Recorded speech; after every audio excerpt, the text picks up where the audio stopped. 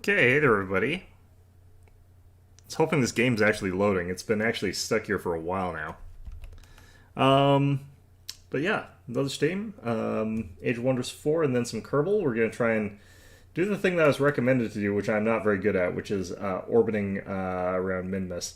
Um, I need better guidance software. Okay, I'm getting a wait for program to respond thing. Let's see if this actually will.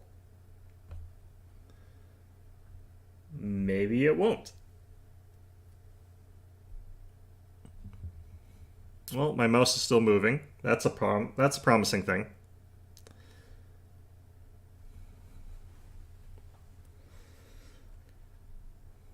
I guess more important is that the mouse cursor is moving.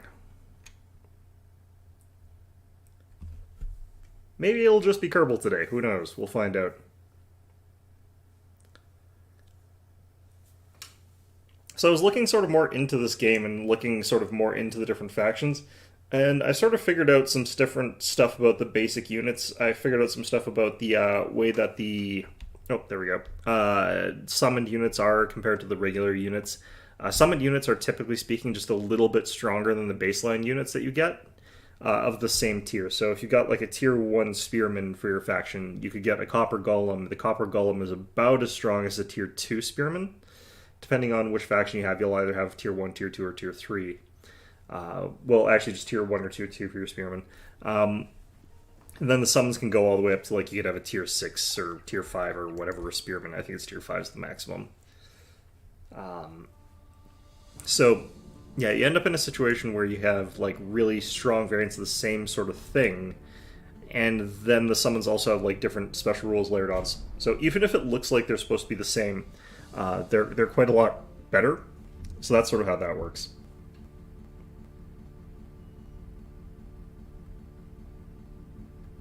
All right, there we go. No, thank you, Windows Security. I don't want your help right now.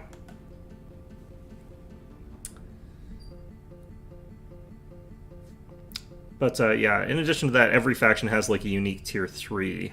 There's some like other minor differences and changes and stuff like that, like the barbarian faction having skirmishers instead of like archers. But yeah, there's lots of minor differences that sort of differentiate the different groups, and it seems to be the big thing is culture and tomes. So what your gameplay is going to be dictated by, to the largest extent, is probably going to be your culture, because anyone can go into any tome. This feels very stuck. It says busy. It doesn't even say loading or anything like that. It just says busy. Is this their servers having trouble? Like, should I play in offline mode or something like that? What's going on here? It's like just repeating the same note over and over again.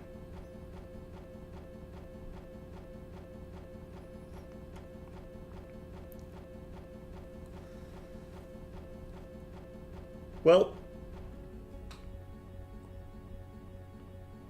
like it'll go from like one note and then to the next note, and then it'll just like loop that note over and over again.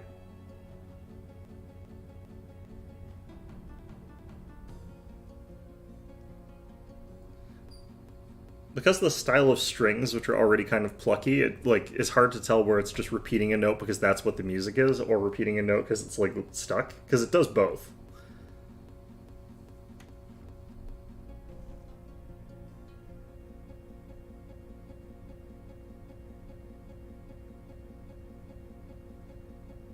Okay, what is going on here? This might be a I have to reset the game sort of moment here. Could also be a verify game cache sort of moment.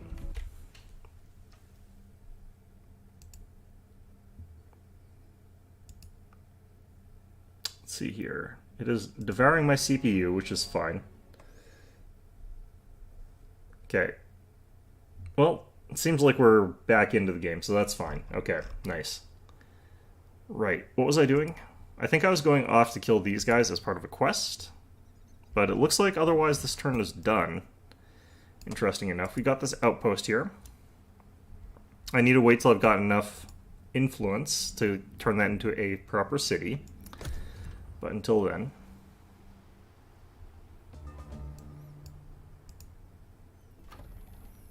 There we doing with this place anyway? Looks like I can get another place here, so I could get more research. Or I could get a conduit. I definitely feel like we just get double research outposts. I think that's what we're going to go for.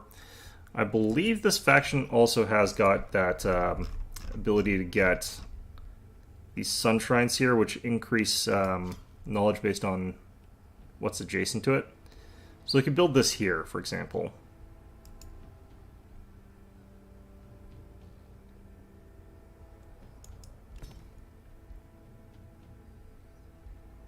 That costs 5.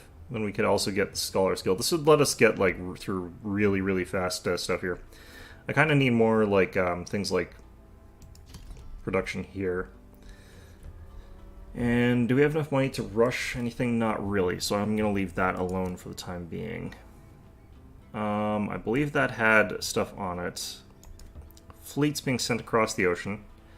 Potentially with ill intent.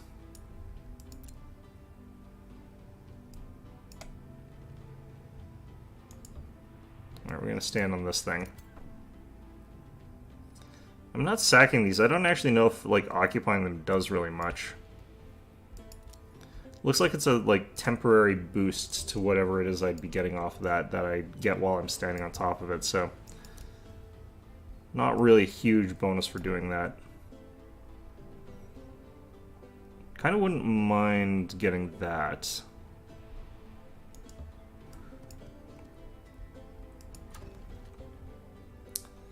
Alright. I kind of want my population to grow a bit. I don't want a fanatical workforce.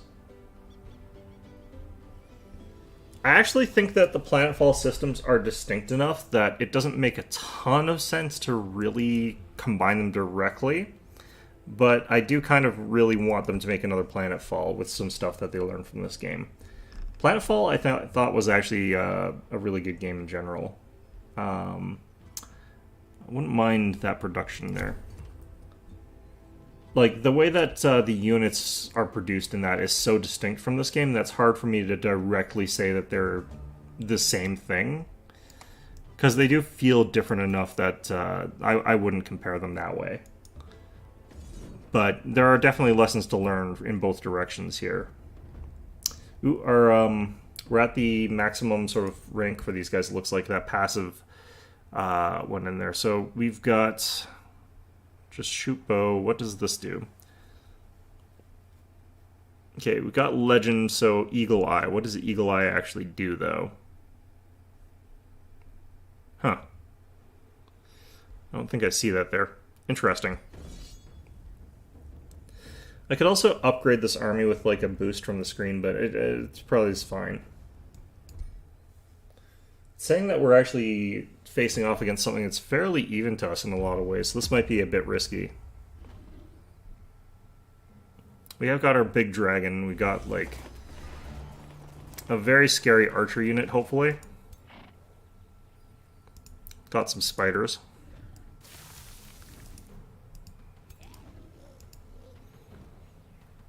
As per usual, I kind of want to bait these guys forward here.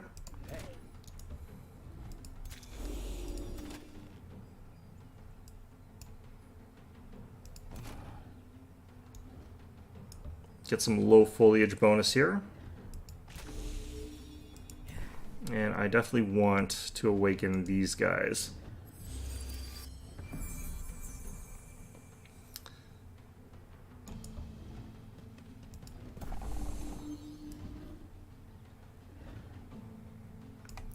I think actually for planetfall the main thing is like it could use some of this extra customization stuff. So if that's what you meant by the systems, yeah, I agree with that one.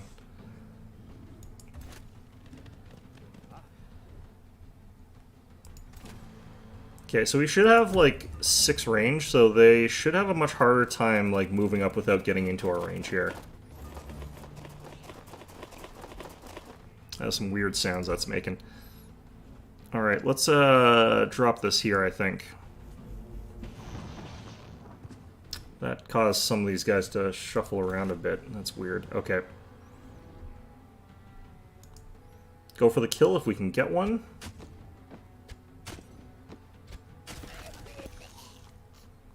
cool.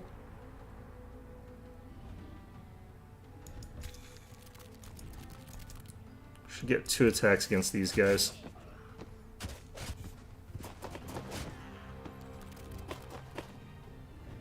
Kind of getting back the health that we're losing as we lose it.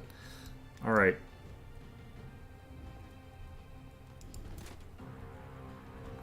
Gonna move up to here and then shield wall. I want to ship these guys down a little bit. They're pretty scary looking. Keep that blink available for if we need it. And I think we just go over here and thwop these guys. These little gremlins. Just a hit's gonna reduce their attack damage by enough that I think we're gonna be pretty happy with that result.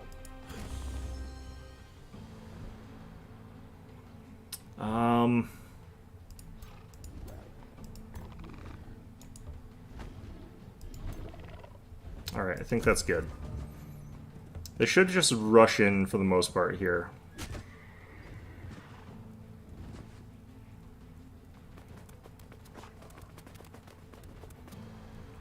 Got around to these guys. We'll have to try and shuffle them off with the dragon, potentially. Or I might be able to shoot them off. Yeah, spiders getting hit, that's what we want to see. These guys taking a bit of a beating, but nothing too bad. The spiders are still alive. Okay, so I can't use these guys until these things are gone.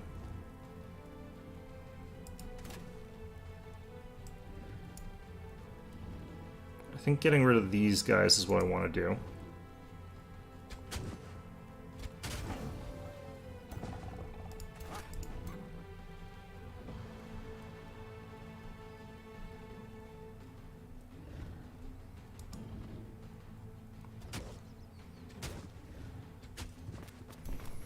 I feel like I kind of have to make a suboptimal move with this dragon here.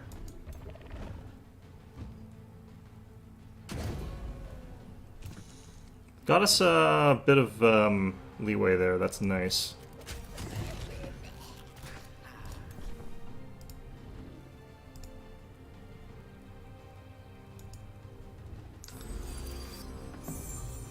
Okay. Now, I kind of have to attack here. I can't really be just loitering around with these units here. I could try to steal a retaliation with these guys, but it looks like they don't have any attacks. So I think we'll try and focus down these guys first. Take the retaliation on our temporary hit points rather than our real hit points.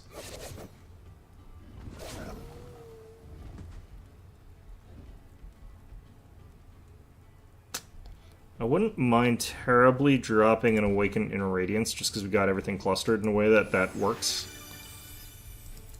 Could have done that a little bit earlier, but this keeps us awakened. And I could do with some caffeine.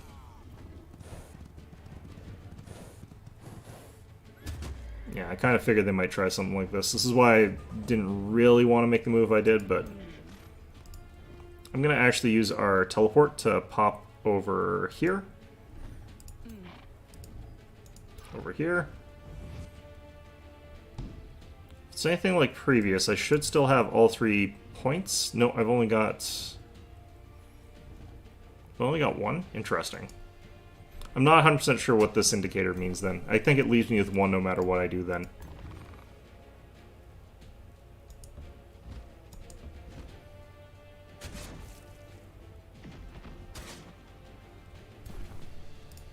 Alright, let's take any attacks of op on these guys. Nice. Oh, they're dead. Okay.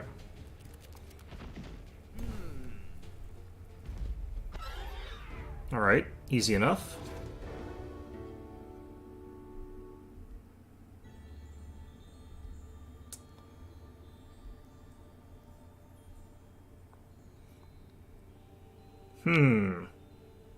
This is probably just going to be temporary hit points, so I think I'm actually just going to take the food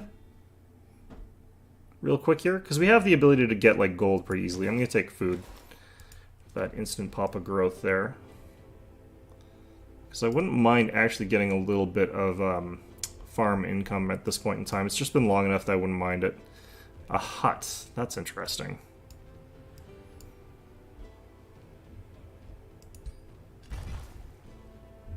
Because I tend not to build those.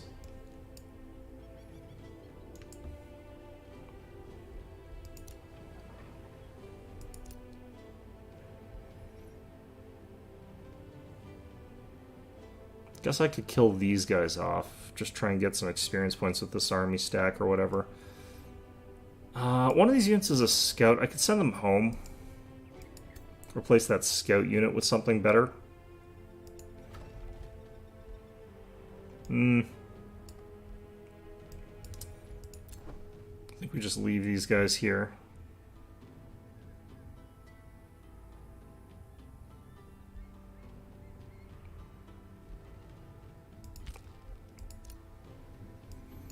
Just have to wait a bit, I think. I kind of wish that Ocean Tiles gave out more consistent or better treasure compared to what it does. Just about a little bit would be nice. Oh, we got a level here. I'm continually going up the support tree. I think that that's sort of the stronger sort of thing there.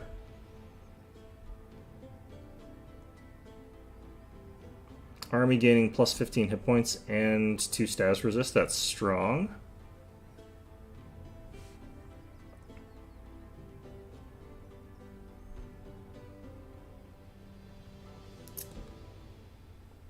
Coordinated strike. I'm feeling like this might be what I take here. This makes everything more accurate. That's pretty strong. Twin Awaken might be good for later. I wish this was like an actual buff in a circular zone or something like that. I can take Coordinated Strike here. Okay.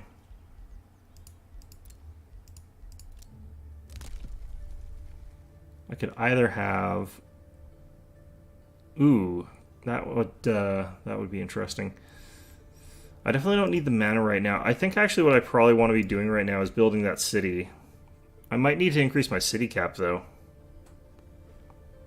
Units can build roads on the world map.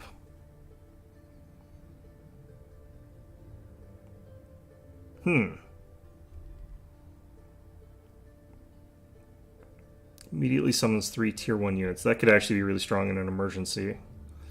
I think what we're going to do is we're going to spend our Imperium on turning this outpost into a city. Looks like that takes some turns, but that's fine.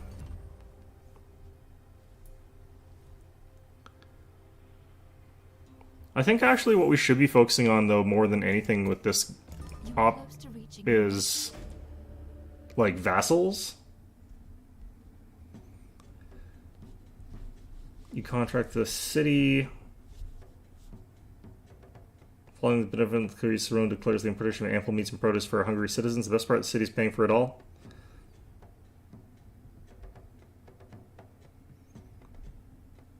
Could get some more good alignment. Could get another population.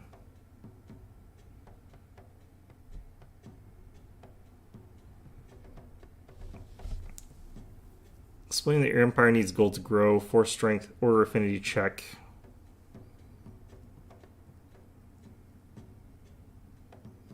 I don't actually know what this means, order affinity check. Like, what are the percent odds, I guess? It's a 50-50, actually. But I wonder if there's a way to, like, make it stronger.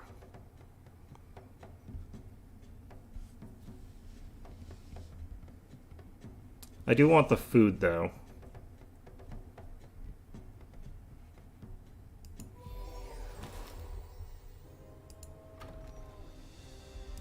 Okay. Let's go ahead and get another evoker.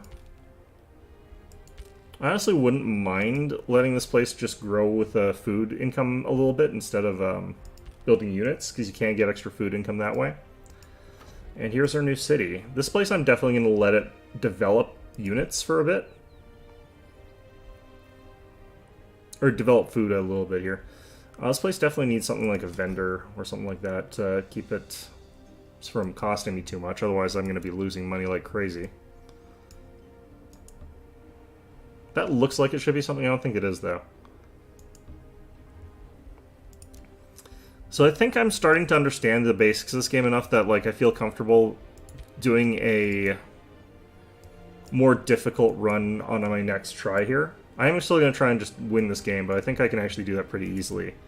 Usually these games you could sort of blitz down the AI faster than you think you can, so you can sort of win the game without having to go to late game.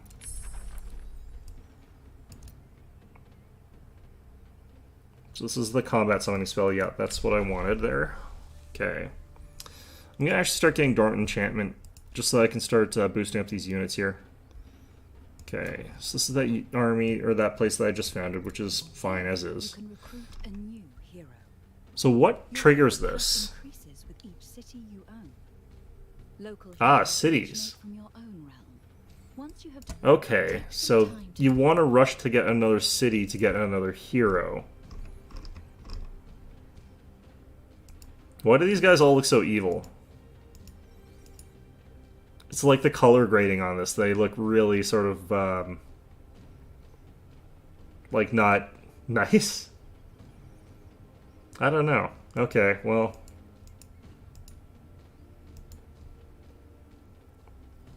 Nature Adepts.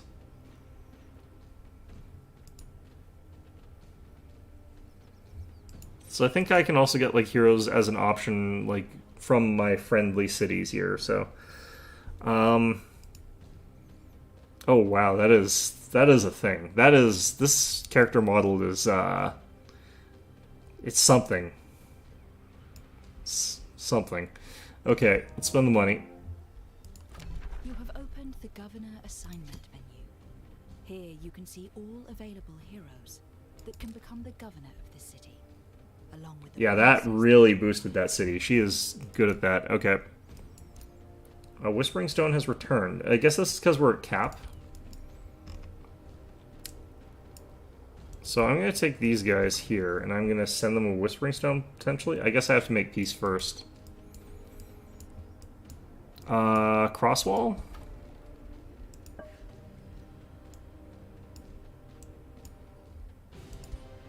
These guys getting attacked by something? It looks like there's a brigand camp up there. I'm pretty sure they can deal with it.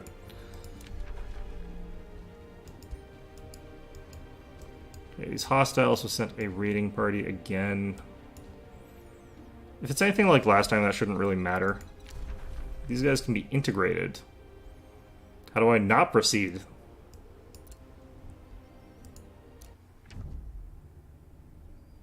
Sure.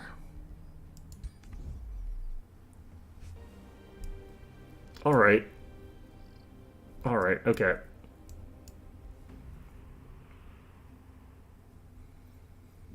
So these guys that are a vassal city now, what do they give me, I wonder? I hope it doesn't switch over to being one of my cities, because I don't actually have the city cap to deal with that. And I don't have enough money to actually benefit from a hero or anything like that, so it would be pretty ungreat. Are these guys attacking? They might be attacking there. I might have to go send aid.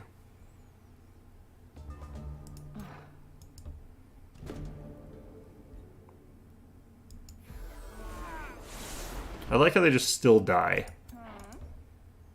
Still drop dead for no good reason. Okay.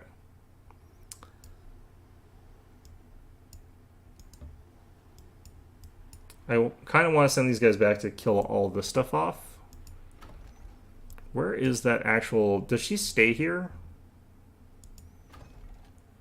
Because it says, like, I'm governing here, but I'm also wandering around, so...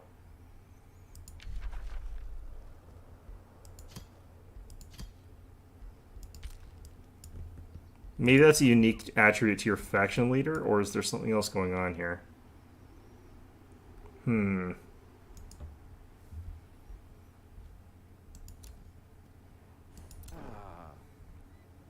I think we... Oh, this is probably the army they sent after us. It's just a little rat guy again. Some magic here.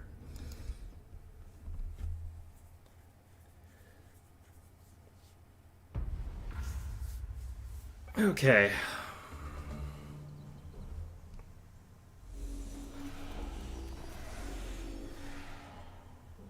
So we got our evokers now. Let's try awakening, I guess, one of the evokers. I think that just adds the ability to add, like, Dazzle. It also increases, like, the damage that they do.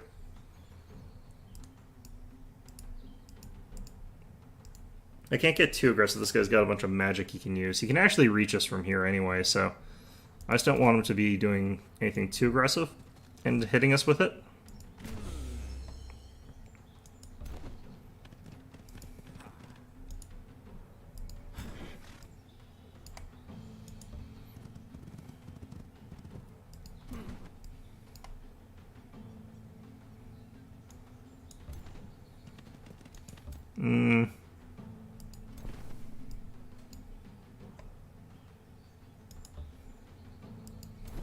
He might have some, like, AoEs or something like that. That would be very uncomfortable for me, but...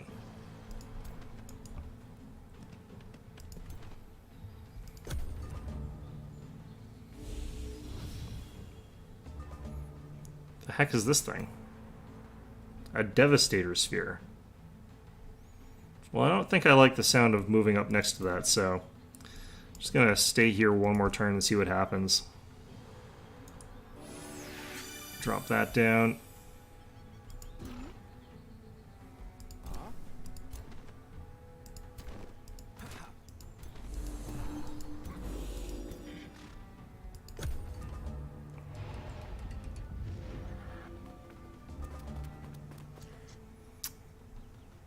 Okay, I'm not sure what the weaken does. Sundered defenses sounds like it's going to make it so that we have less defense, which, fair enough, I guess.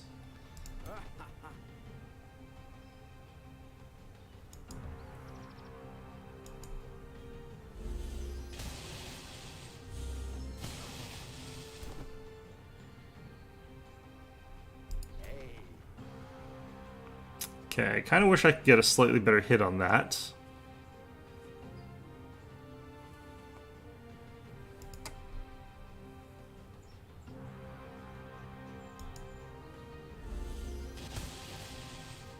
Okay, adding Electrified is good here. Pretty okay with that.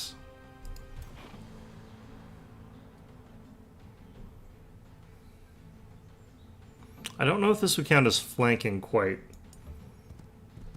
If it does, that would be nice. I don't think it does.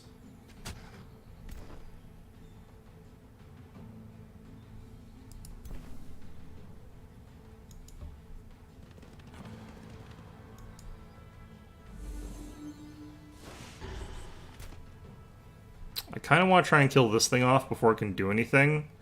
Kind of wondering if it explodes. This apparently will kill it. Which is good enough.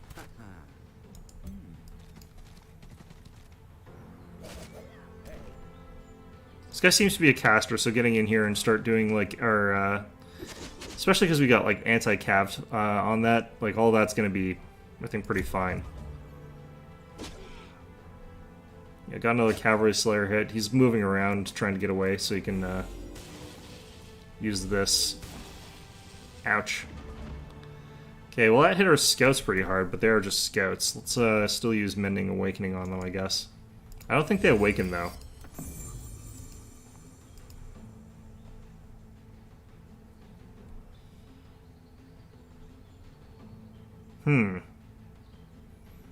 Well, whatever on Earth's happening, this guy's much harder to hit now. This might only apply to range, though. The spears might be able to finish him off.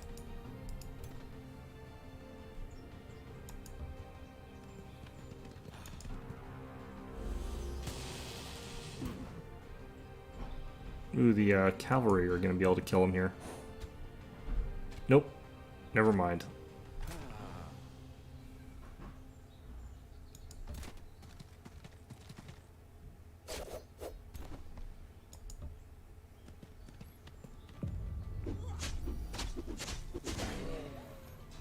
Single hero in this game can actually be pretty scary. Especially when it comes to, like, taking out these sort of weaker units here.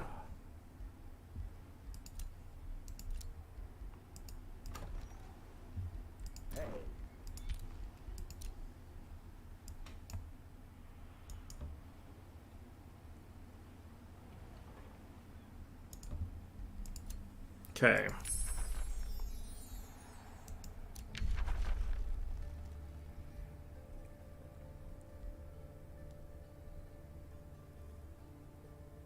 I kind of feel like going for chain lightning here.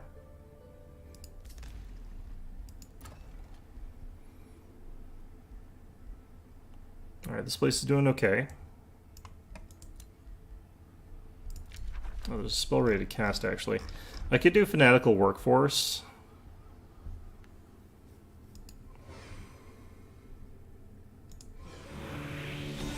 At this point, I think that that's worth it.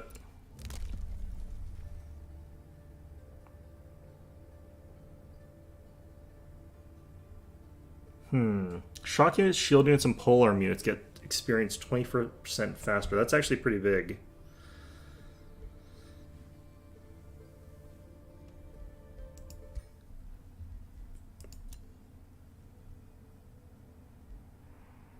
Oh, looks like he died, unfortunately. Still got this Kira unfound over here, but...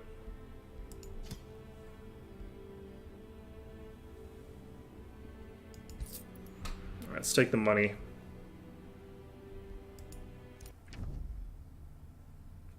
Dea has decided they want to be my rival.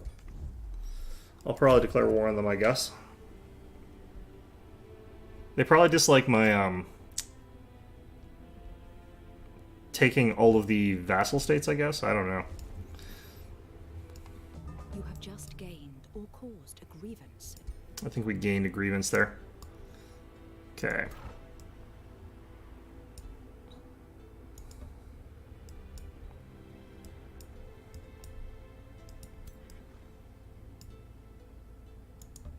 If there's ever been an argument for building roads, it's moments like this.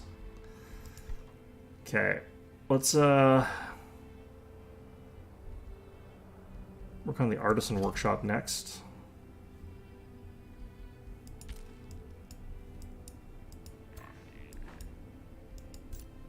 How much food do we actually produce when we do this?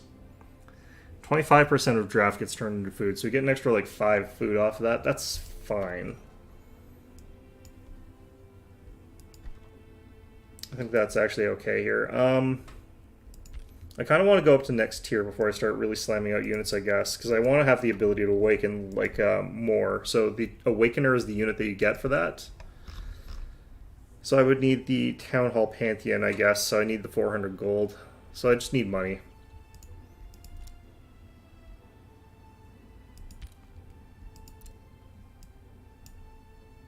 Maybe this has money. Nope. It's got monsters. I forgot about those invisible guys. Can never remember which of these they're on. Makes me waste my time. I was insulted by these guys. That's fine. Yeah, they probably don't like me making Crosswall my friend.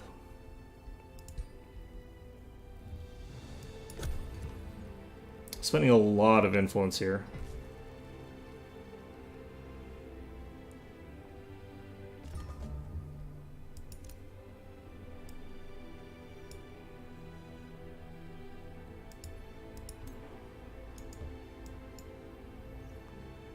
Try these underground passages. I've got the ability to dig, so I should be sending scouts into there. Would make sense. I don't think I'm recovering health while I'm standing on my opponent's stuff there. Well, either way, I've got to sort of get past Dawnsong here so I can get over to Dawn Dell. It's a very Dawny map. Alright. Should also do these haunted halls, I suppose.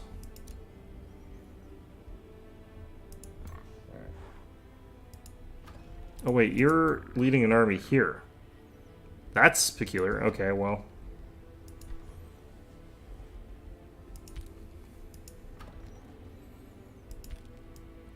I still want to get access to that new unit type before I worry about that. Alright, you guys, let's get you a... I would really love to have access to more of this sort of stuff. This would be a very strong province no matter what I did. And Research Outpost is just obviously what I want to have.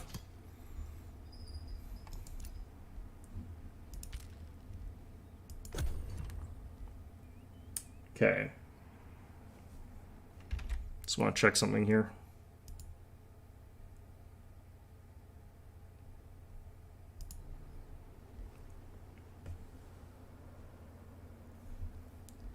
Man, okay.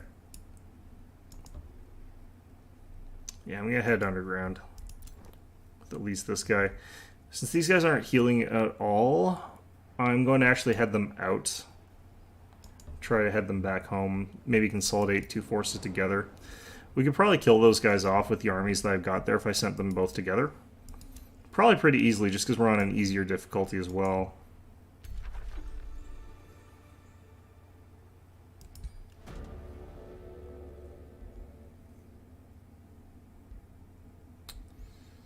Okay, so we could attack or we could do this.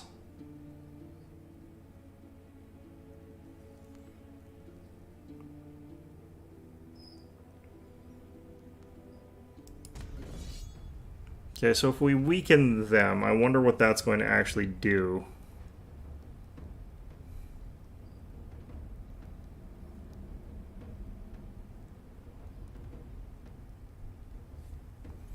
Because it says like I shouldn't be able to easily beat this, but like with the strength of the heroes I've got and my veterancy, maybe that's going to be enough to push this through. But these are typically tough fights. I don't necessarily know like what precisely you're supposed to do to make these easy enough to do. Could just be I need to have higher tier units, who knows.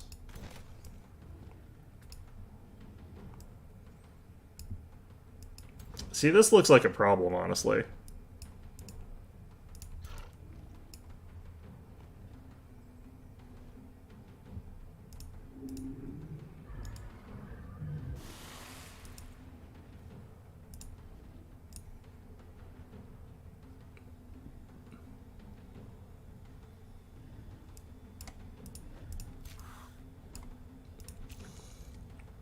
Gonna push up fast with these spiders here.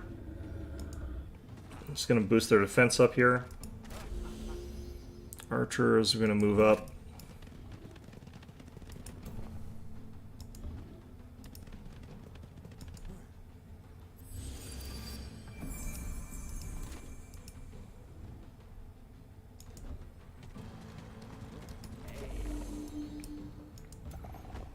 Dawn defenders are pretty strong on defense, so hopefully that'll be enough.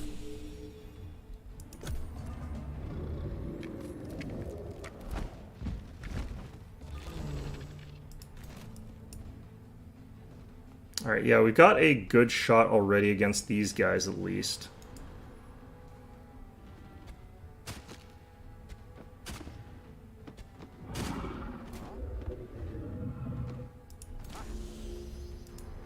I want them to move up to me again.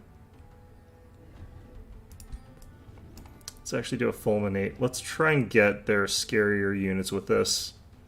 I actually don't know if this guy's the scarier unit though.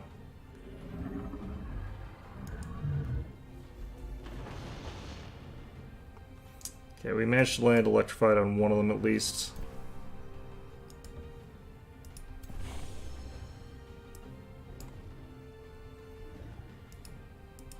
These things are actually surprisingly slow, but... Alright, what have you got? Is this a ranged shot? Looks like it's a melee strike. A Finger of Death. Sounds unpleasant.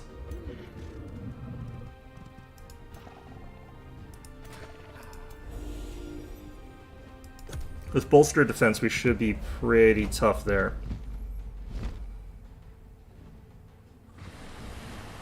Ow. Okay, well that was less pleasant than I thought it was going to be.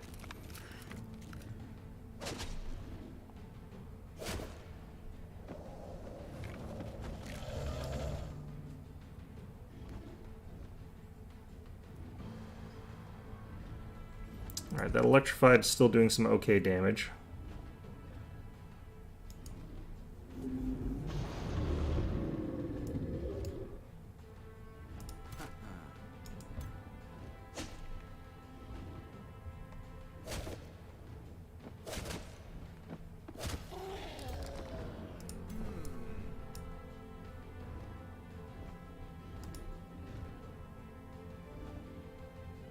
Hmm. Not too sure what to do this one on here. Ooh, that is 0 damage, basically. Oh no, it's never mind. Okay, there was something weird going on. I'm gonna fire at these guys, though.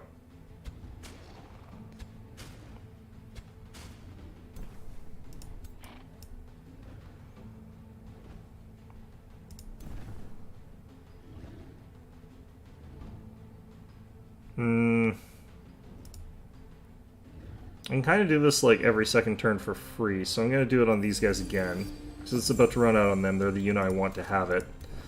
The bolster shield is good, but I don't necessarily know that I need it that badly. Can get the kill here, that's great.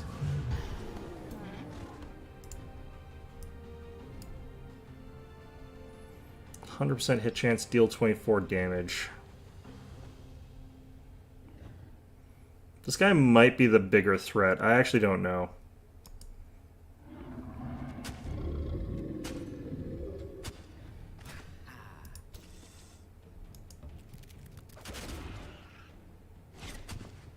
Ouch.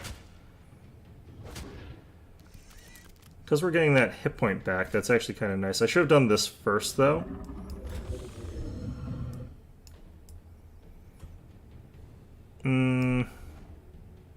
Start moving over here.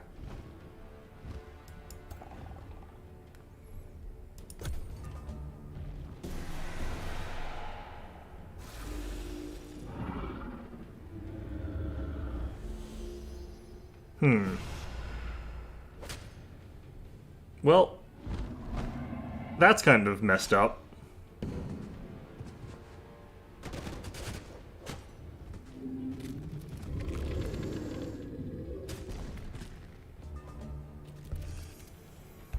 Okay.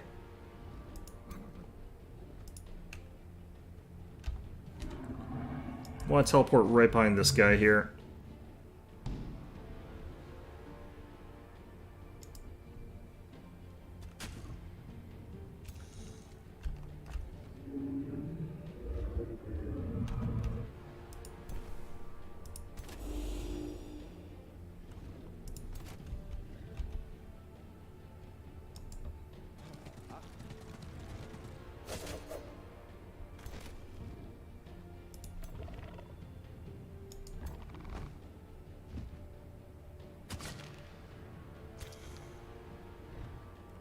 I think they just outright one-shot one of my units here.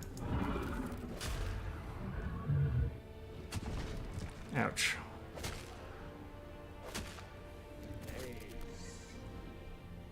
I think I'm just gonna have to take a hit here. Ouch. Ouch. It's fine.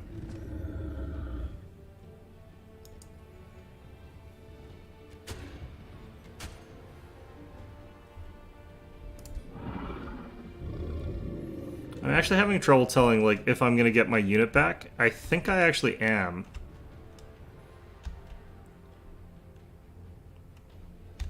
Kind of made it hard to hit the enemy with any of this stuff.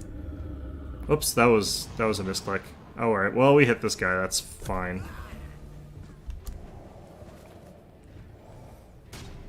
I think I might try this fight again, though. I think we can actually manage better.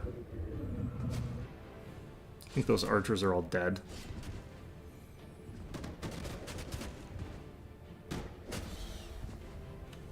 So let's actually check to see something here. Yeah, the autosave takes me to somewhere. I'm going to see if I think I might be able to beat this. This might actually be something that my current group cannot beat. Which kind of sucks if true, but...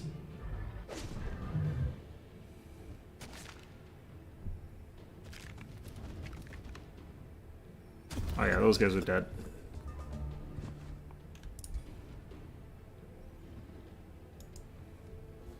I can't tell what's going on with these guys still. Like, are they going to come back or are they just dead? They're probably just dead. Really?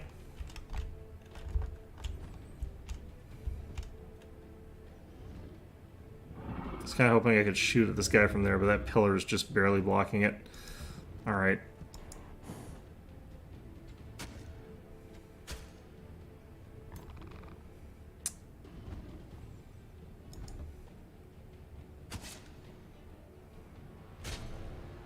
Ouch.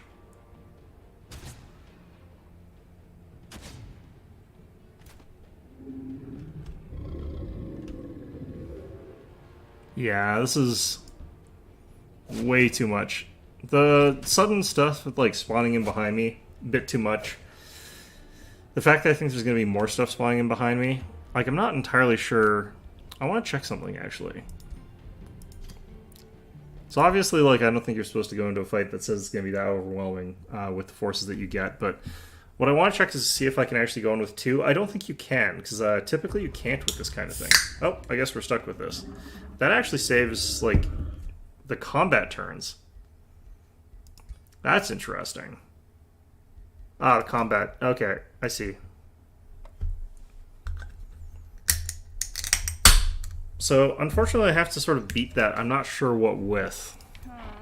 Because, like, this is a full-size stack, and they've got high veterancy, so I would have to, like, get just higher quality units. Which is kind of rough.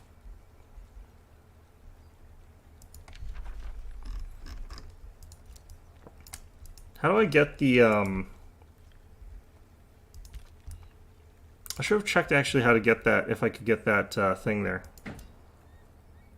There's like a summonable thing that I can get now.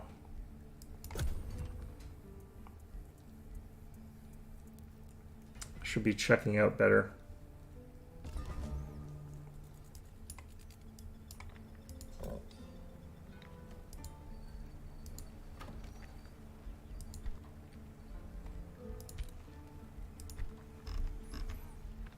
What if I did this? Got rid of this thing. Then I can afford this, which is only 280. Which will get me access to that unit that I was sort of looking to get. Got virtually no income and virtually no money still, which is fantastic.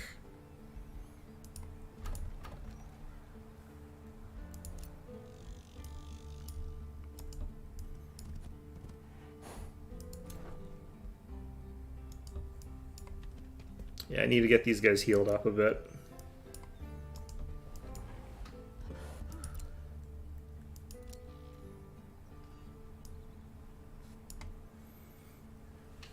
As for this group, I really don't know what I could do to make these guys strong enough to beat that. I think I would literally have to just get a new stack of new, more powerful units. Amplified arrows. This is something I want to be able to have.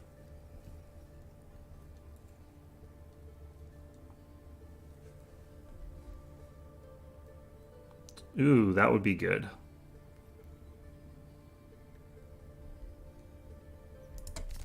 I'm going to take the arrows, though.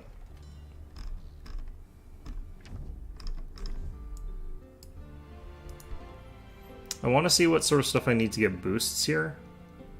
3 quarries for that, so let's actually get more quarries.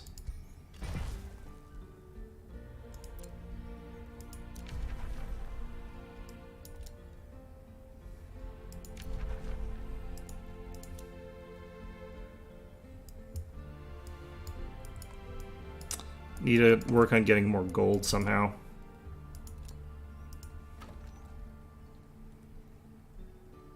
That's positive income from there, actually. I'm not losing money. I think part of it's like a trade deal I'm losing a lot of money off of. Because I did make a pretty big trade deal earlier. The Toad Druids. Okay. Sure, let's take on a quest here. I have to build more farms, it says. Okay, well. Let's see here. This is a stack of Marauder Guards. Hypothetically, this should be pretty easy. I wonder how bad auto combat's going to treat me here. It's actually looking pretty good right now. Okay.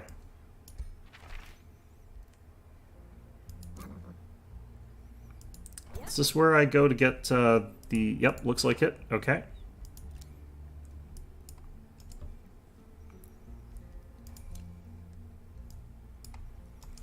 I remember in Age of Wonders Planetfall, like, there were certain encounters where you would have absolutely crazy, difficult enemies that you have to fight. And you would sort of beat them by, like, buying a whole bunch of really upgraded really powerful equipment and adding it to your dudes. Okay, so over here I think we'll start building some of those farms that it was saying that we needed to get.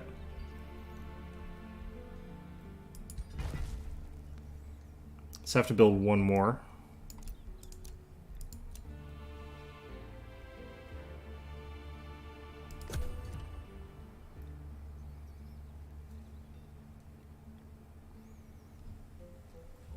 I do have the option to not integrate the city if I don't want to, it looks like.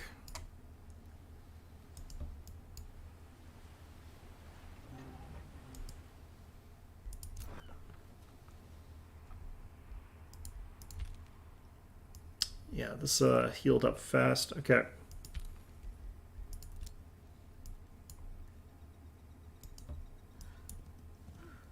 Hollow hull down there. Taking enough damage that this could be a little bit risky, but I think we'll try it. Actually, I'm going to hit retreat here. I'm going to just use some of these spells that I've got available here. So, let's use lightning blades.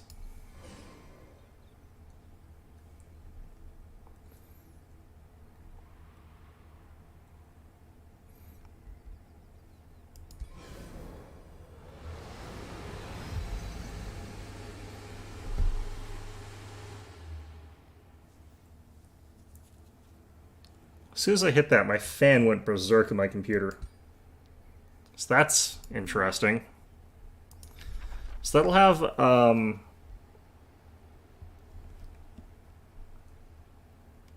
some interesting implications, I think. Okay.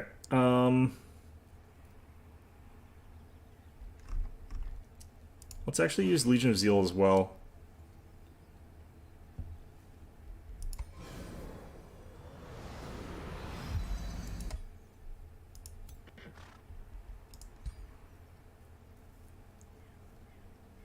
You're not affected. Okay, so that means that these guys now do 9, 5, and 3 damage as their damage rate.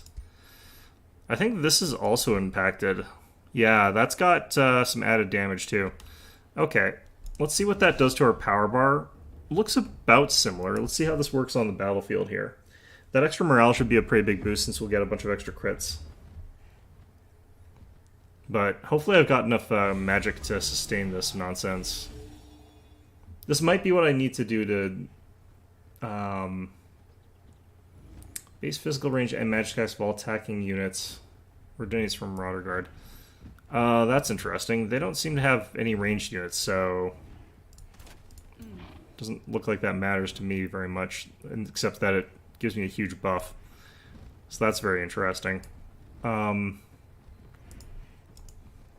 Drop down the spider.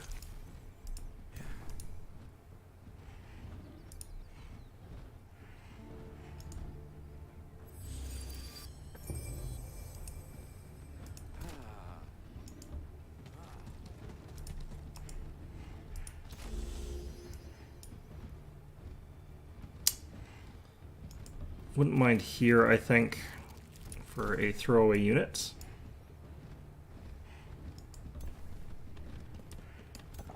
Hopefully they're not going to have a big AoE effect again.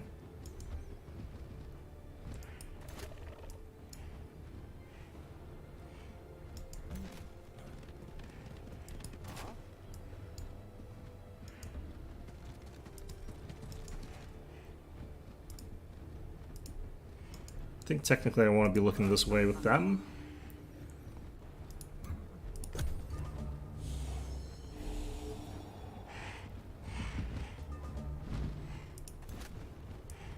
Wow, that is low odds of hitting. I wouldn't mind shuffling forward, but I think we also could just wait for them to come one tile closer.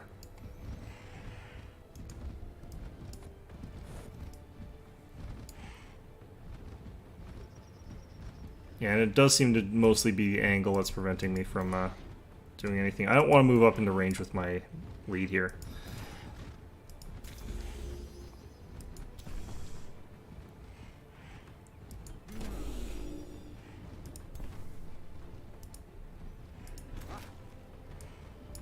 Okay. I think we just go for the hits.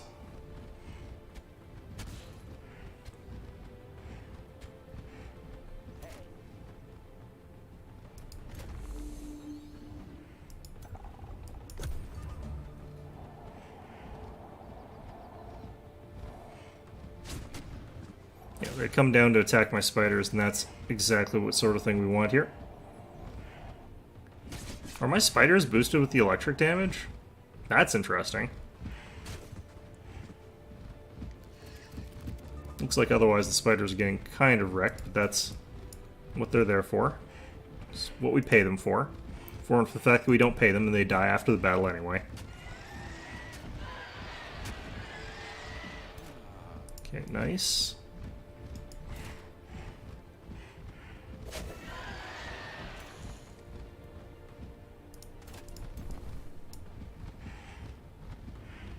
Are these guys all spirit resistant? Yeah. Okay, so it doesn't really matter which one I go after.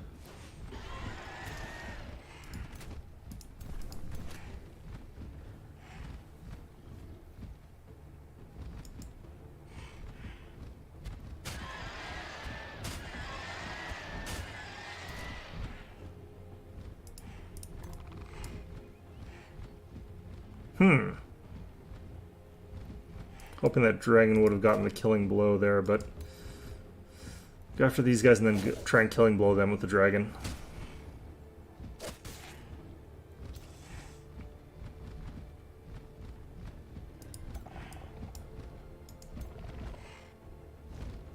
Nope, not quite.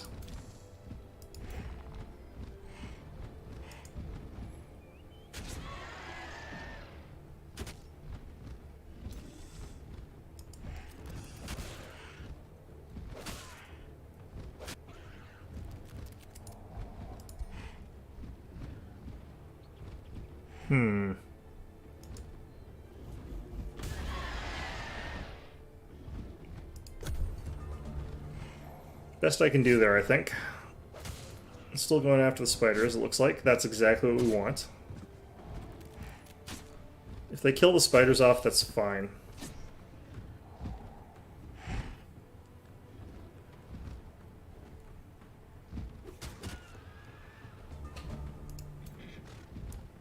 Okay.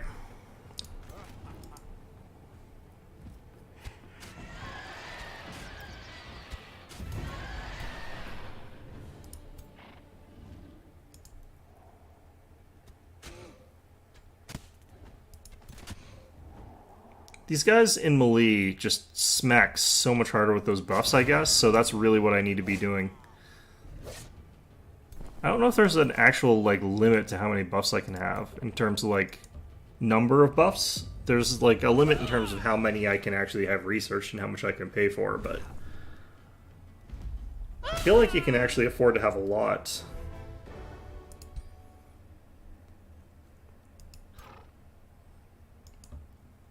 Oh, we got a level. We've had 2 levels, apparently. I didn't, I'm starting to learn quite a bit. I feel like I can go pretty quickly to a more, higher difficulty. Spirit action regains its action points. That could actually be really good. Brain autocomplete. Yeah, I knew what you meant. Don't worry about it. Yeah, I'm starting to learn quite a bit about this. I think I know basically what I'm doing here. Okay, spur to action I think is going to be the one that we take here. Confirm.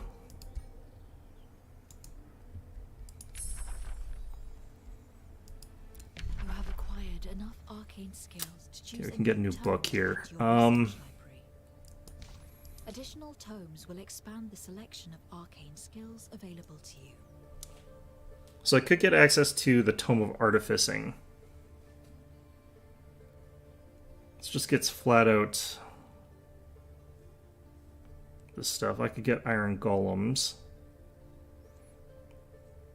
These guys look pretty tough.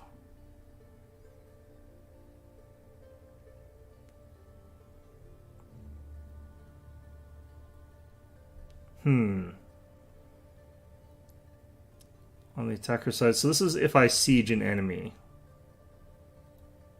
Artisan armaments, critical hit chance, and artisan fortifications. This would be for like ending out a game, it looks like. This is the Tome of Winds. This would access the Zephyr Archer. We've already got a decent archer. This looks like it's a lot stronger. So that's potential there.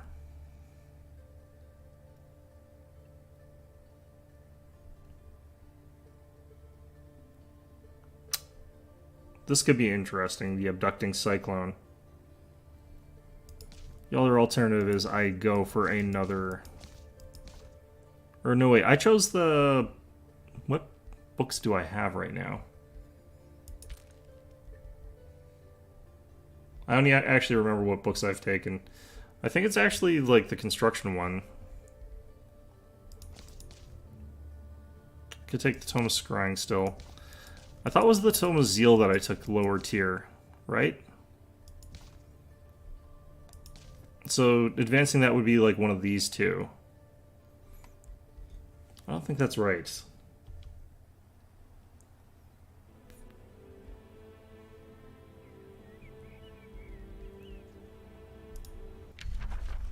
Oh, I can't. Oh, here we go. Show Tome Library. We've got Tome of Evocation, Tome of Amplification.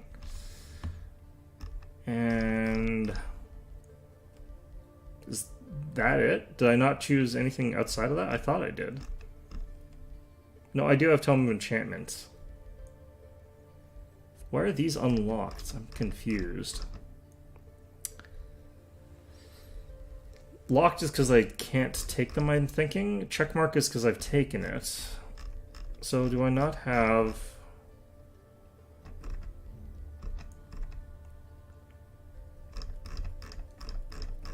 What, the Lehak? It must be the, yeah, Tome of Zeal is what I have. Okay, so that's what we were going for. So that means we have to continue along with that sort of stuff. I don't have to, but,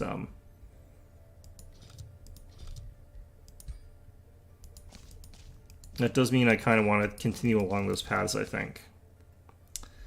So there would be either the Tome of the Beacon, or I could take the Tome of Inquisition. I don't really know what these do too well. Plus knowledge, it looks like. This looks like it'd be for multiplayer, this one, the Burden of Guilt. Covenant of the Faith. This would actually be really nice.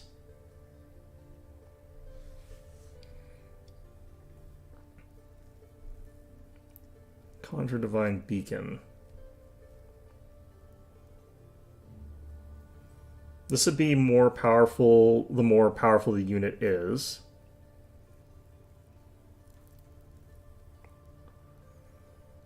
Okay, I think we'll just pick this one, even though I don't think it's the strongest thing I've seen, but... Faith, fervor, righteous glory. So Mighty Meek gives us extra damage for each tier, so if you're doing like a tier 5 unit, it gives you a ton of extra damage. If you're doing low tier units, it doesn't do much. So the more powerful the unit is, the more that gets you. Is none of this boosted? I guess not. Okay.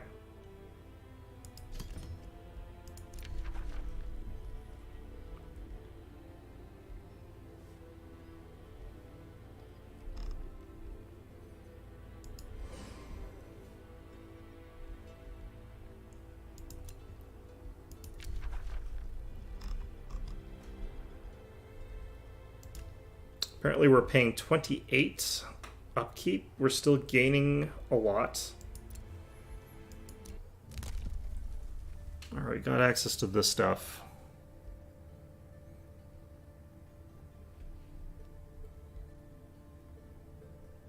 Gain knowledge whenever a unit gains a rank. That could potentially be really strong for the fact that we've already got lots of ranks. If you're going like a swarm strat, this could actually be really, really good.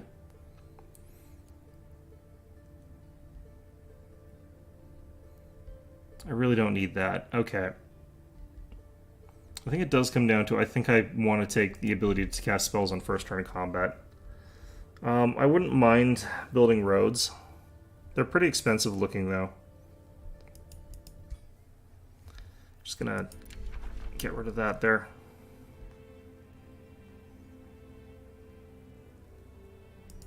Good to know. Yeah, just like, who cares?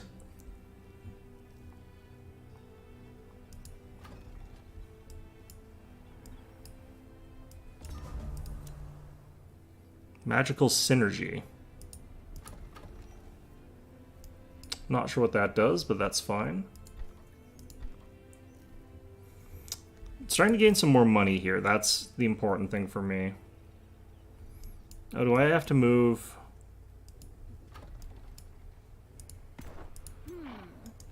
Let's just do this first. Okay, that's fine.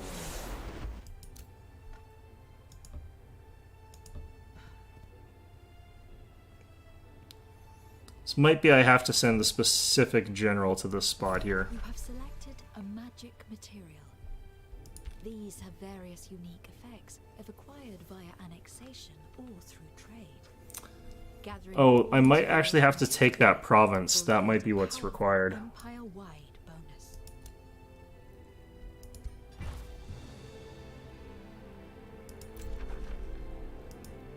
Let's cancel this actually.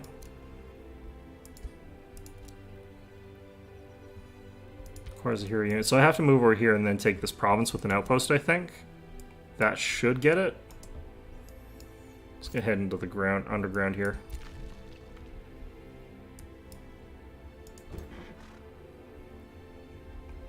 So how does this work?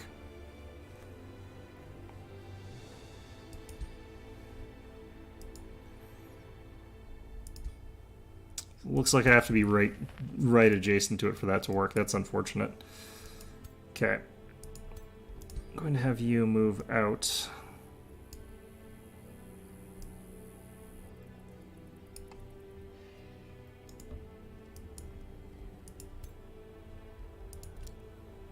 I need some boosters for that group there.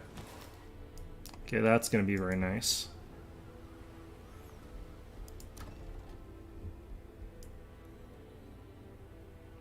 I need one more farm somewhere.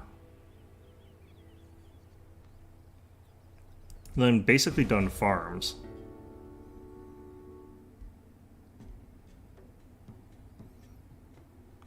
I don't need drafts. Let's just get the food. Okay. Get a boosted stonemason and a boosted market. Let's get them.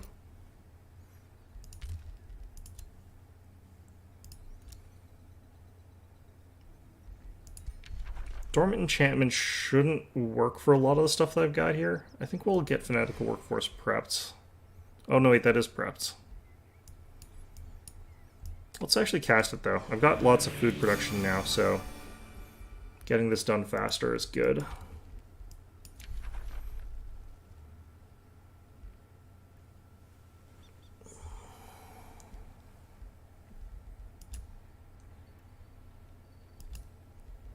I guess because I can cast that on multiples. Alright, let's hit amplified arrows maybe. This is going real fast. I'm not sure why this increased in speed. I keep boosting it as well, but like, even then. I guess it's because there's so much alignment. I'm not sure why.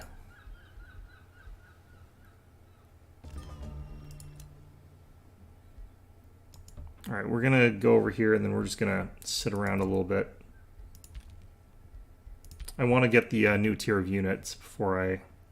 So we'll get 2 awakened and then we'll pop out with those armies and start hopefully destroying everything. I probably could have rushed down the AI and like won the game by now, honestly, if I was paying more attention to like just objectives instead of just going around trying to figure stuff out that way.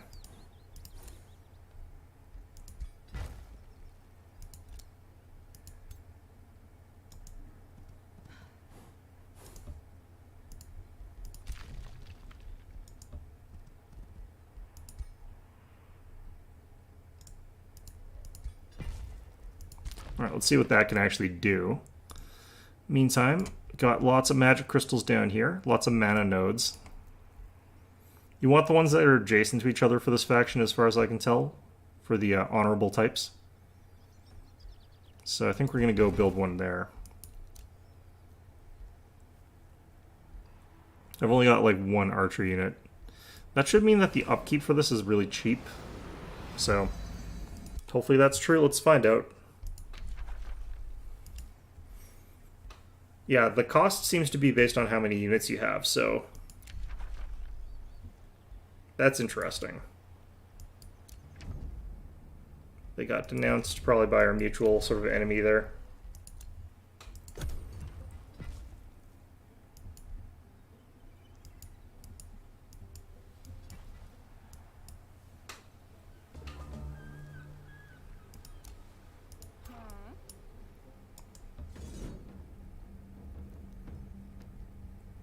Okay, I want to actually check that new summon that I should have. I should have a new combat summon. I don't see it on the taskbar. So it's probably in here. Yeah, it's in here. I have to add this to make it so that they show up.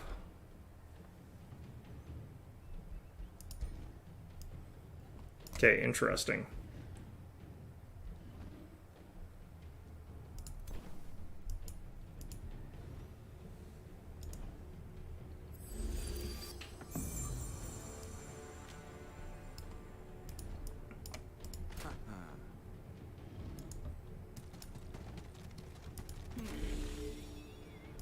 The heck is this? Spur to action. Ah, yeah, the extra actions thing.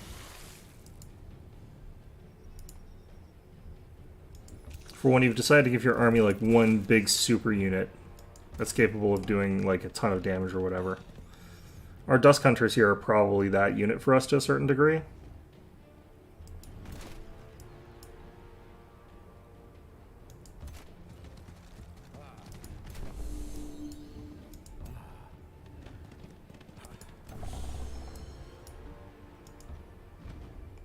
Dragon actually, despite it being big, has not been actually the most synergistic thing in this group, honestly. I probably should have actually just not bothered doing the Awaken thing. I'm just going to do this.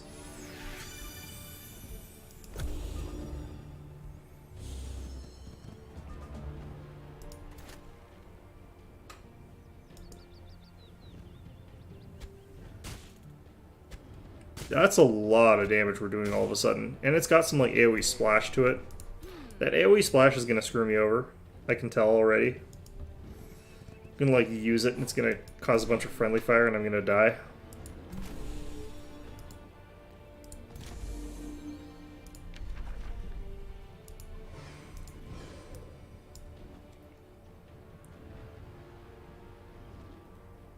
One, two, three, four. I'm going to try dropping it here. I don't actually know how far away this can fire from. Oh, it can't fire this turn anyway.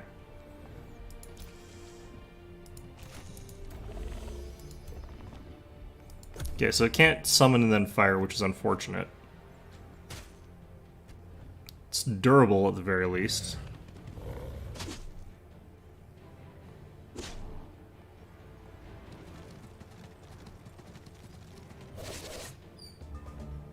I think there's some potential here in... Oh, it auto-fires. That's strange. Okay. Let's see how much that actually amps up our damage here. Probably doubled it. It's actually quite a bit. I don't think we friendly fire with the splash. That's good. The heck? Did we automatically switch targets? I didn't know that was a thing that you could do. I don't get the bonuses on him. That's unfortunate. Right, let's just go after these scouts here. Just gonna chase it down with spiders. Technically speaking, I don't want my actual units getting themselves risked. I don't want to risk taking damage if I don't have to. If I could just do this.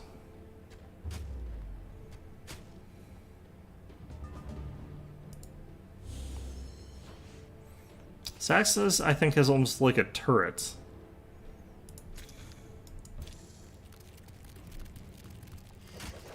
It's not particularly strong at range, honestly.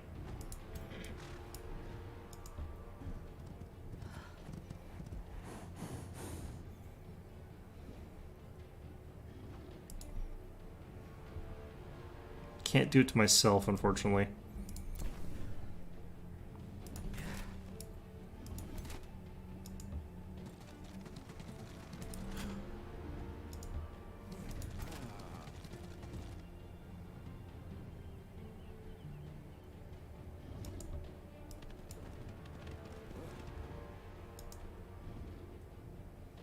Probably gonna hit my own spiders there, I just realized, yeah. Okay, I'm gonna do this. I'm gonna move you here. Spur these guys to action. Just fire a shot here, probably hit my own spiders again. Oh no, okay.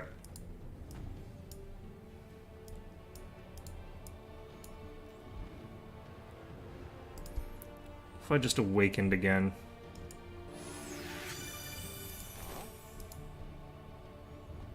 Okay, well, we're already at 20%.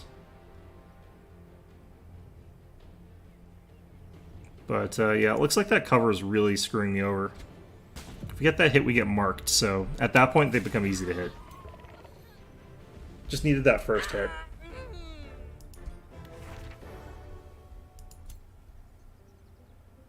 I probably didn't need to overthink that fight, I probably should have just auto-resolved it. But learning the ins and outs of combat is one of the things that we're trying to do here, really.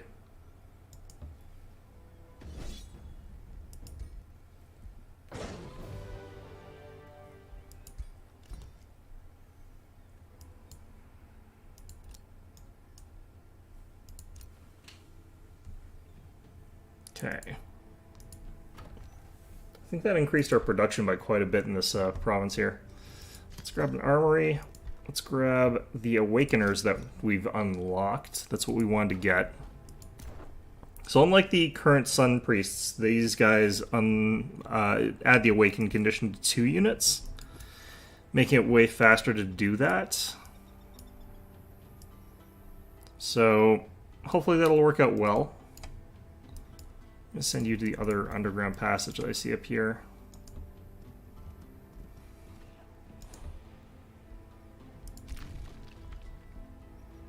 Did that do anything? Not really.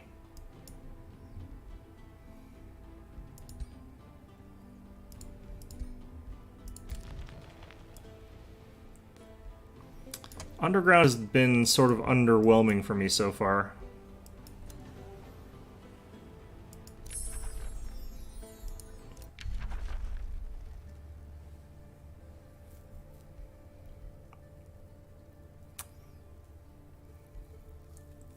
I don't really care about getting these zealots.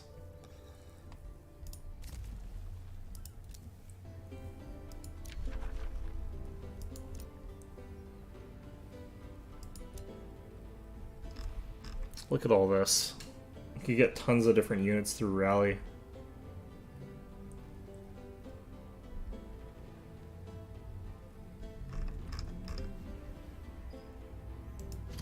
Apparently I can just get some of these. I don't have the money for this, apparently.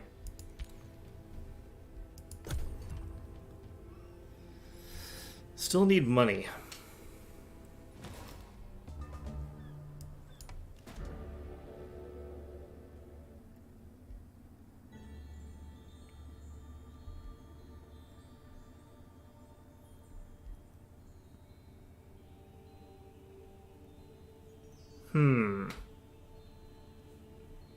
I wouldn't mind just making a character more powerful.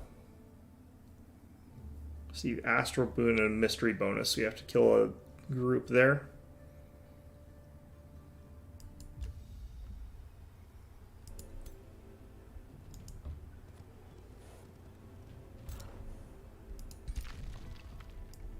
Okay, that's different.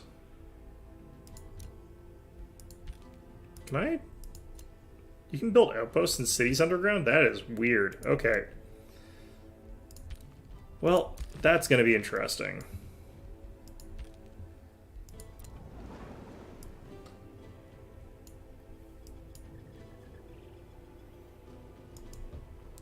I'm gonna try and go into this layer of silk, maybe.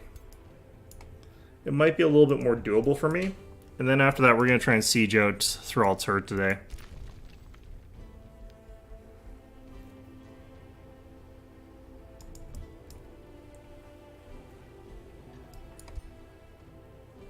I guess I have to be on land to do that. There's more haunted halls over there.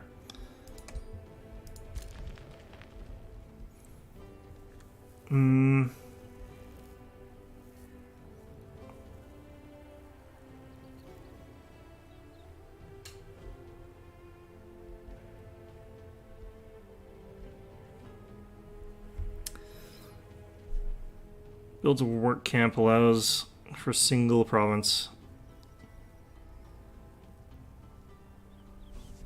So I think this is just a way to like quickly get some stuff there, but I think we just leave this as is, just to take the resources that are there. I think you just take like... You can actually just take these materials through outposts.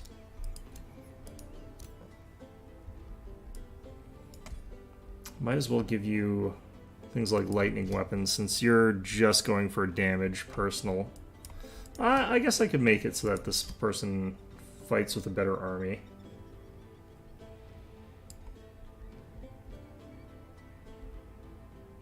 Experienced leader, I think, is always good.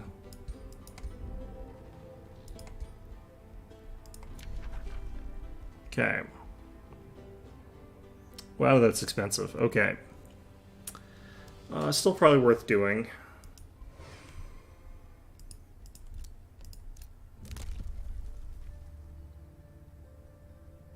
+2 rank from Rally of Liege.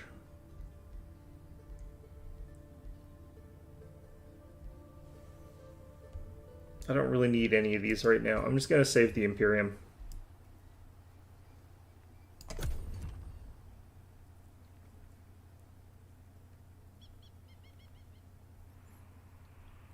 I need to pay more attention to what's in like provinces so I can take more outposts.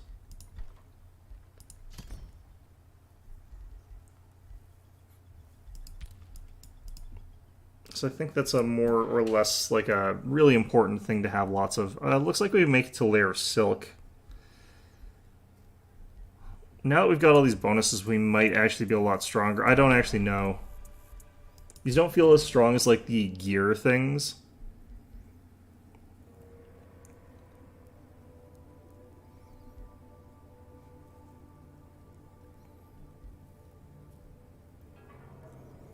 I don't necessarily know how well I feel like I could deal with all that fire. Sprung spiderwebs might be okay.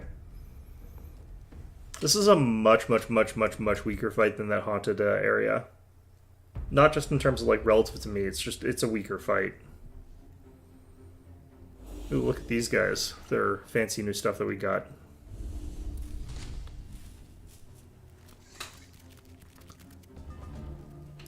Okay. Look, the animations to the swords look really different now.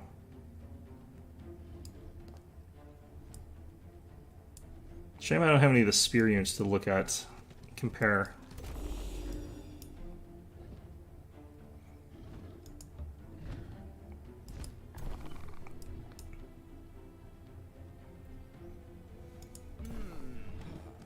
Just gonna head over here.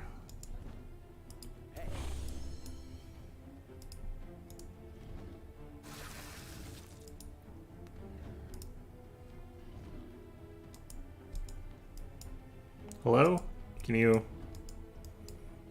Why can the spiders not go through the spider webs? That makes no sense to me.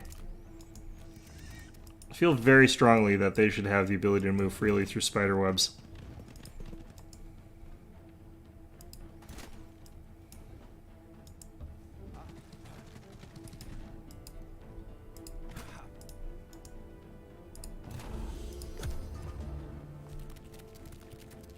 I think they're also moving slowly through the spider webs. Yeah, the fire is definitely the wrong choice for this. Interesting.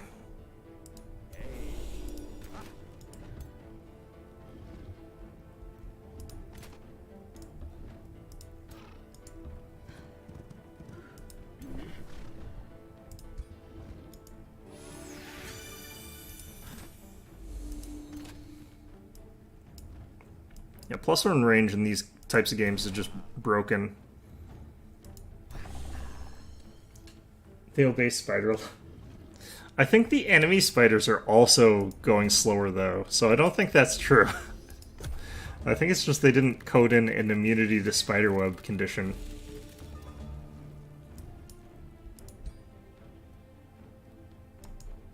Alright, let's drop that. Get some zappage down.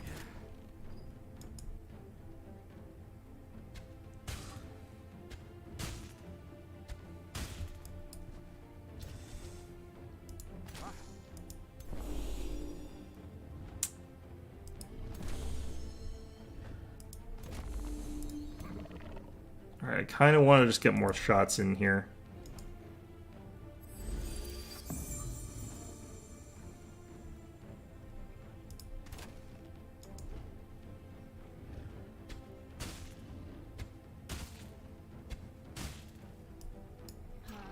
That extra range, man. This is not the kind of game where, like, extra range could be, like, underestimated. It's fine. Okay, well, that's slightly different than I thought was going to happen.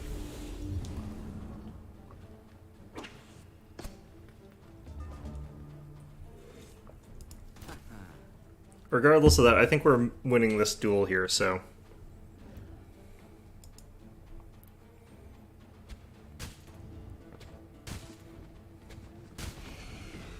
I think we just keep plugging for a large extent.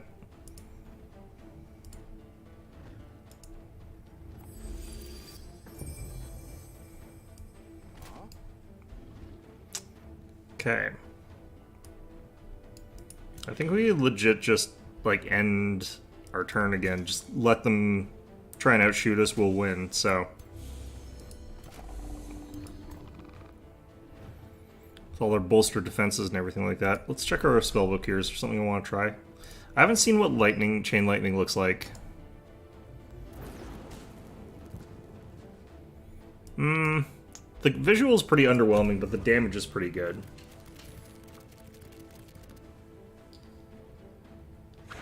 What the? Jumping spiders. Been bamboozled.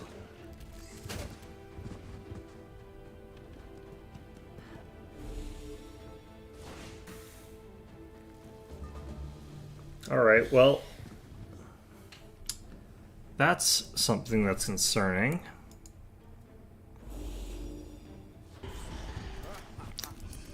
Shut my archers off, but I can easily kill them, so I can fire with my archers again.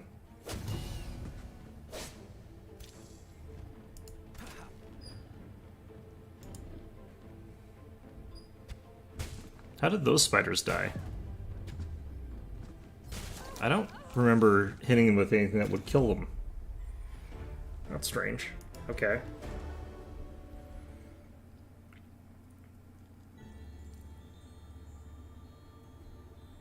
So we found another frog person. He's just here.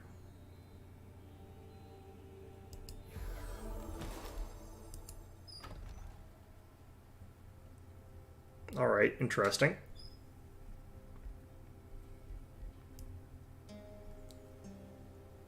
Let's see. I'm trying to figure out, like, where we got here that I would actually want to take over with this particular province. I think we probably want more gold.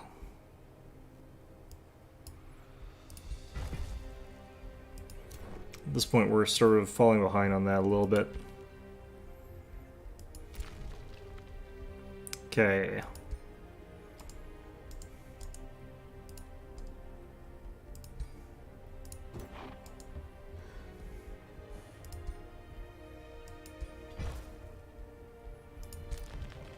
Guess we're just getting rid of those.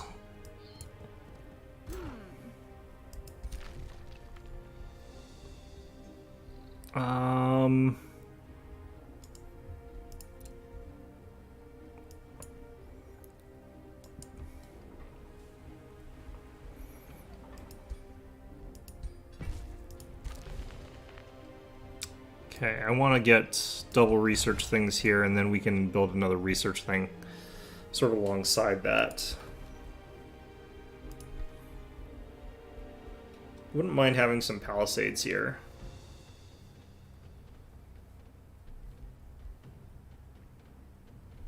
Ooh, I could get the town hall upgrade here.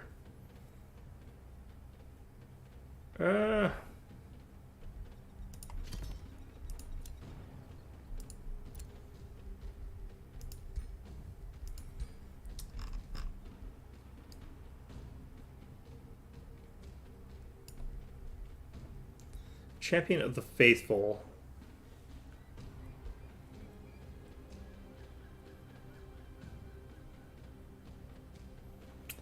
+2 status resistance seems nice. I'm going to take that.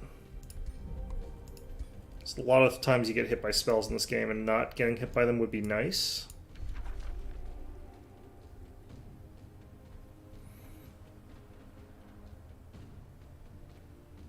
Stormscale Serpent and Plague Serpent units get added to the Rally of Lieges. I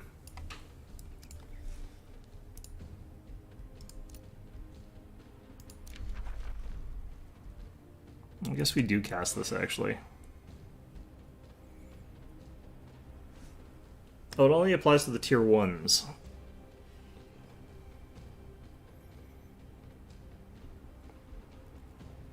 Oh no, I see what this is. Never mind, yeah.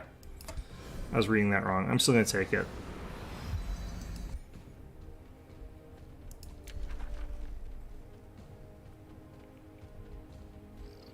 Having a lightning torrent ready, I think, is a good idea. Alignment change to very good. During events that occur, have a plus 20% chance to be positive. Good to know.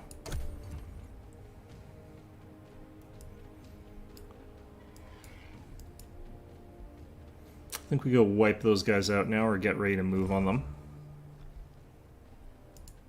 How come you guys are not finishing like ever? Okay. Solar Nexus. Stability is pretty okay. Nothing special though. I should probably get a stonemason. Or like a tavern or something like that.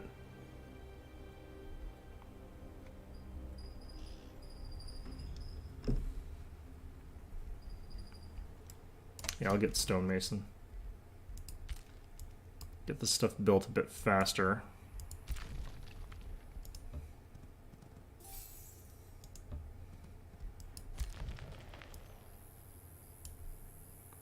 We're gonna move up here. We're gonna build this units. Finally, whatever.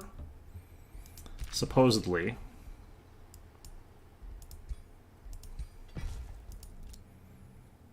It's actually kind of impressive that they can dig out as much as they do. With like just their shovels or whatever it is. Okay. I was kind of under the impression that you could find treasure underneath the rocks there. But wasn't too sure about that, and it doesn't seem like you do.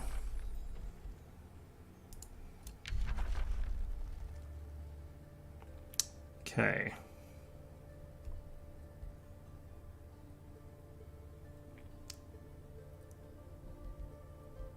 This thing looks terrible, but I might try to get it anyway. No, I'm not gonna bother. I'm gonna get this one.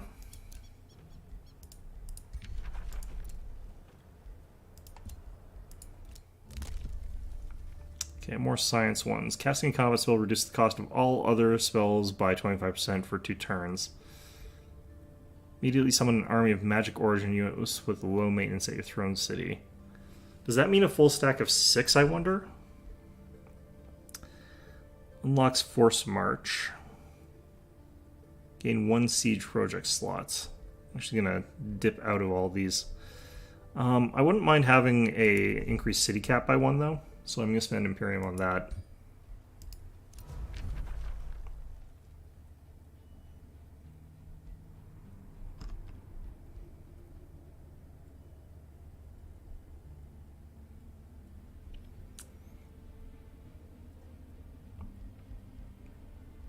Sounds okay.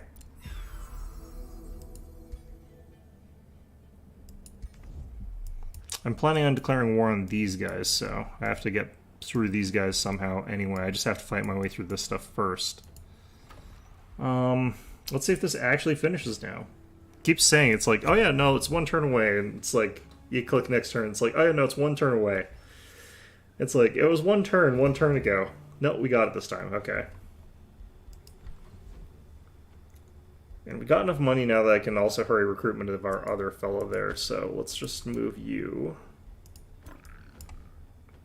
down here.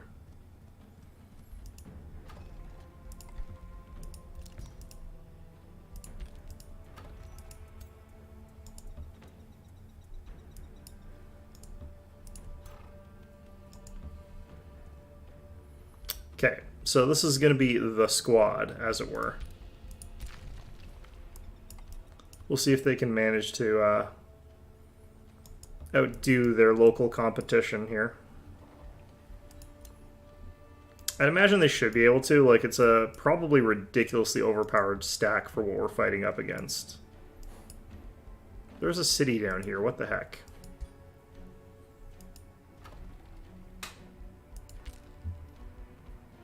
Well, that's interesting. Oh yeah, you can find some treasure underneath these. It just seems like it's quite rare. I think it's actually the same chance of it like spawning there, just randomly.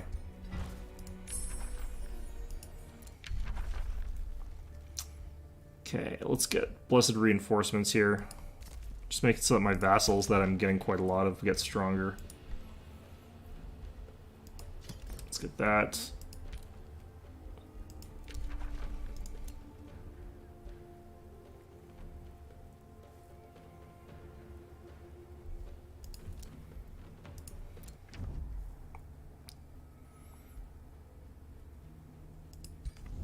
Yep. Cross walls now pretty much like we're at their top, so I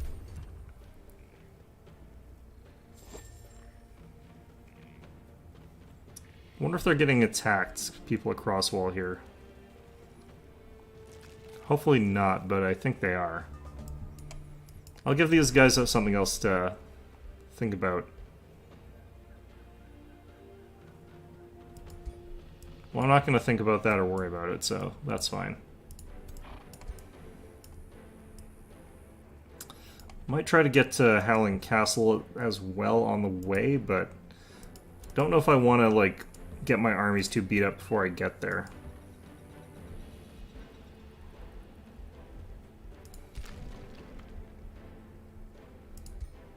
Oh, I can cut through these.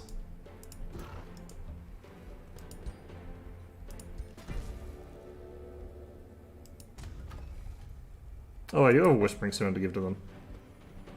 Neat. Okay.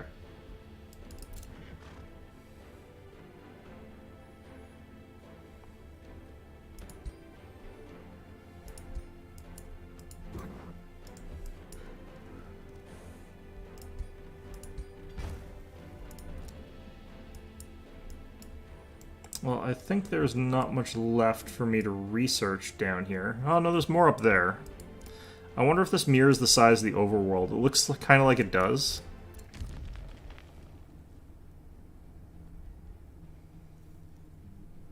What are we doing here?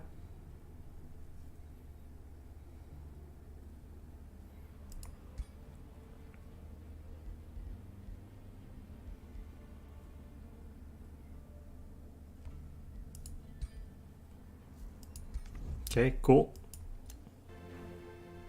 Oh, these guys just returned their, yeah, okay. Yeah, we've been making friends. Oh, there's a thing there. It's fine. I'll ignore that for now. Get an Awakener.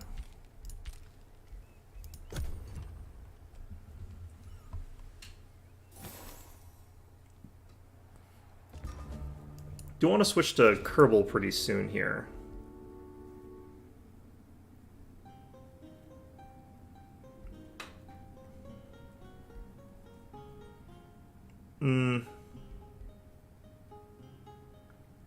Wouldn't mind some more science right now. I've been sort of probably actually like going in science like way faster than I need to.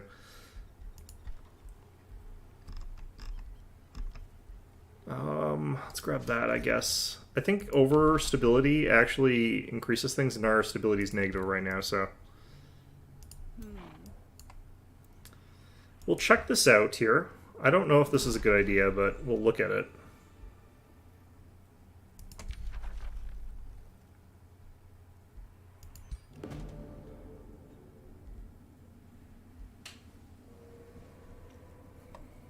Vulnerable defenders enter battle with the Howling Castle Guard. So this will just make them weaker.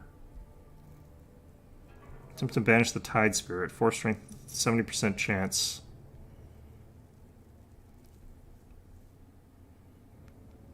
I guess we could try.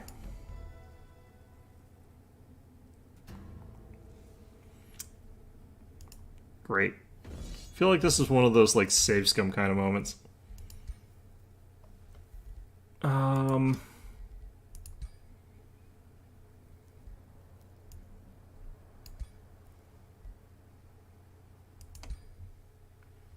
Oh man, I hope I didn't roll back too far, because I wonder if it's the start of this turn or the... Alright, let's just try this again. Nope, it's, Yeah, I see what it is. Okay, so yeah, I just have to hit end turn. We'll try this first. I want to see, like, what the odds are of me being able to succeed or fail this. If it, changes at all.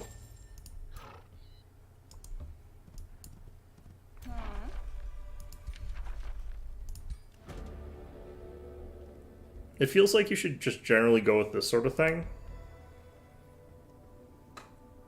Because it just works, and, like, this says 70% chance. I don't know if it's going to be a guaranteed, like, 0% chance now that I've gotten to a certain point. So I'm just going to try, like, 3 times.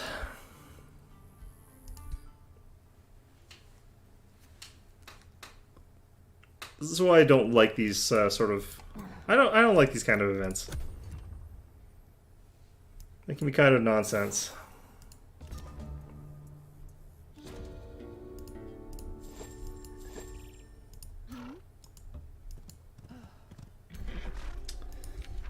If this fails, even though there's a chance that I just failed a 70% 3 times in a row, I'm just going to assume that the way it does is like there's something in the seed that saves it ahead of time.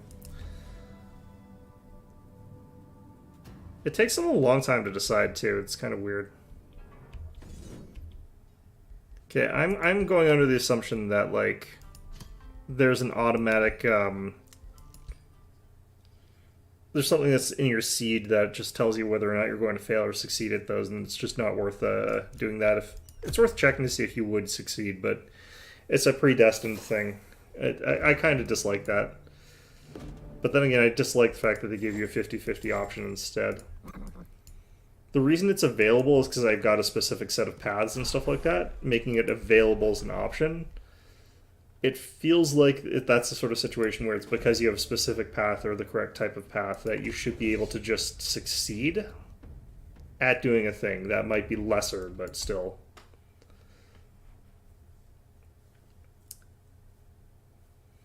I don't like random chance though, so that's just me. I could probably have done it with the penalty because it's not as though it's a big deal. This is a weaker stack than mine. Okay.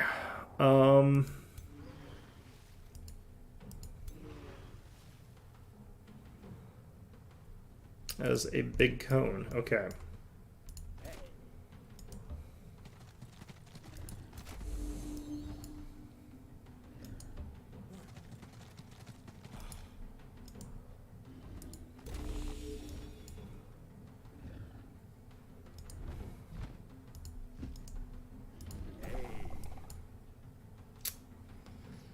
Okay. For now, I think we just head over here.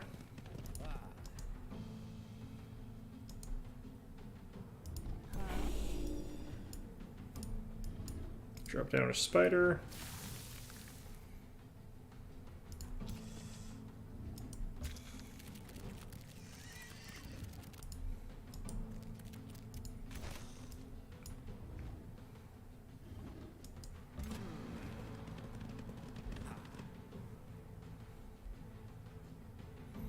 I wouldn't mind getting these guys with this actually right now.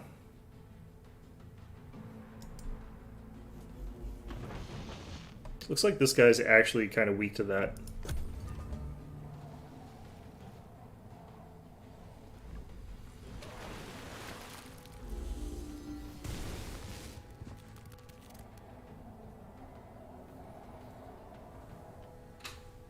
Well, that was interesting.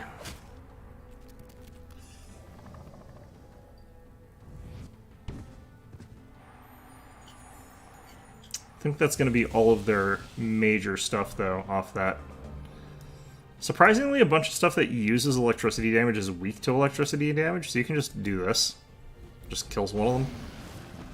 You'd think they'd be resistant since it's the type of energy they use, but no, apparently.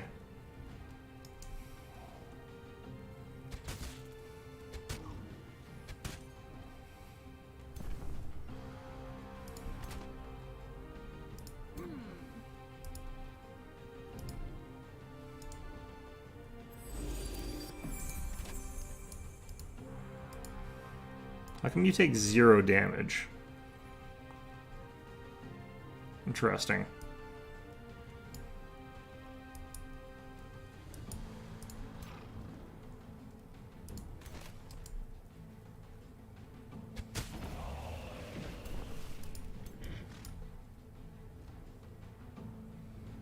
This is still 0%. What is with this thing? Refuged. That's the thing that's what's going on. Okay, refuge means that I can't attack it, I think. That certainly seems to be the case.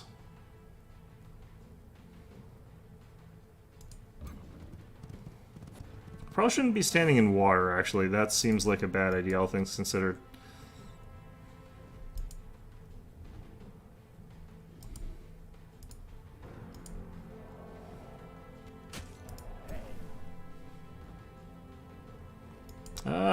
Give it the long shot here. This is gonna fail, but...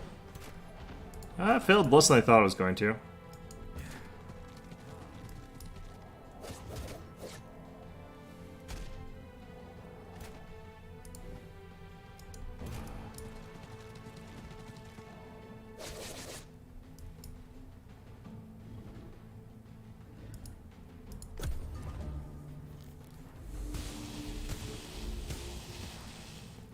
Ouch, ouch, ouch. Ouch, ouch, ouch. Okay.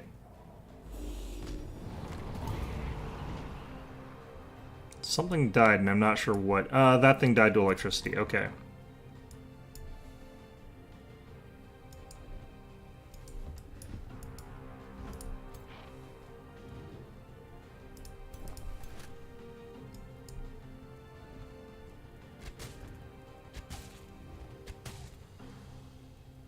Nice. Okay.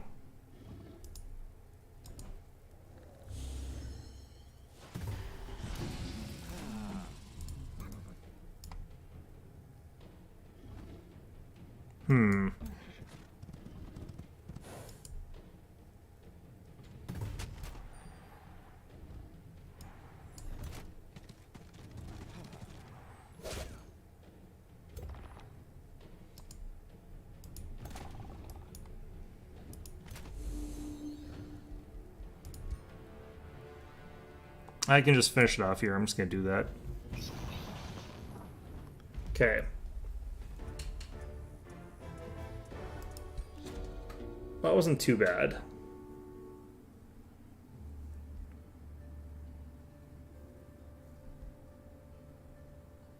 I think we go with more good.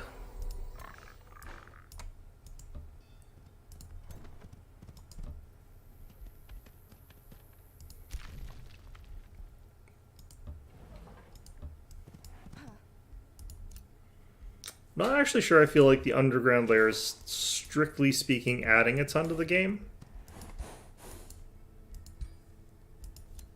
I think there's probably map setups, though, where you could have it very, very underground dependent and end up in a situation where there's a lot of requirement to move around there. Like lots of choke points that you can't get through. Skills to choose a new tome to add to your research library. Additional tomes will expand the selection of arcane skills available to you. Do I go with teleportation here? Astral Trade Relay. I think that's if you go really wide. I'm not really doing that. Teleports. Emergency teleports. Mass Recall. Mass Recall could actually be really good multiplayer. I think let's check out the these sort of things here. This doesn't have a unit with it? That's interesting.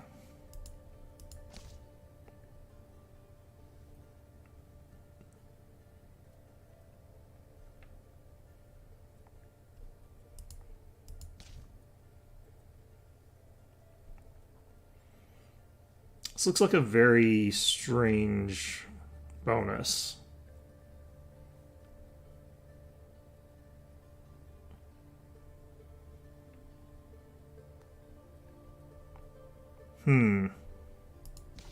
Not sure I'm really a huge fan of that one.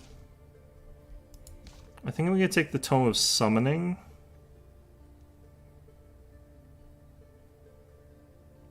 Five strength and 3 bolstered defense, 3 bolstered resist, static charge for 3 turns. I wonder if all of this is only for 3 turns. If so, that would be kind of annoying, but that's still pretty strong. This is also pretty strong. I wonder if these are good units, though. Like, they look kind of good, but kind of weak.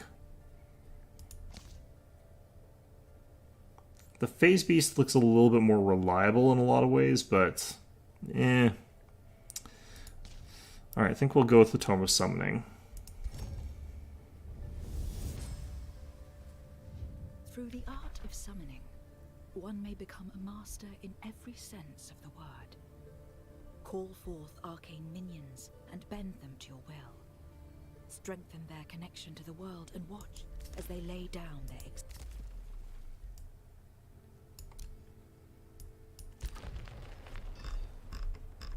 Okay, this is my little expansion town. Let's get an underground passage here. That's interesting. This place becomes strong pretty quickly. I'm going to take that. I just have to clear some stuff off of it later. Need a market, definitely.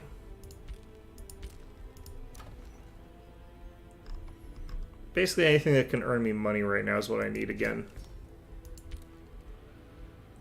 Oops. Okay, well, apparently we finished that building.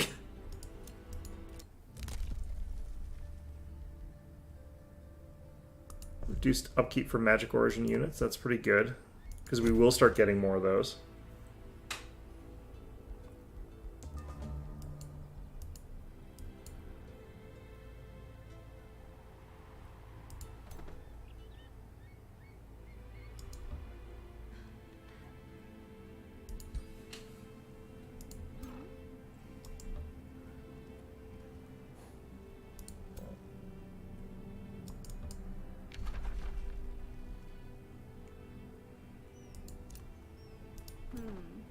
I need to sort of move these people around, I think. Got them sort of...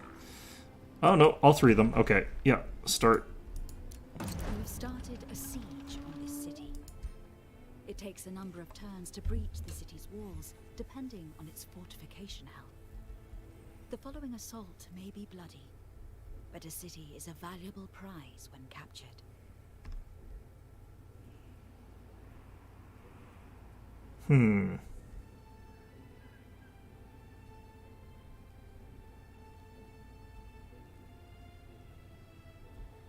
I think what we're going to do is want...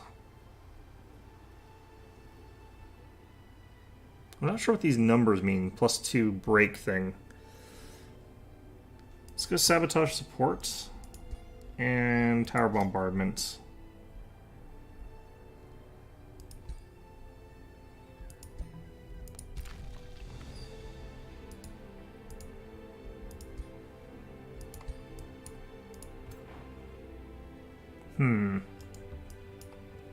Is there a way through there? I don't think there is.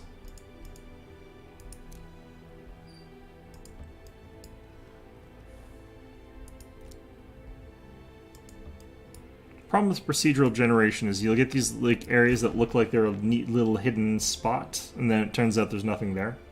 That's sort of typical for these sort of things. Alright, don't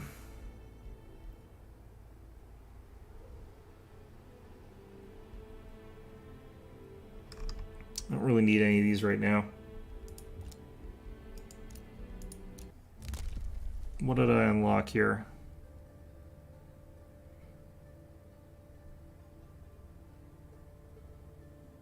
Yeah, I don't need these. Okay.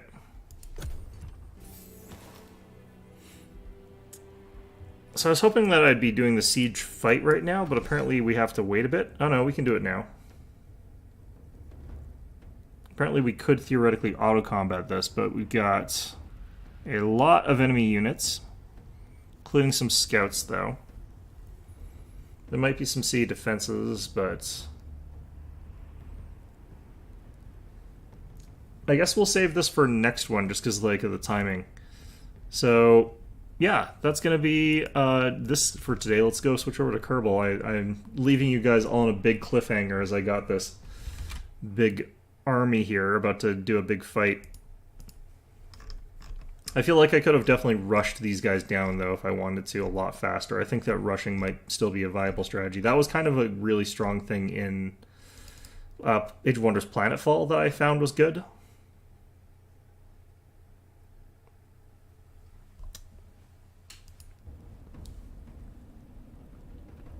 I've got some really strong units in this attack here, so it's hard for me to also fathom them being able to defend against those, like, 6 range archers that I've got. I could have had way better ones. I was sort of looking through, and I think there's a way to get much stronger archers.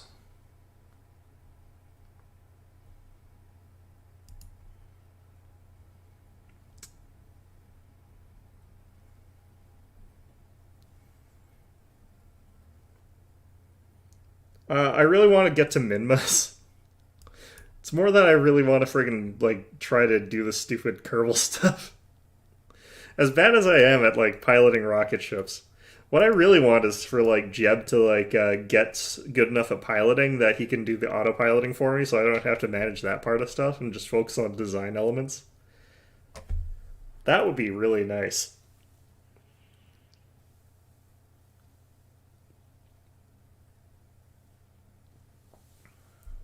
I wonder, actually, I should check the station area. There might be a thing I could get where I spend some of the money we've got and get Kerbal experience instead. I know there's exchanges for like political clout and for science and stuff like that. I don't know if there's one for yeah, that looks like that's working. Okay.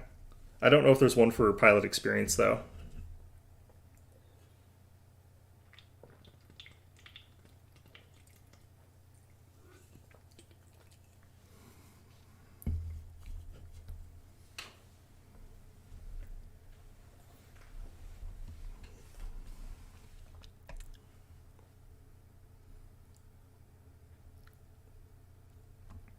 I mean, ideally, I'd actually be getting my lunar lander.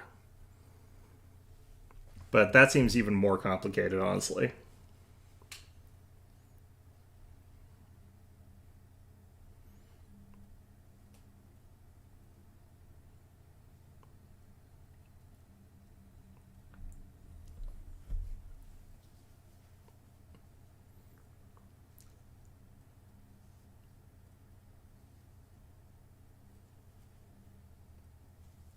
Kind of wondering why they would let him have like a pastry that sort of would probably have lots of crumbs, and like the chocolate probably breaks apart and has lots of crumbs. I noticed that those kind of chocolate cakey things tend to be really dry, tend to break apart a lot.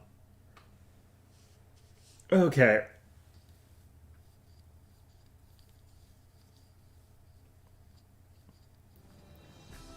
So this is going to be, like most times, a bit of a gong show. I'm really tired, is the actual difficult part. But I'm usually tired, so that's why I've got caffeine with me.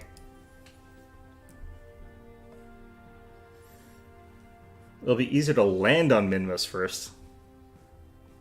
That sounds even worse. Jeez. Much weaker gravity. I feel like intercepting moon is like way easier. That was the problem. All right, so I think if we go to here, no, this isn't it. Where's the? Is the astronaut complex?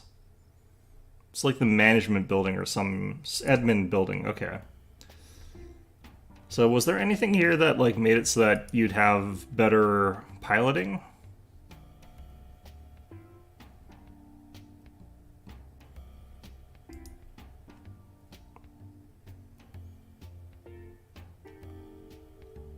Hmm.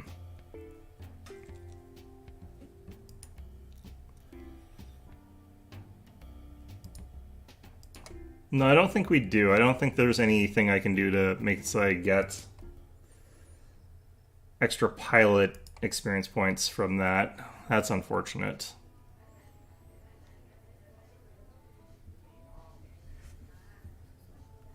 I don't really need to hire more pilots anyway. Okay. This was at 32. I needed a lot more so I could do things like build ladders. Let's see what this was at. Let's see what our ship was looking like. I think we were calling it disaster imminent.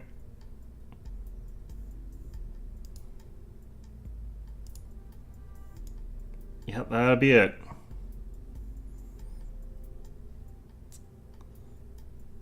It still looks actually like a real rocket ship to a much larger extent than a lot of my other ones. I believe that the model worked, but I'm going to check the staging. So those go, that goes. Those go, that goes. That goes, then, yep. Okay. So my main problem here is not so much the rocket itself. It is my piloting skills being garbage. Which, you know, fair enough, I guess. Let's turn on our SAS. What's RCS? I'm not even going to think about it. It doesn't exist. Why are you here? Okay, well, I guess you're doing this mission. Is Jeb dead or something? What's going on here? Okay, hold on a second. I'm just going to hit recover vessel here. I want to figure out if Jeb's dead or something. Yeah, I did end up doing that, but the last thing that happened was... if you'll recall, the last thing that happened in the previous one was the ship ended up getting flung past where we were supposed to be going. Wait, are you... Okay, that's interesting. Okay, I guess we have to do some shit with this thing. Jev is unfortunately in space, yeah. So, okay, where are we relative to everything else happening? Okay, we are past that. There's Minmus. If I had to guess, I don't think...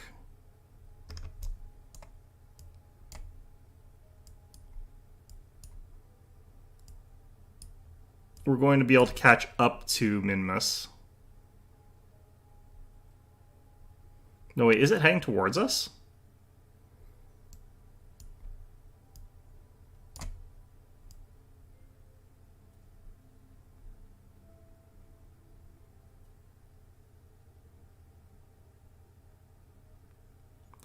Okay, maybe we all right, well... Let's get rid of this thing here. Okay, I need to add maneuver.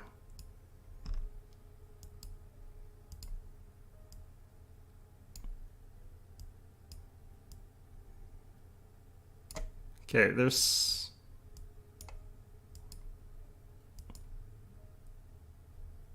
periapsis there. Node's in 11 minutes.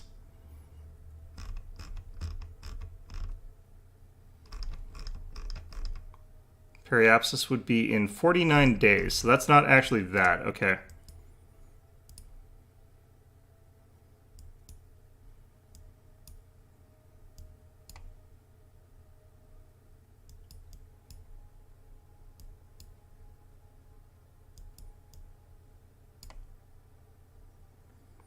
That would be also in 49 days. So there's no way I'm salvaging this for this run here. But I can get Jeb back home. So I think we just do this. We just let Jeb go home, I think is what we're learning here. You know what? Let's try and figure something out here. What if, like, does this count as a different sort of thing? Like, are we... No. Okay. 0 science for this one. Fantastic. 0 science for all of this, probably.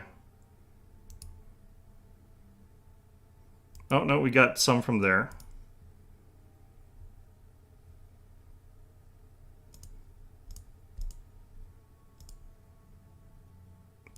Crew reports, nothing. Goo. Something.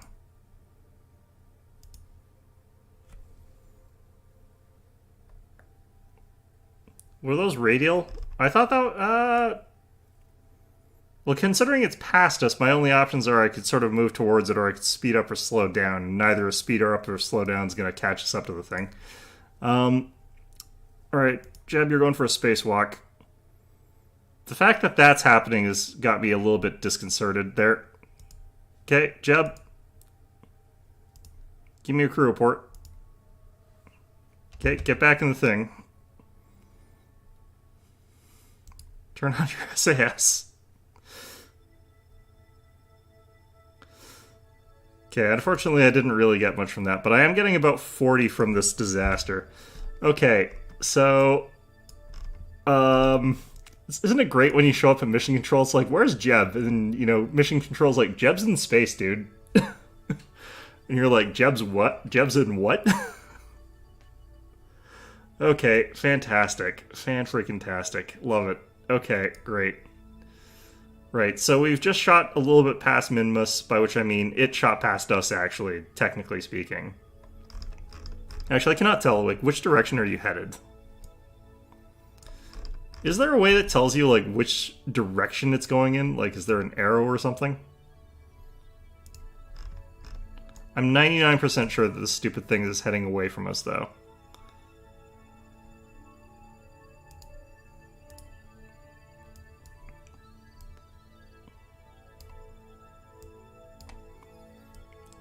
Because otherwise we could slow down here and we'd end up colliding with Minmus. Okay. So we're just going to get rid of that completely. Our periapsis around Kerbal is 515,000 above.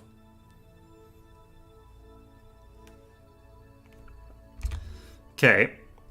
So you know what we probably are doing? We just speed our way up home. I'm not gonna go like too hog wild here, but could we skip to periapsis? I guess given that we're going to try and do a safer orbital here. 7 days, yeah. This is where we start having a harder time with these sort of things, honestly. So we're doing these more complicated missions. Yeah, Minmus was heading away from us, okay.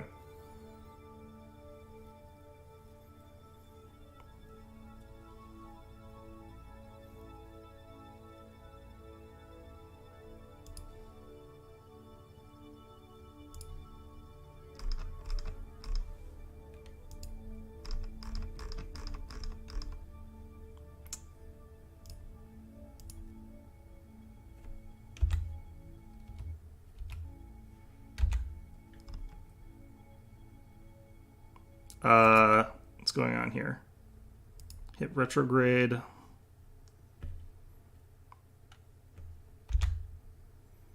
Just gonna burn here. I'm not gonna pay attention to the specifics.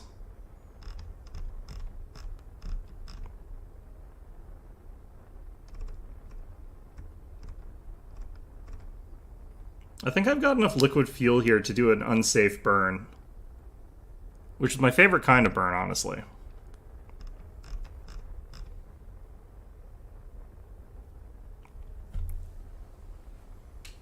I think I've got my fuel consumption limited right now, so I think we're actually at less percentage of throttle, but you know what? That's fine. It means that I'm less likely to accidentally invert this and cause this to go like crazy.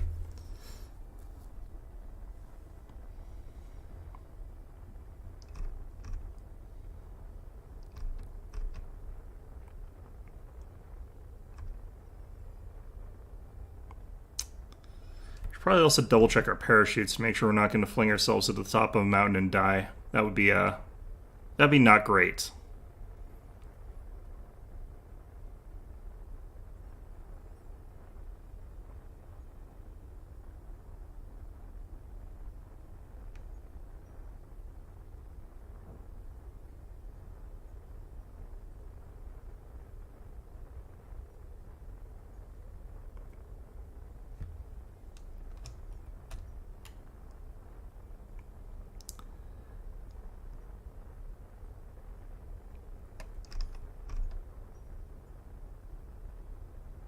Man, this sort of apoapsis shrinks way slower the closer you get to wherever we are. All right. Well,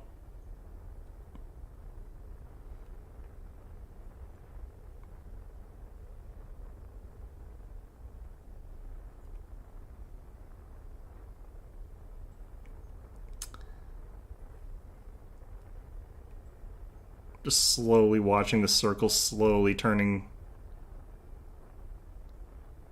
more circular, honestly, but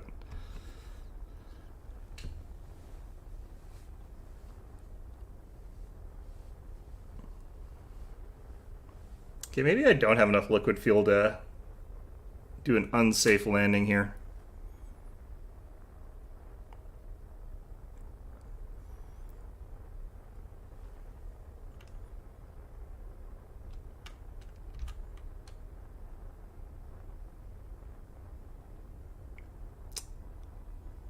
Okay, so we're trying to get the periapsis to 70,000 if I recall correctly.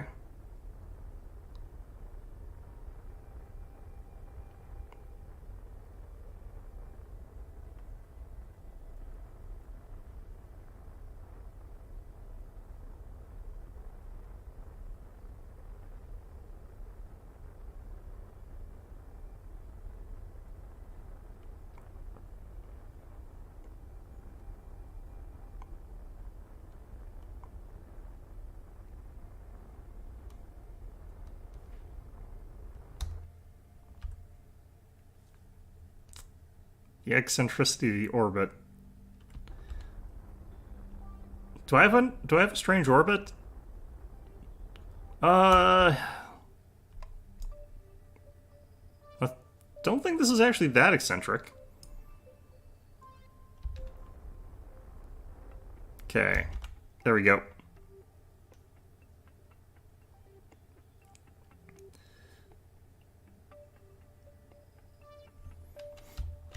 Apparently this game doesn't have perfect mathematics for that kind of thing, so... Alright, now we hit this thing.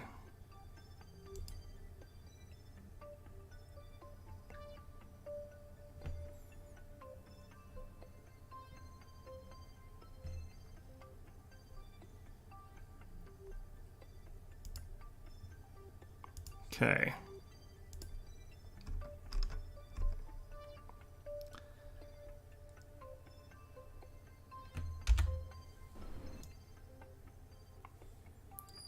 Our aptly named vessel of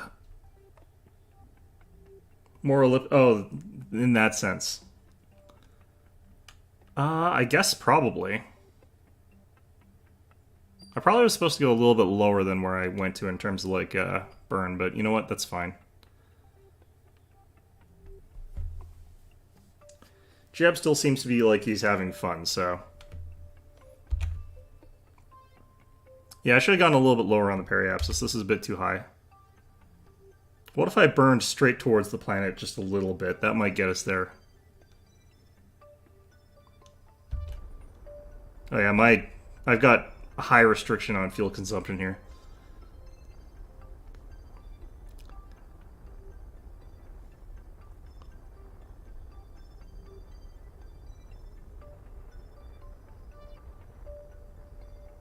Should be looking fairly close to what we want to be doing here, though.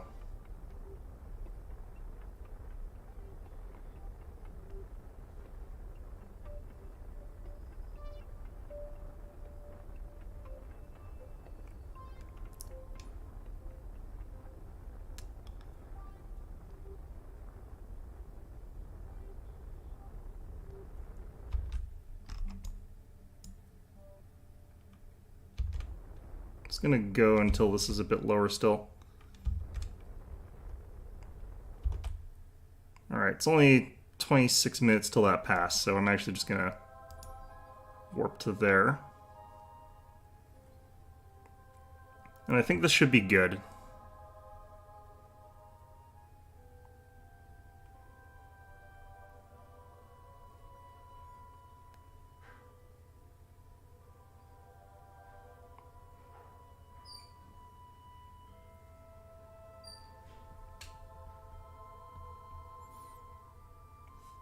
Yeah, it's just tiny, tiny amount. I think I just hit the atmosphere, so... Okay.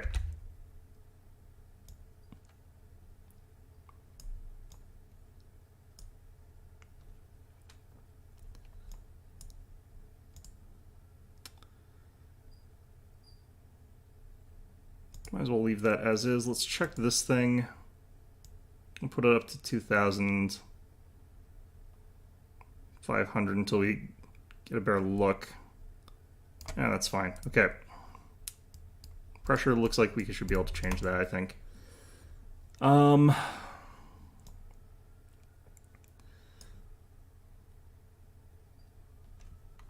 Okay.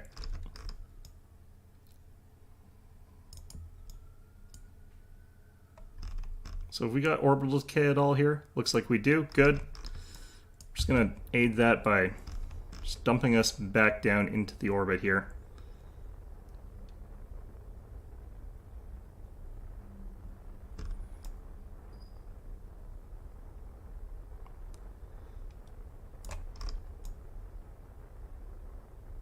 I'm going to try and land us potentially in the ocean, but never works out.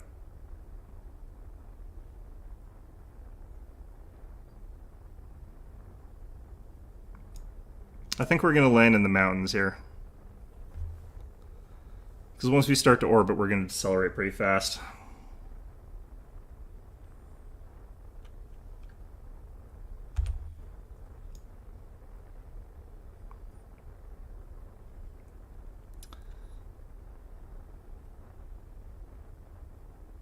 Hopefully I don't just skim off the surface here. Alright. I also hope I have a heat shield on this thing. I don't remember if I do. Looks like I do.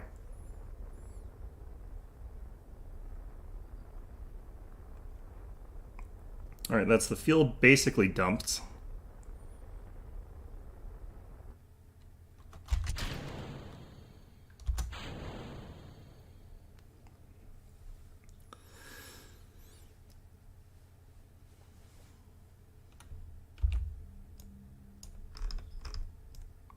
Yeah, it's going to be mountains.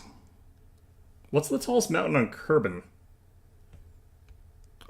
Desert would be good. I think we're headed mountains, though.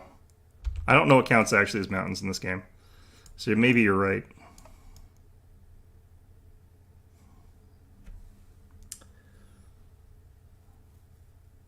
This could actually be worth a lot of science, because I haven't really gotten any science samples, because every time I land in mountains, like, my science equipment gets broken. Which might also be true here, so... But I have got a better parachute now, so...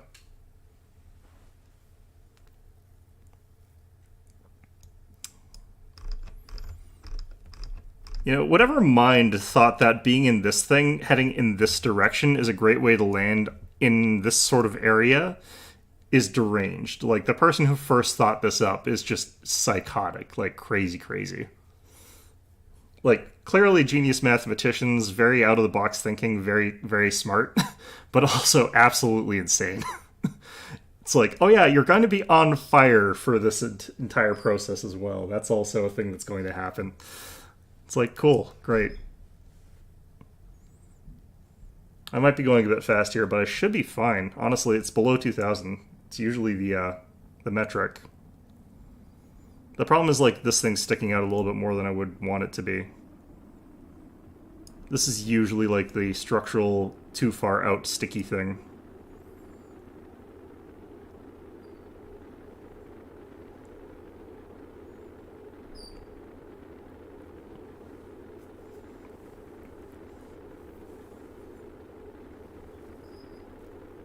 Looks like we're fine, though.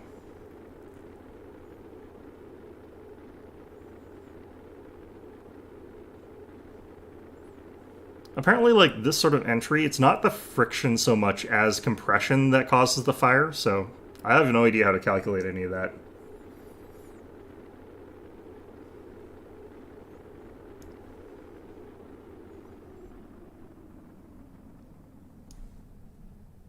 Is this armed? Yeah.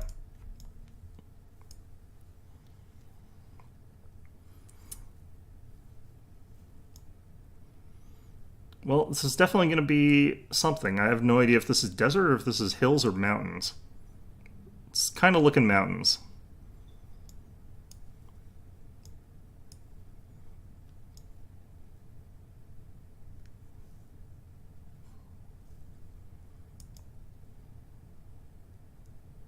Making me nervous here.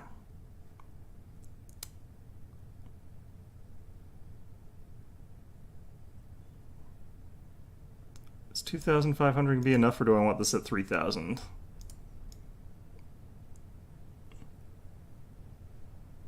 It's always so hard to tell from this angle.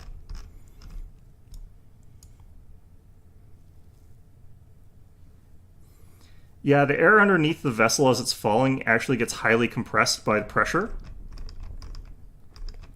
And it can't get out of the way, so that high pressure causes the oxygen that's sort of underneath there, or the air in general, to sort of get hyperheated.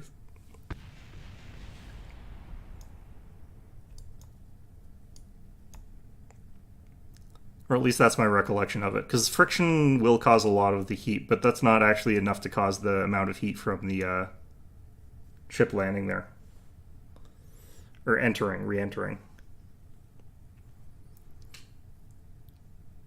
Okay, so apparently when you set it to like 2,500, it will sometimes give you a gigantic increase in the amount, because it deployed at 3,500, so I assume it's 3,500 over the terrain. I don't know what's going on here. So now I'm gonna have to do this and just hope that I turn this off on time. I'm also thinking like we're heading a little bit faster than I want to be. I might be wrong. Like, it's been a long time since I did any of the stuff in like school, so.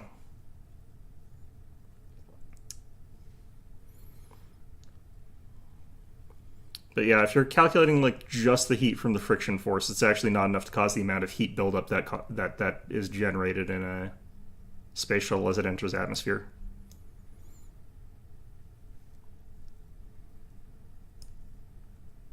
Unless I'm wrong, I might just be misremembering something.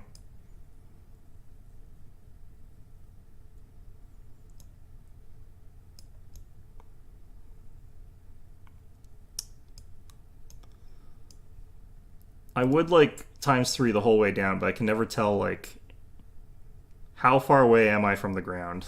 Basically, it's a bit better because it's day, so I might be able to see a shadow.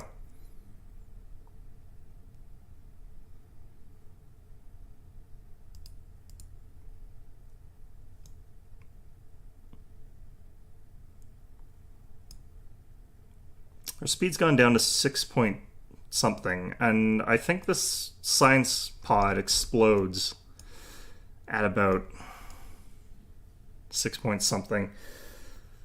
So, decent chance we lose the science pod. I really need to figure out a structural replacement for this thing. Let's hit review data. Let's go ahead and transmit maybe? No. Okay, never mind.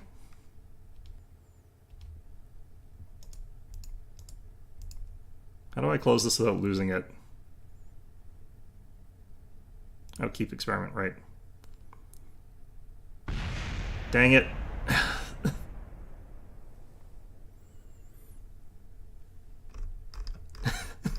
Every time. Jeb's just like, don't care. It's fine. Okay, this apparently still nothing.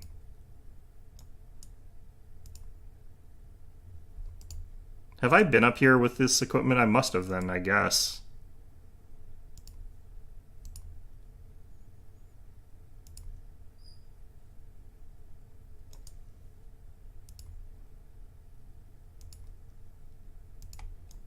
Yeah, I guess I must have landed in this biome before. That's unfortunate.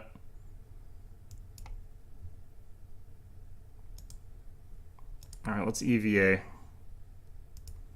The important part is, like, we got...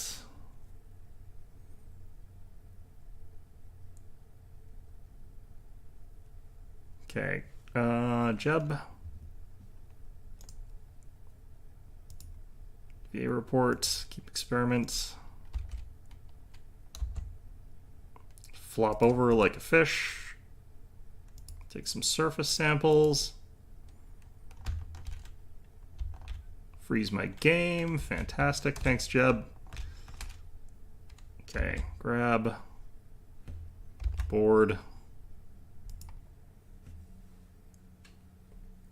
It's not desert or mountains. It's highlands. Oh, okay.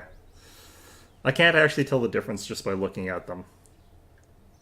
Still, we got 61 science off of it. It's fine. Okay, and more importantly, Jeb's alive. Okay, let's try this again here.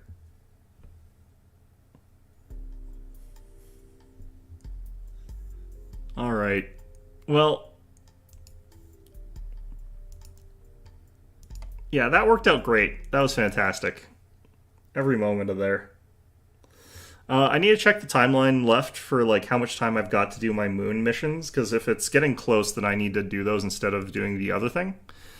Oh, I need to check it from somewhere else here. I can't do it from here.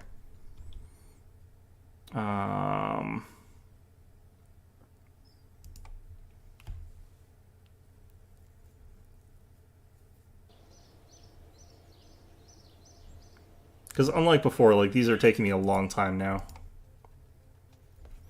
Okay, 406 days for that one. A year, 233 days. We're doing okay in time. Okay, we're doing okay in time.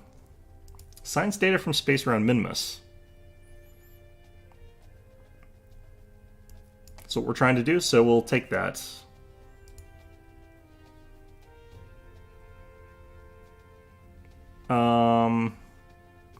Test heat shield 1.25 on Kerbal.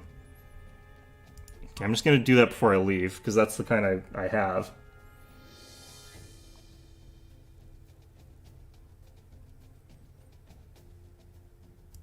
Okay.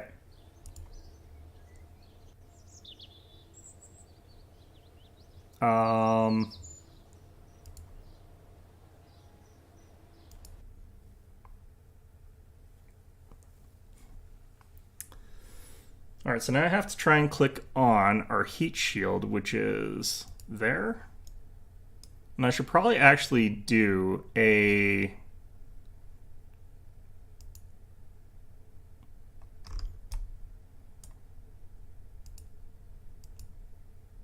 Come on, let me do the thing.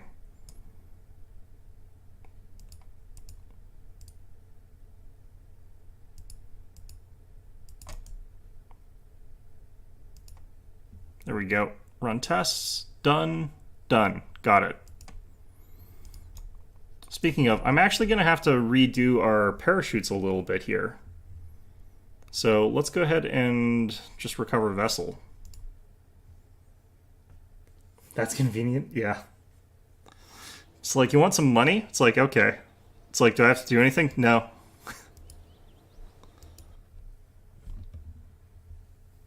Okay, I need to add, like... So here's the question I've got for you. Like, if I add radial mount parachutes here, how badly is this going to destroy what I'm trying to do here? Like, it's going to flip if I do this, right? Do I have to add, like... How do these things actually pop out? Because if they pop out and then go up and then get in the way of, like, this one, that's bad. But if I could do... Can I just do this? for example? Can I do that? I think I have to move it actually a little bit, but... Or is that going to cause, like, problems?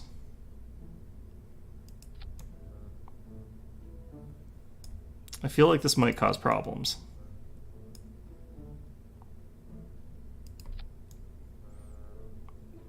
Did I add 3? I don't want to add 3. I want to add 2.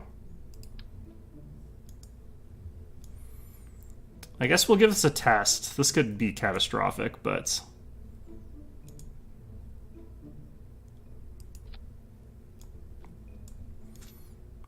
Okay. It'll work? Okay. Trusting my engineering team on ground here. I'm assuming you want these to be actually at the same values as each other, though, right? Just in case I forget, I'm setting you all to 1,000. And min pressure, I'm just gonna move the min pressure to the maximum. The game told me it was fine. I'm assuming it's fine. That was a mistake.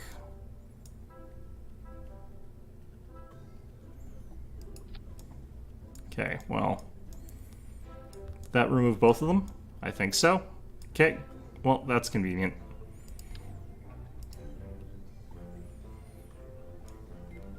Two or more will help keep it balanced. Yeah, that was kind of what I was worried about, is that if it wasn't 2, that it would flip over.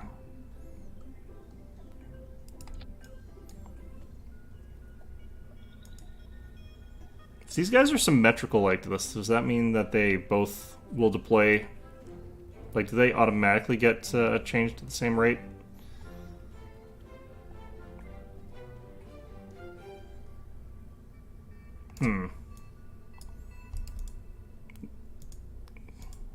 We'll find out, I guess. Okay, let's try this.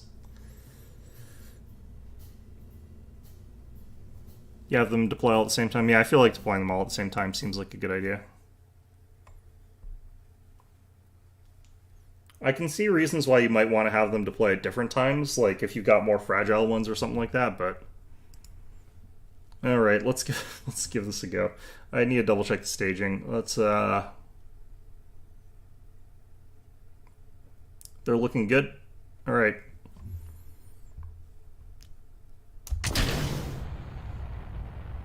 Gonna do this stupid mission.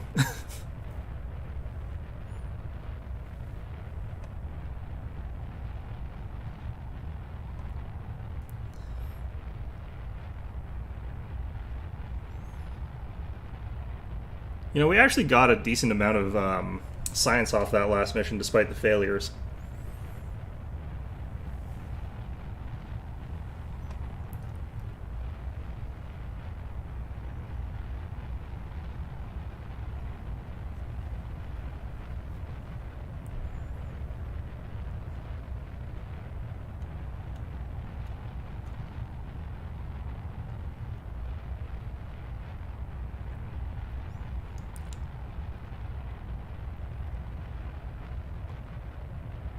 Despite the simplicity of this, I do actually like this style of rocket. Like, I think this is a pretty good style rocket.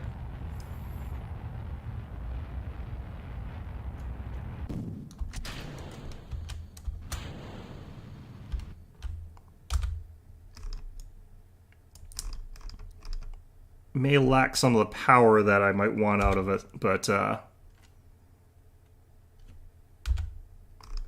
it's not bad.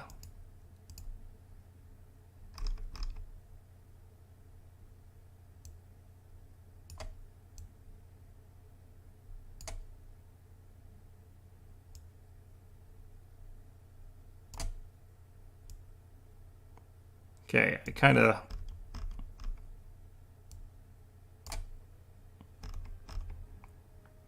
that looks kind of good enough. I'm kind of crooked, but...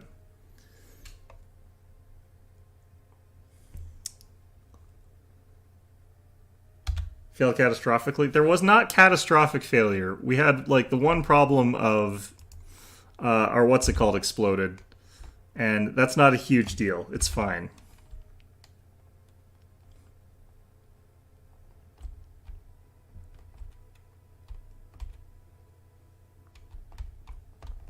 What was a disaster was like navigational. It's not catastrophic because nothing that wasn't supposed to explode exploded except for the science module, and I kind of knew it was going to explode because it always seems to. It's like just on the cusp of surviving too. If they made it just a tiny fraction more durable, or just a tiny fraction lighter, it would survive every time.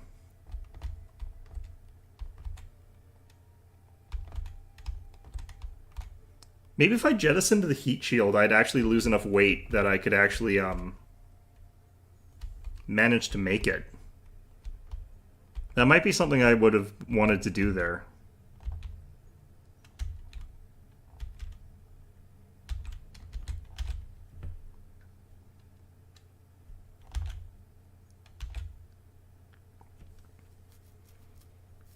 Not loving this orbit that I've put myself on here, but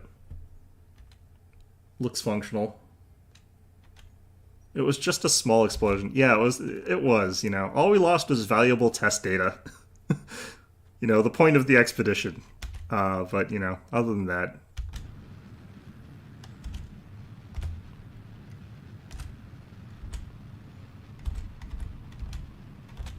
Nothing wrong with losing all of your valuable test data.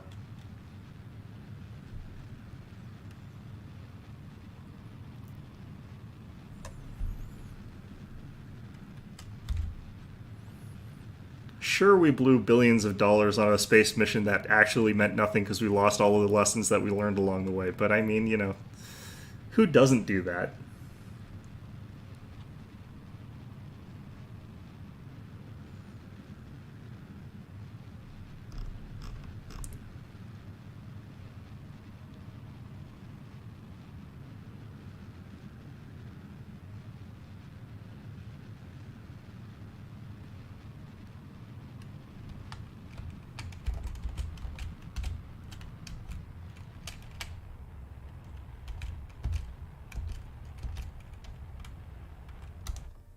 Okay, good enough. I like how it'll sometimes say good enough and then you check and it's like you're gonna crash into something horribly. Alright. Minmus set as target. Which one are we heading towards? I think we're heading towards the ascending node. We're actually not that far off compared to what I normally do when I do this. I'm not entirely sure why, but...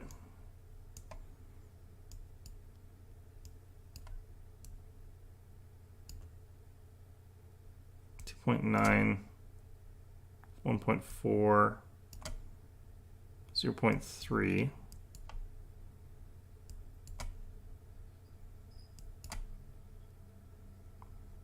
0.2. Did I go past 0? No.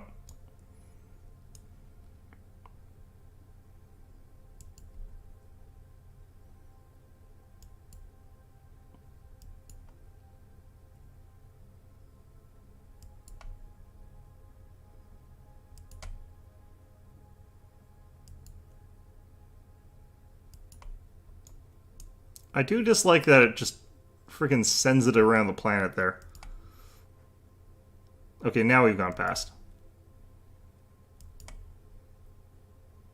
0.1 is probably enough.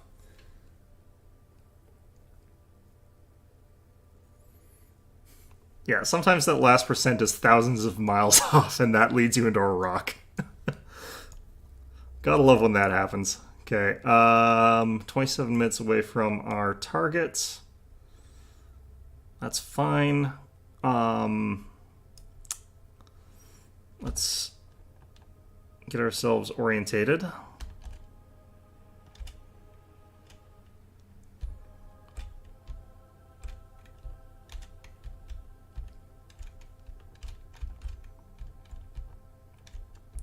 Especially when you're dealing with very large distances. It's like, oh yeah, I'm off by 0.001%, but, you know, we're traveling at something that's 100 million miles away, so that actually means we're pretty far off. It's like, we're traveling to something that's 500 light years away, so that means we're not even in the right ballpark.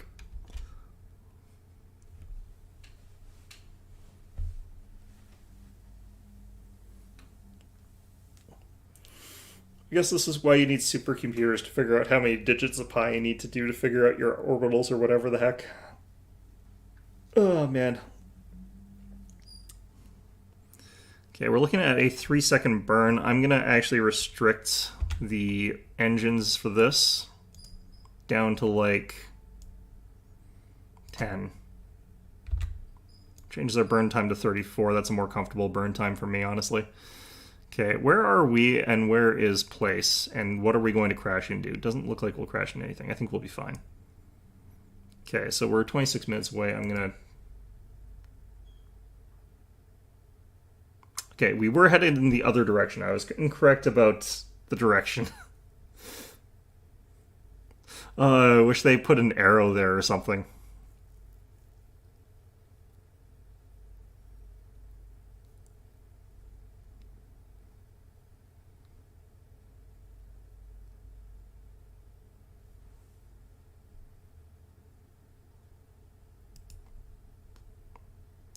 Okay. Alright, so we're on target. Got our engines restricted. And it's a 17-second burn. Or pre-17 second.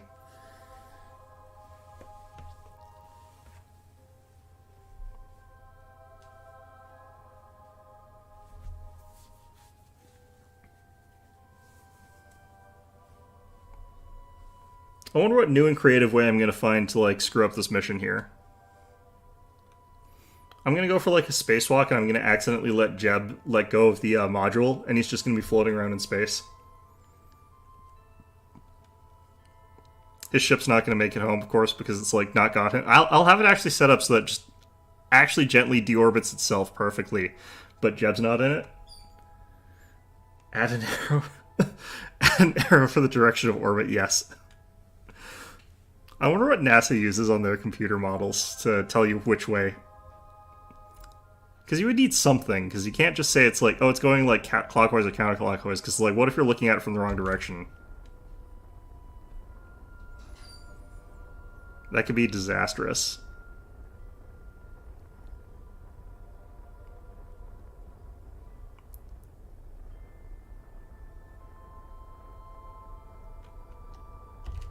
I can't see where I'm headed here, thanks to these things being as they are.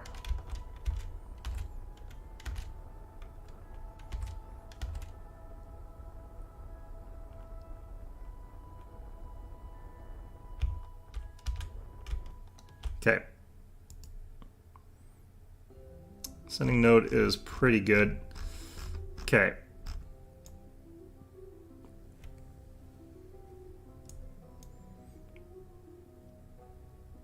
So we have that at noon. We have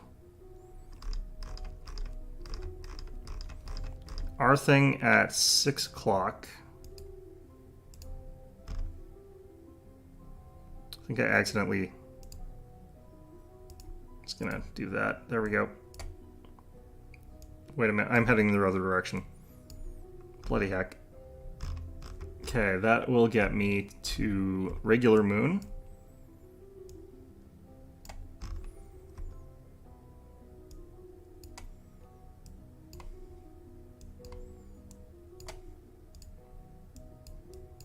But where is other moon going to be?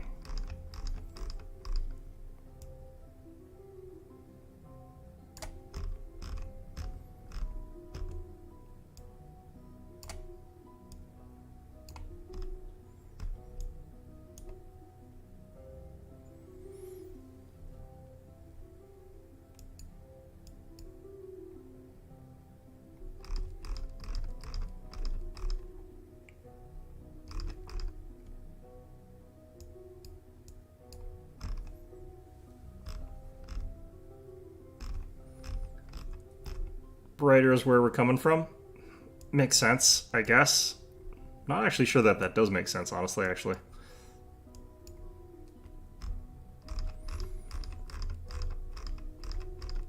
That doesn't really help much with the planets.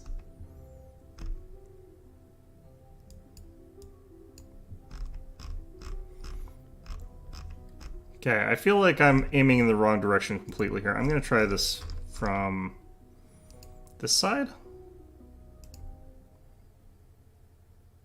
I think it's because I'm... It's probably here, actually. Should be heading towards this way. So this is this. Ah, jeez.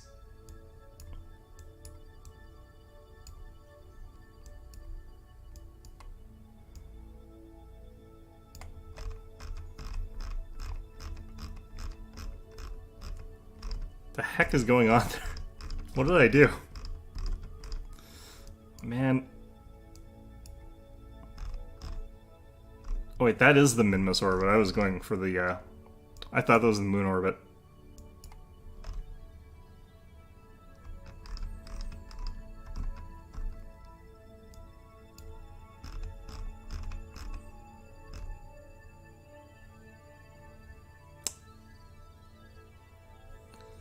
Okay, cannot for the life of me figure out where Minmus is going to be. Okay, that's 11 days. I could actually calculate this by using trigonometry and circles and Pythagoras, blah blah, but I really don't want to. I really don't want to. Let's figure out if that helps. That looks like it very much does not help. The irregularity of Minmus's orbit makes this slightly actually harder because your distances go different.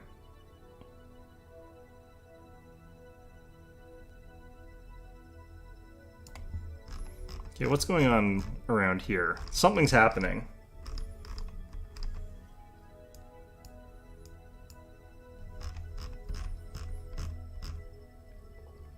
Yeah, there is something happening here. Okay, let's see here.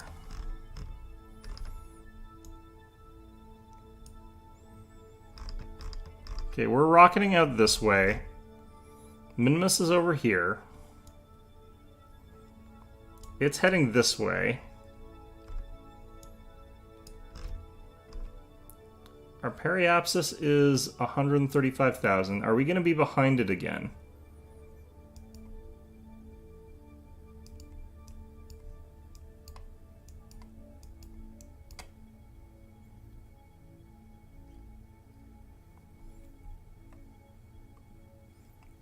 Aim 90 degrees ahead of it. I did actually get that one. It's actually like 95 degrees. Which is the tricky part, is like actually figuring out something here. Okay, so the periapsis is going to be there, so I think we're behind it.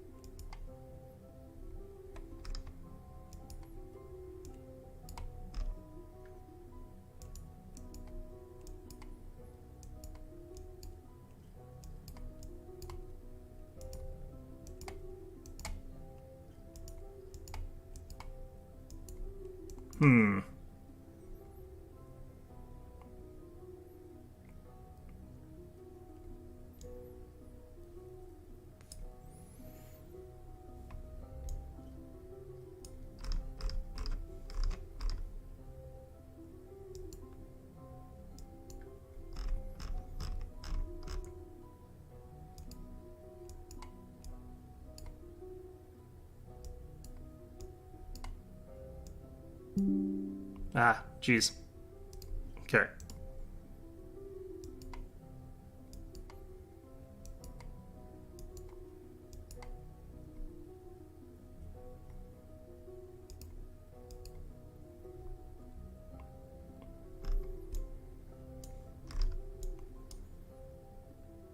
Minmus periapsis of over 1 million.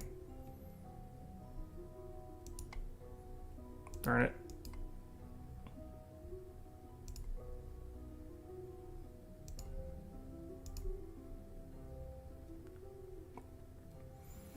Okay. I don't know. Sometimes I do the scroll wheel and it decides to just fly off.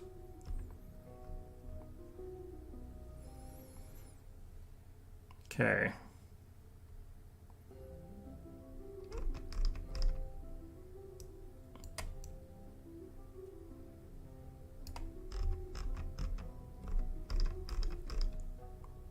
The problem is I want to be ahead of it, right?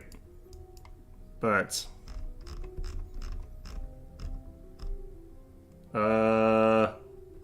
Is this a collision? I don't think this is a collision. This is very confusing looking, though.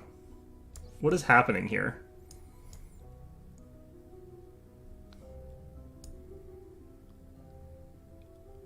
You know what? I think this is potentially a good course on account of I think we're about to collide with Minmus if we go this one. The odds of me actually landing that are basically 0%, so let's just go for it. I'm 8 minutes away from this burn, so let's actually get on alignment and let's change our engines to maybe 50%.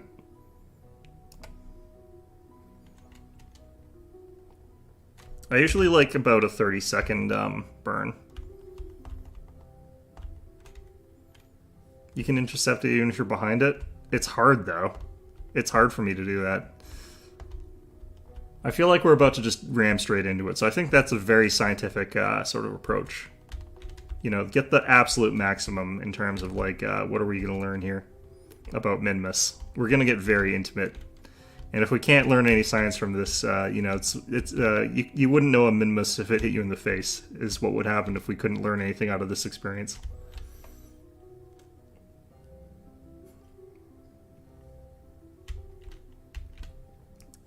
I don't know if we could actually catch up to Minmus if it starts running away from us is the main thing. It moves fast. This thing's moving at 2000, or it's only moving at 274.1. That's surprising. I thought it was moving faster than that. That might be relative to something else, though, that I'm not paying attention to. Okay.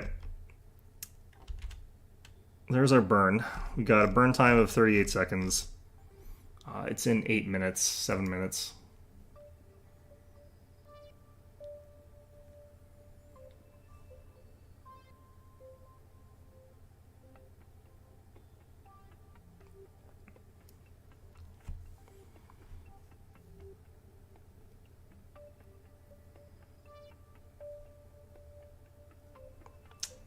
I really don't like Minmus. Minmus, I think, is just hostile to me. As a general rule here.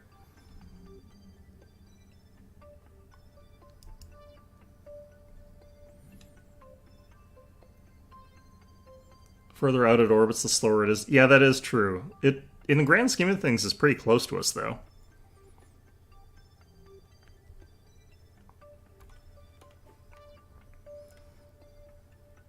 I guess it's still far enough away that it matters a lot. Okay.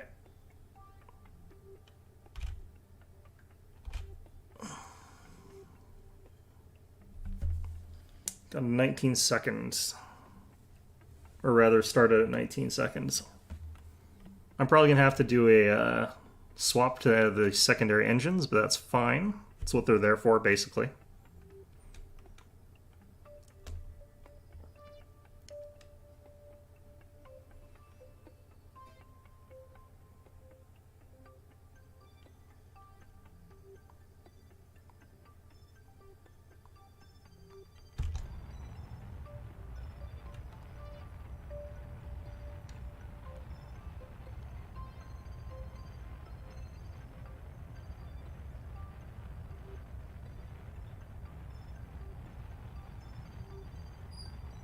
Our burn time keeps going back up, and I'm not entirely sure why that is.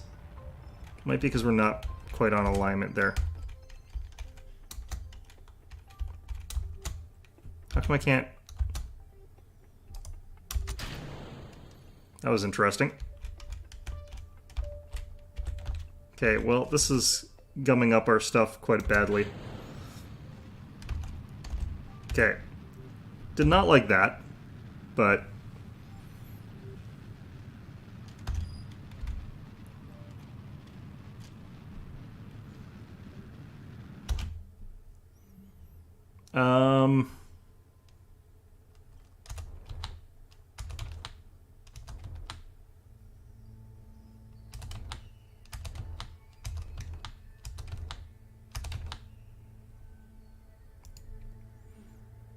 Cool.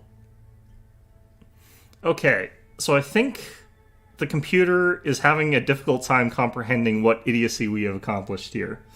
Because I think whatever it is we've done has put us into some sort of quantum state where we're either going to collide with Minmus or we're not going to collide with Minmus, and there's no way to know until we have collided with Minmus. And the computer just is like, okay, you're going to potentially... it's an indeterminable state as to whether or not you're going to collide with Minmus. You're in an indeterminable quantum state that's going to, this is Schrodinger's space collision, is what we have here, I think. So that's cool.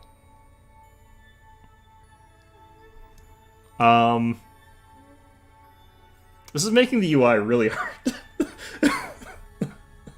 This is making it really hard for me to figure out what the hell's going on.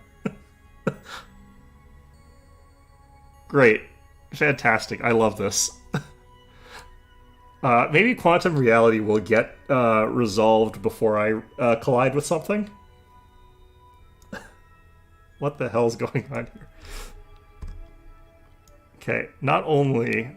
I can't actually tell which one we're on right now. Are we on the blue line? Okay, we're currently on the blue line. Fantastic. Okay, that's good to know. That moves into there.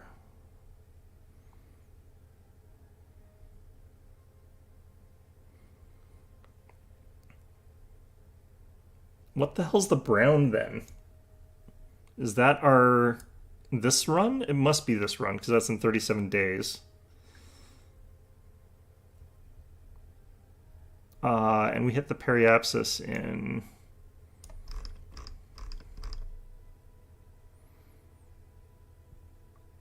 Well, I guess the problem is that this is not resolving into something that exists in real life. They're trying to decide whether or not I have screwed up so badly.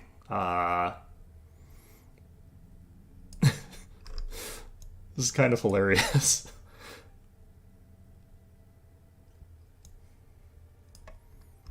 I wonder if I fast forward if this is gonna, like, resolve itself as I get closer.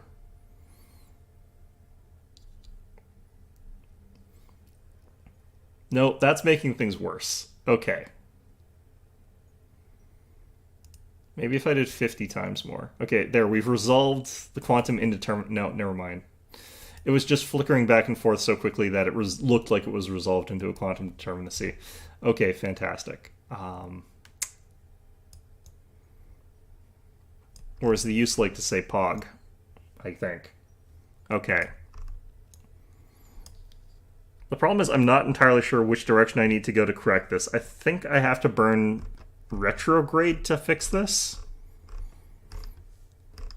But I am not actually sure.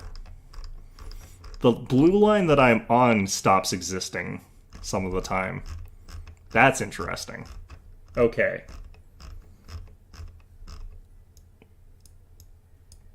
So how often does this happen to people? I'm assuming this happens quite a bit, but...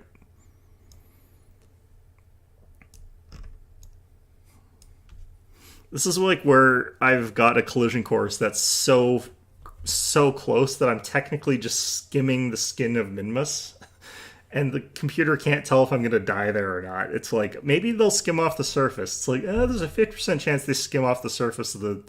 what if they hit that rock there? Oh, they're fucking dead if they hit that rock.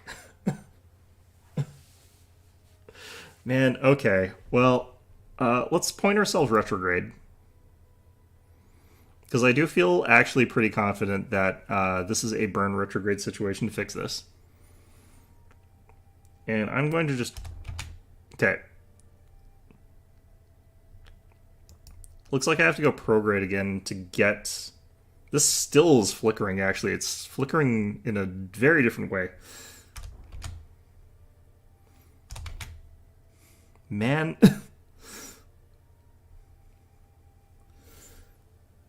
This might be a CPU thing. Let's find out. Hold on a second.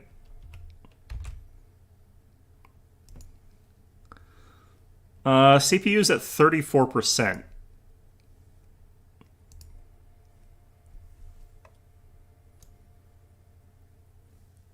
So I got more processing power available. So, you know, there's that. All right, I'm gonna do something very reckless here, and I'm just gonna times 1,000 to this until we get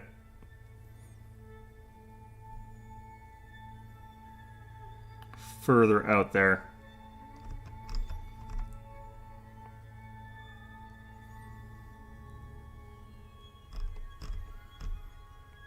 It's also cleared up the lines a bit, so now we just have this periapsis here.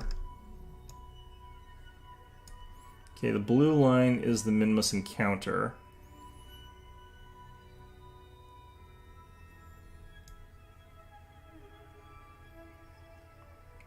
I don't think...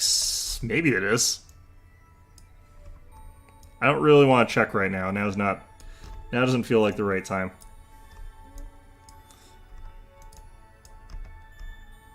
Okay, so I think we are just going to be a little bit behind Minmus here.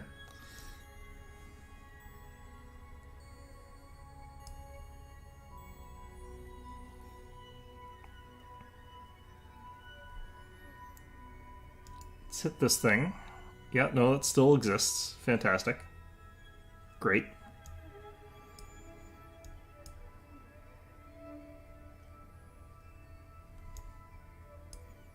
I apologize to anybody here who's got any kind of condition where they should not be looking at strobing or flashing lights. Any epileptics in the audience, I apologize. Okay.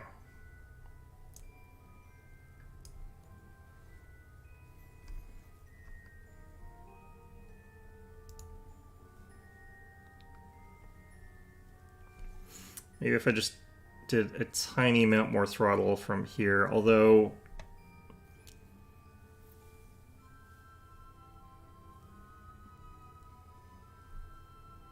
I think we'll just go with the times 100 again. Let that smooth out a bit for a bit.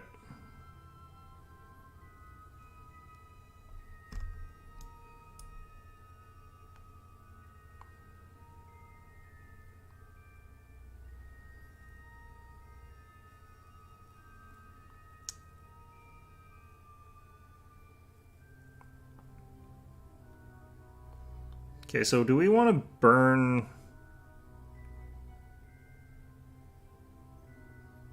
at apoapsis here?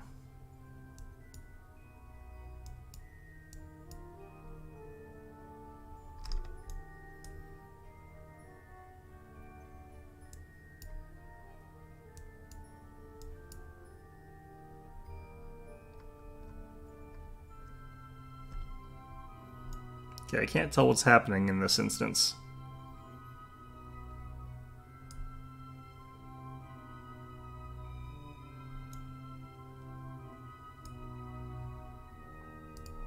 Don't think that's technically helping any.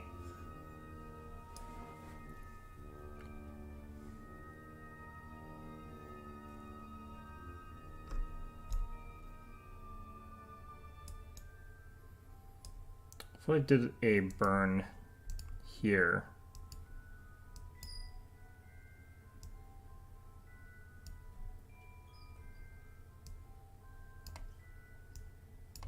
no.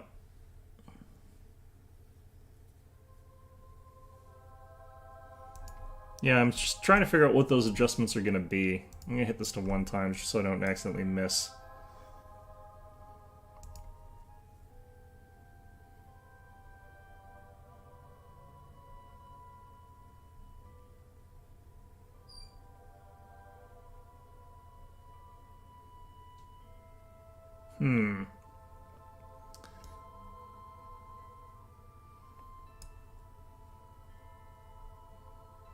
Because I don't necessarily know that I want to go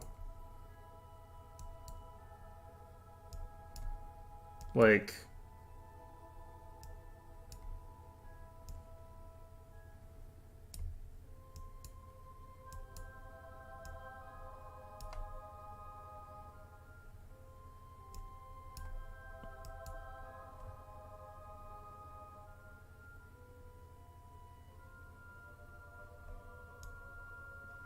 If I did a burn there, that would be pretty inefficient. Actually, it's a 4-second burn.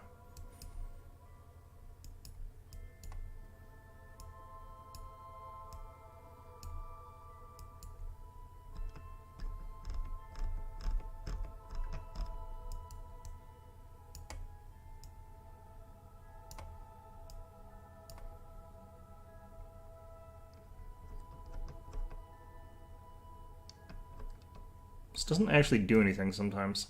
I'm like using the mouse wheel and it doesn't actually...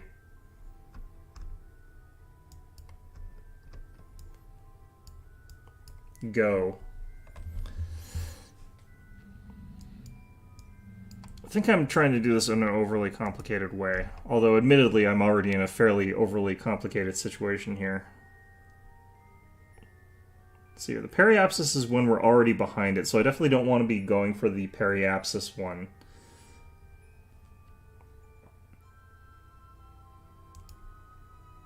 I kind of feel like I want to be doing is burning retrograde here. How come this isn't... There we go. Changes the periapsis to over that side.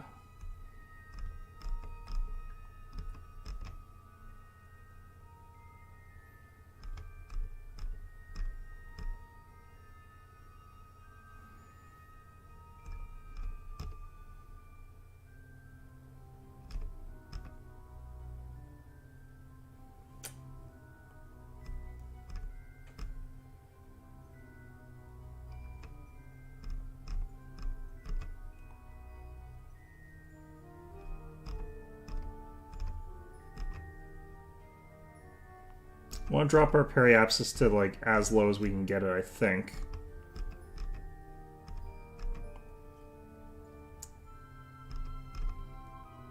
These adjustments are changing the periapsis very, very little.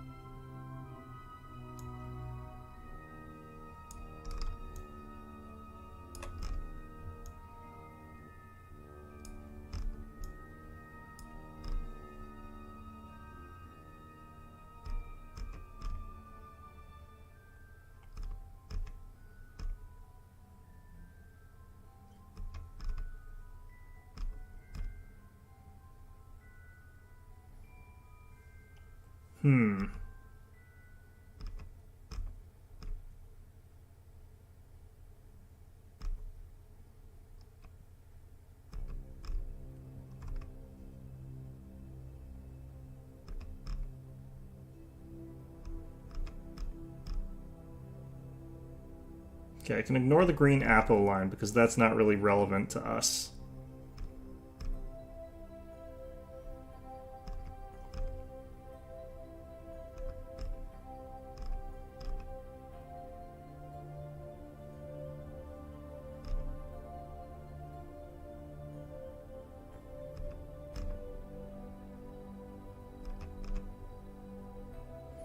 Okay, that's looking good. It's in 10 days from now.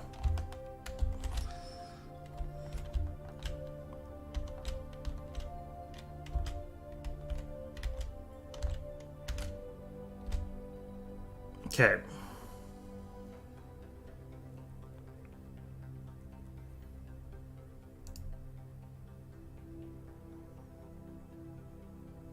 Man, I don't want to hit the wrong button again.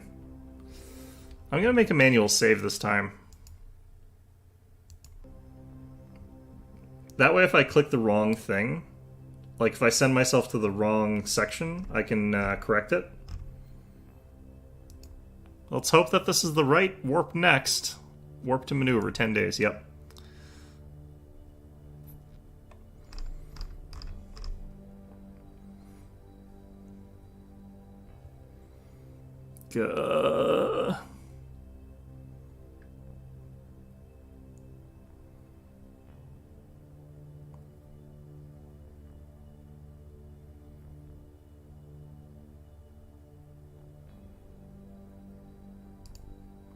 Okay, that worked. It's a 3-second burn, so we're basically burning on the dot.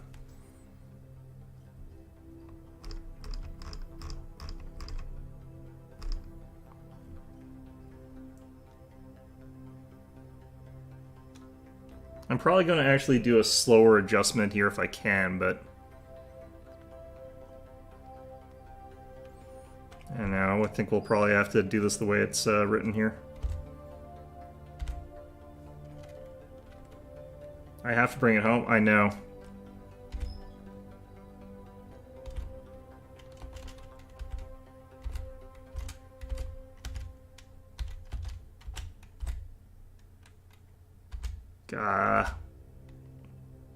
The inability to like actually see where you're aimed with this thing is so harsh.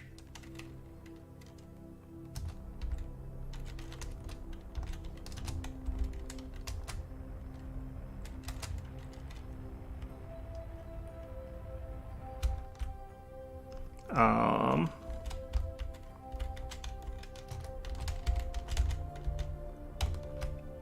think we're not capable of getting where we need to be, but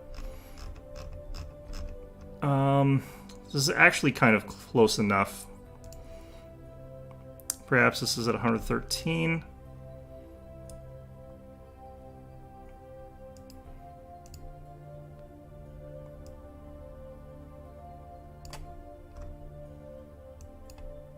Oops. Hit an extra button there. Okay.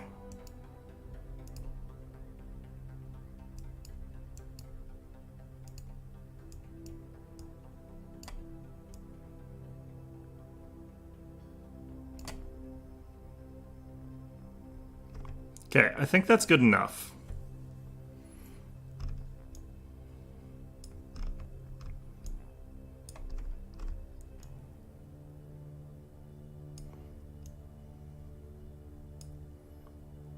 I could probably just have us pointed retrograde here.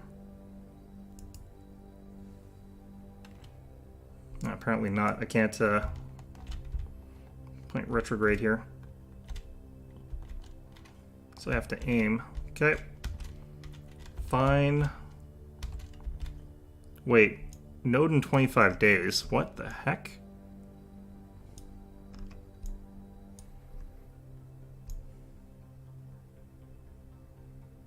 Am I on the purple? That's in 44 days. Oh no. Okay, I guess it's just because I have to slowly drift towards Minmus. Where is Minmus? Minmus is over there. What the heck? Oh yeah, I guess I am very slowly drifting over towards there. Okay, well, let's do another quick save. This is painful. Okay. Is this to the maneuver? Yes.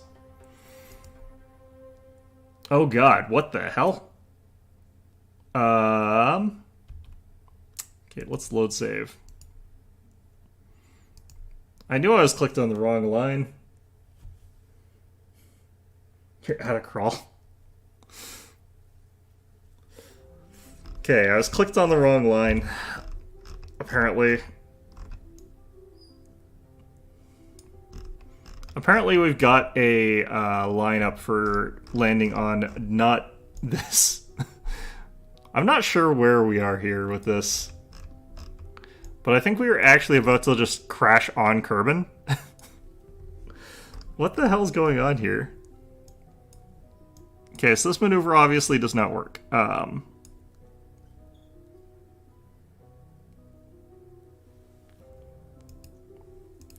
maneuver here. Oops.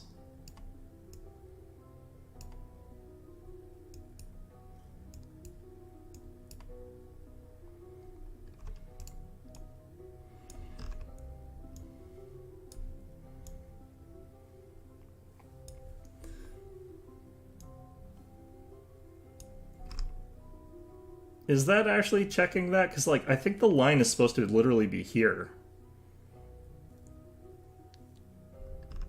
Because it shouldn't be on the purple one, is it? Or is that... The periapsis is on the brown, which is on this. Okay, but this is on the blue. Minmus encounter, which will be over there. What the hell? Just immediately hit the button, smash into Earth. It's like, okay, well, Guess we're landing now. Okay, let's I can't even do maneuvers along this line here. There we go.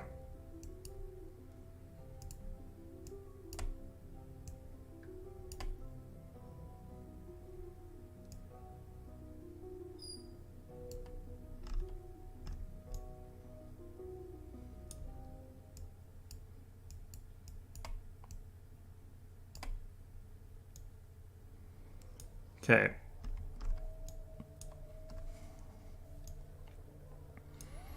So we want to actually sort of shuffle in.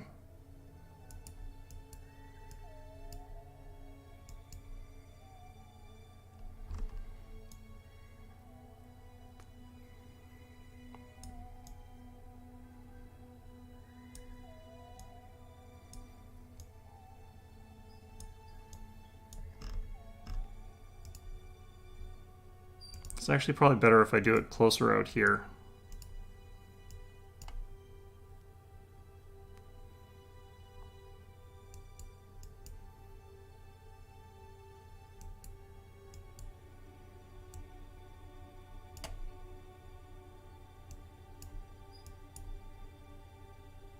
Okay, there we go. I can't tell if that's going to be on this run or if it's going to be on the next run, but...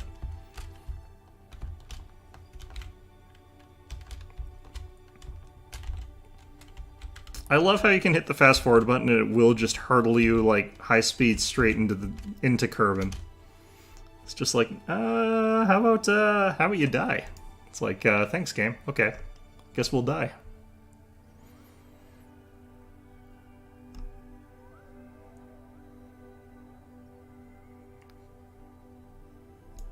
Okay, I can't tell at all what the shit is going on sometimes. No, Minmus encounter here. Minmus will be over there.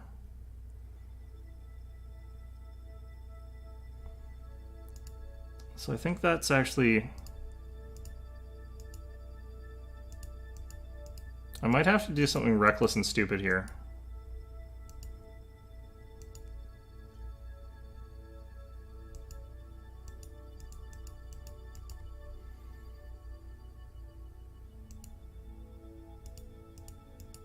Why can I not click on this line, please?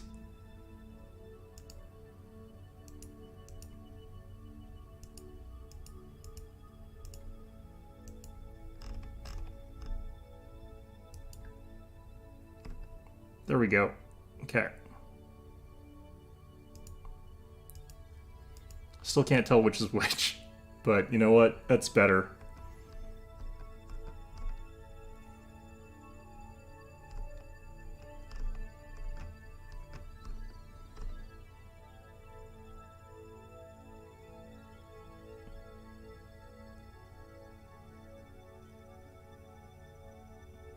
I can't tell which of these.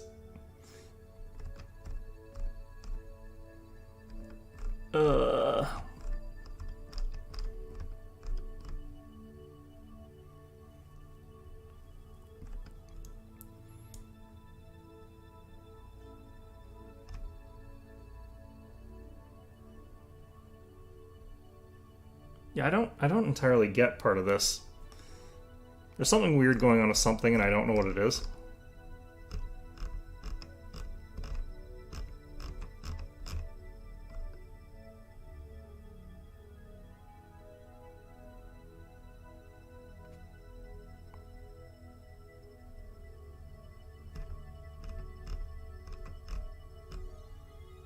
Okay. The question I have to ask is, like, how do I tell if it's this run or if it's the next run?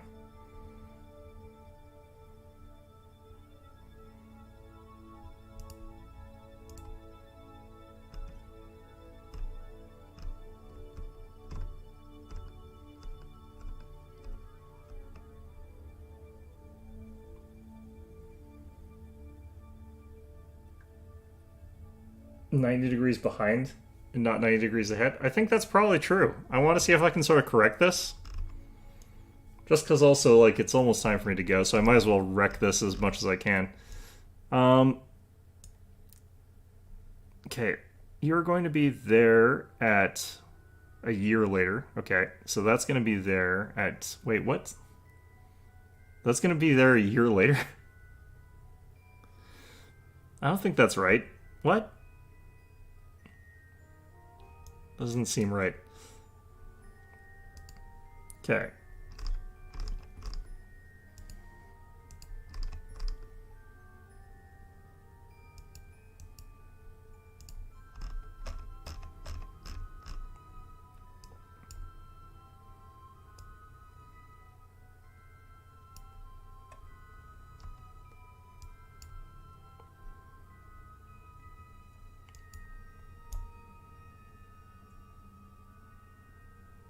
Okay, I think we can combine these two maneuvers here, which is a terrible idea, but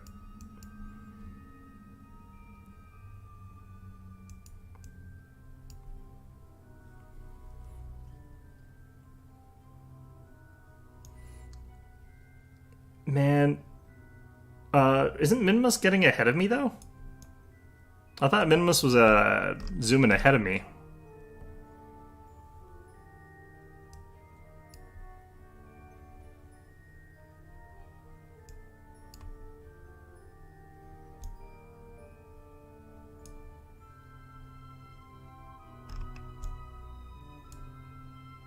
Okay, I think this actually puts us on course.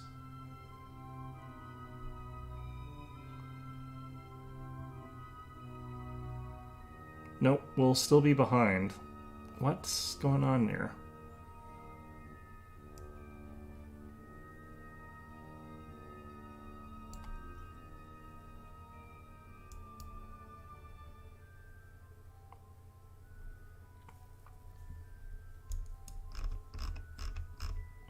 Because Minimus is way the hell over here, right? Yeah, no, I think there's something wrong with, like, the orbit completely. I don't think this is... It says that this is periapsis in 25 days. I don't get that, though. This doesn't look like that is happening in 25 days, right?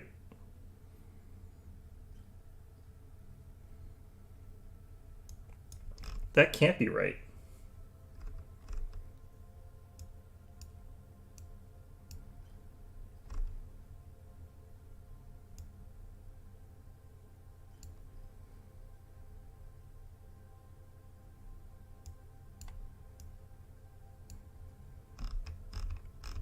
Yeah, something weird going on with the way that this is displayed. I wish there was a predictive display that I could bring up.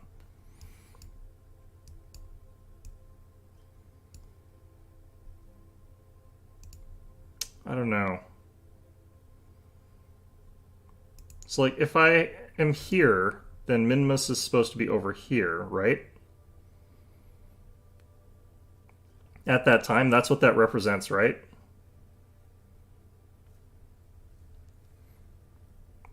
So is it actually going to be ahead of us by that much in 25 days, or is that representing something else? Because it doesn't look like it should be that far by then. And if that's the case, I should be able to, like, maneuver in front of it. But it always seems like I can't.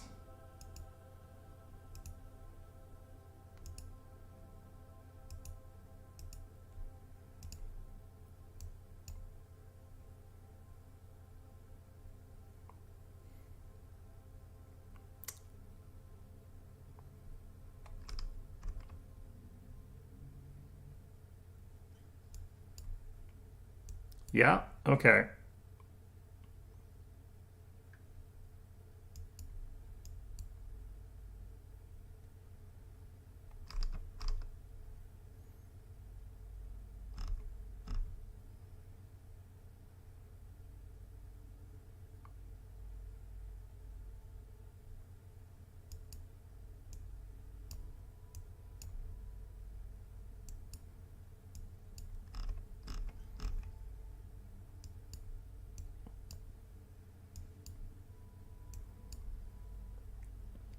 I wish I could have like something that would track it when I would be like at this line, like that if that was the thing that this game had,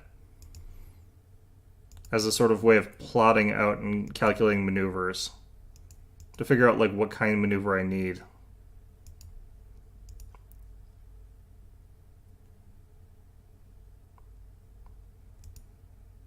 Because to get in front of it, I would just accelerate towards it.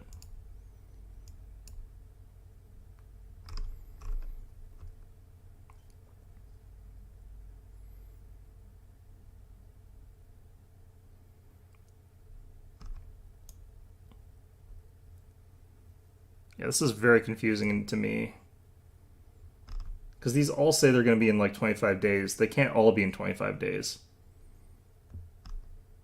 And this one says that like I'll escape Minmus in 26 days with it being over there, but it shows up here the day before. So there's got to be a missing number here. There's got to be something weird. There's something definitely weird going on here. That has to be on a second run, but it can't be because it's in 25 days. So there's something wrong with the UI here.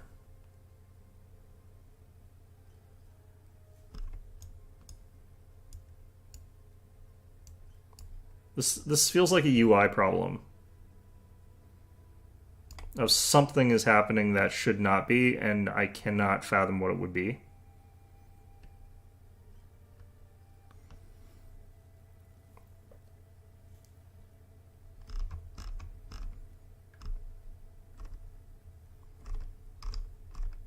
I think this... Like, why the hell? Okay.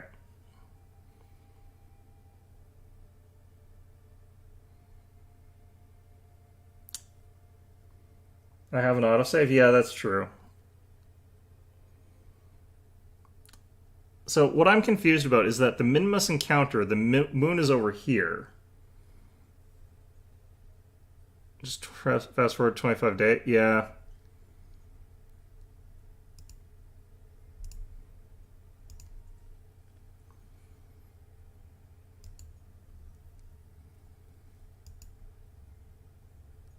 What the crap? Okay, well, that is very strange.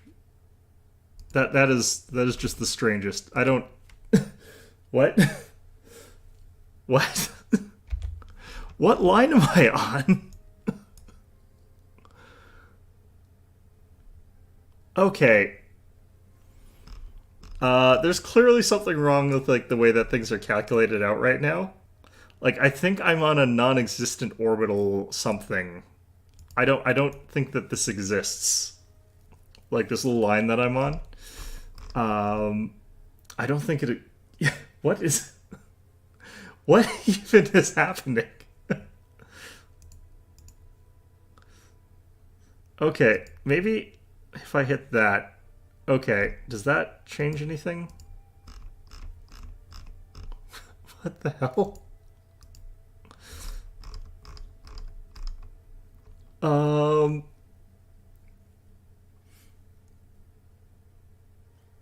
Yeah, but like, how come it? If it's blue and I'm on the blue line, shouldn't it be this transit? Like, how the hell is it doing this? There's clearly something wrong with the way that this is set up here. The way that this interface is working. And I don't know exactly what the hell is going on with that. Okay. Yeah, I don't think it's possible for me to fix this per se.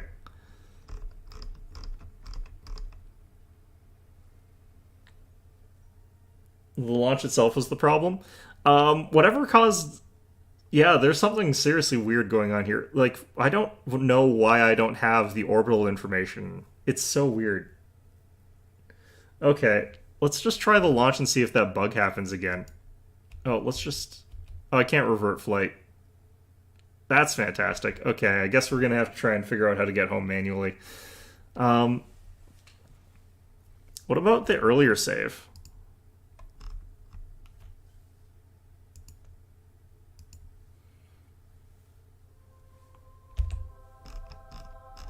Okay, this is way back here.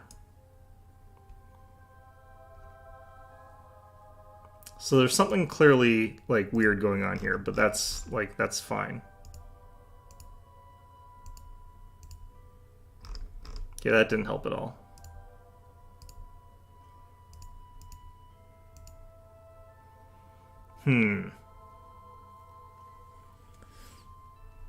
What the hell causes this? Because you can see it is trying to actually figure out now where our previous, like, where our actual sort of orbit is supposed to be. But something's gone on that's sort of, you know what, I'm going to try burning retrograde.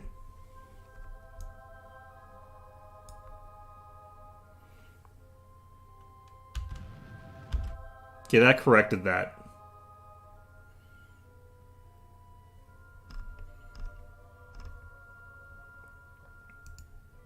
Yeah, I don't have a save to the orbit, the standard orbit. This is like after the burn, but I was able to correct that at least.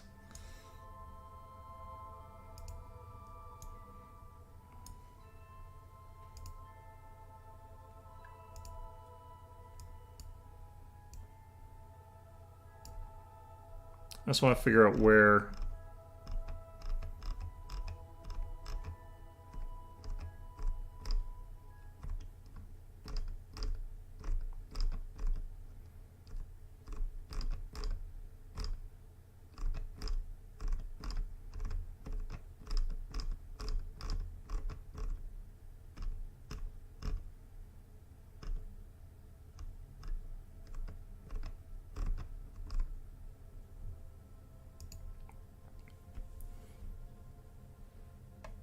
This intercept trajectory is the issue?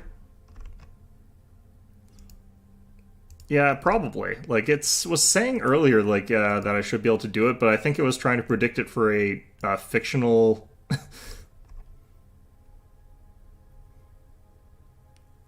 fictional run at this, or something like that. Is this...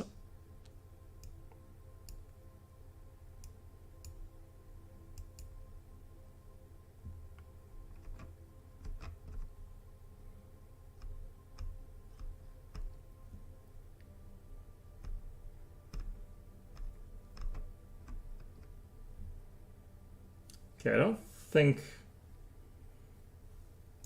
Wait, did I... Oh, wait, it is heading this way, isn't it? It is heading this way. God damn it. uh... Well... Let's just delete this here. What if I just did a round? Because I think we have a good periapsis on Kerbal.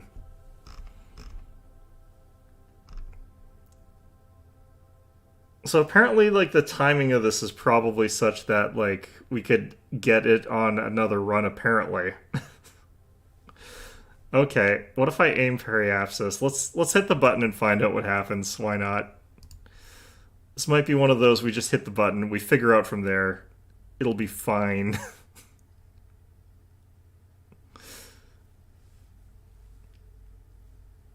This is why I was saying I want little arrows on these orbital planes instead of the right. And I'm gonna cry. Okay. Okay, that explains a lot. Thank you, game. Delete and close. Yeah, okay, great. Fantastic. Alright, now it's freaking out again. Let's see here. I am on the blue line still. Our orbit is going to degrade because we're going to have an encounter with Minmus. It's going to be 2 million miles away from it. Now I'm aiming 90 degrees. Yeah, that's better. God damn it. Want to just check here.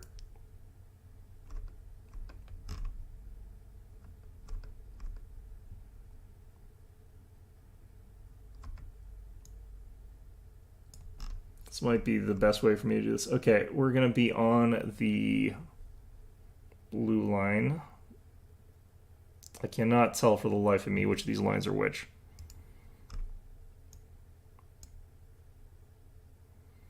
Oh god, not this again. Okay, Minmus periapsis is indeterminate. Min-miss escape.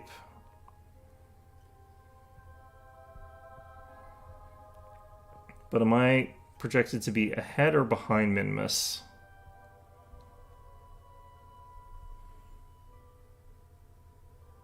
Min-miss encounter, I can't tell which min-miss encounter is the right one, is the problem, but I could just go to the apoapsis.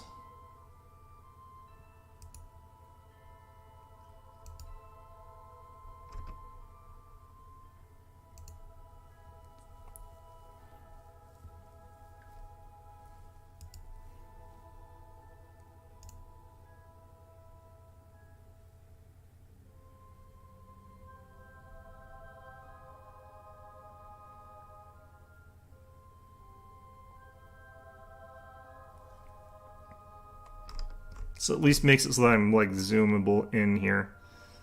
Okay, that one's in 4 days. It's gonna be from 2 million away.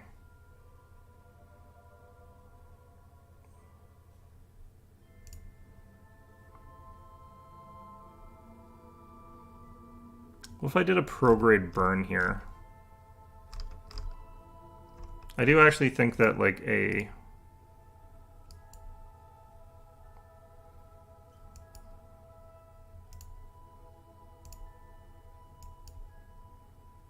yeah, burn gets me closer.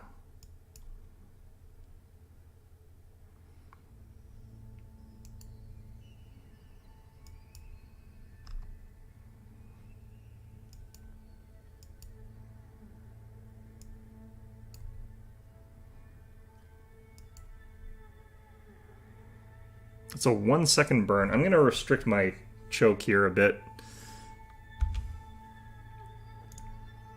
That is a parachute. This is thrust limiter. Setting you to 25.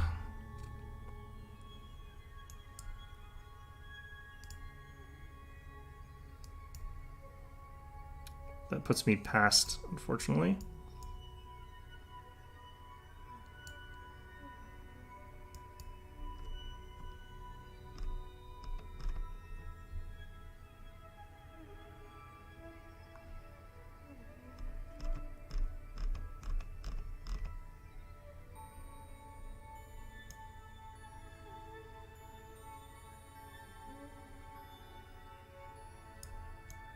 That looks pretty okay.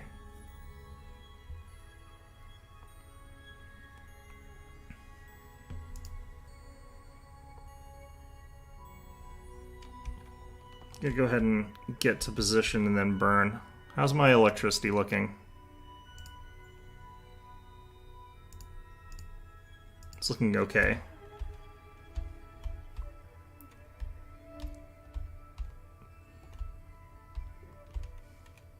What the hell? Oh, right. Shoot. Ah! Ah! I had point prograde on. That was not ideal. I guess it's technically a prograde burn, but...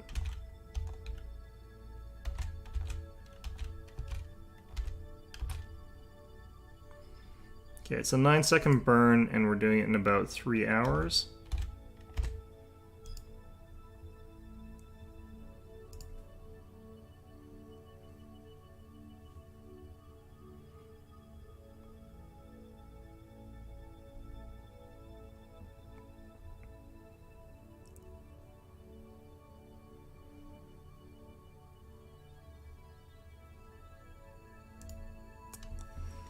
Okay.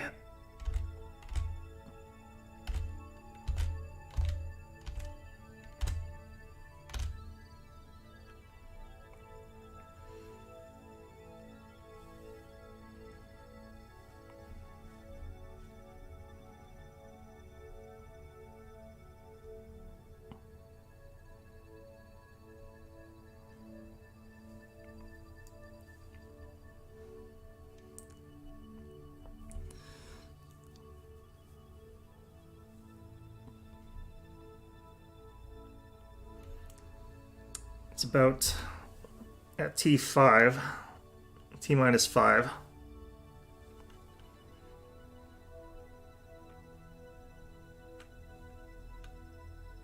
This is my white whale.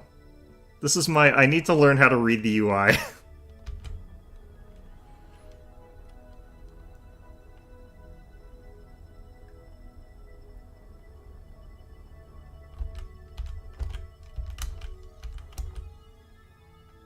Okay, that's actually not too bad, but... I don't know. I honestly think that that's fine, and I can correct from here, I think, just fine. So at periapsis, we add maneuver.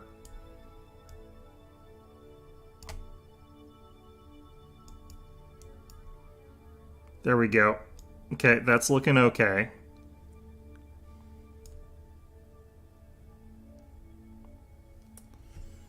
You have full faith? You should not have faith. I thought you would. I thought you would have learned by now. Okay, that's 4 days away from now. Faith is foolhardy and foolish and is going to get us all killed. Frankly, a lack of faith will also get us all killed, so... Realistically, I guess you can have as much faith as you want. It doesn't really matter. Okay. These micro adjustments with this wobbly ass thing are so bad. Okay. Because it always bounces back a little bit. Alright.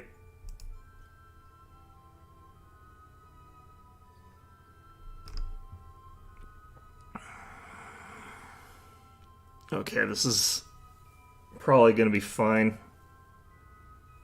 Okay, so I have to burn at plus 23, or minus 23, rather. That was quite the, I guess we were going very, very slow for a while there. Okay.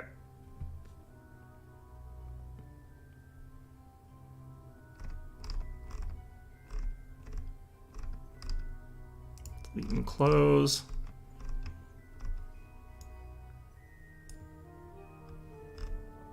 There's Minmus.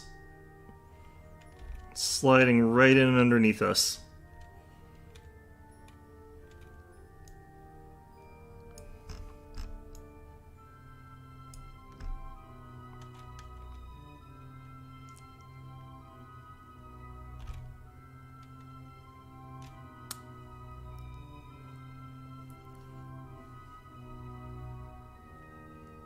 Okay.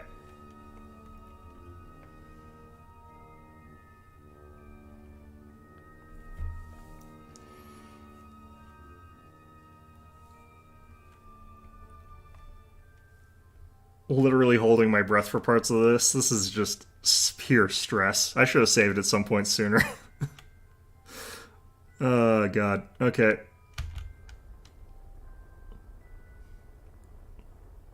That is doing some weird stuff. Okay.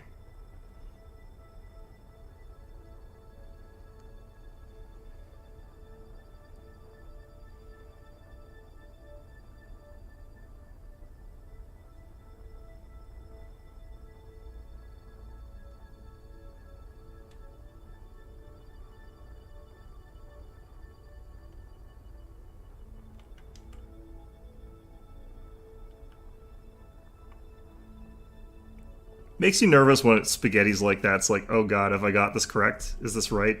Do I have this right? But it looks like we're fine now. Okay, I can actually throttle down because we're actually in orbit. Like, I guess I could tighten it up a little bit, but it doesn't actually matter anymore. We've done it. We've done it. We've managed this bullshit. Okay.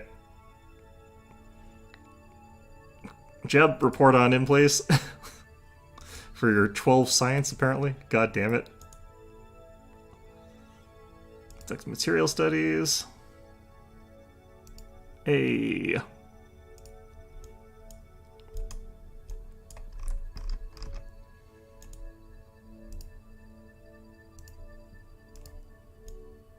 Okay.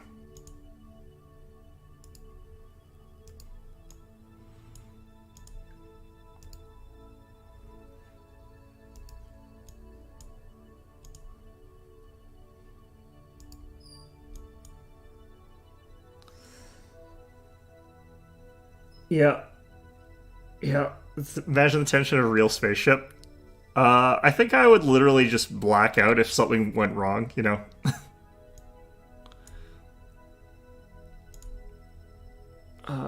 EVA reports. Keep experiments.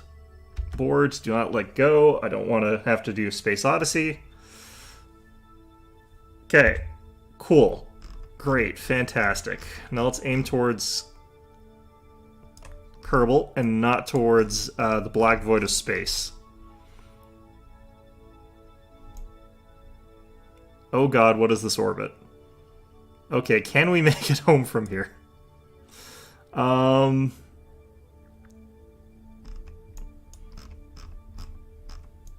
This is not a good orbit.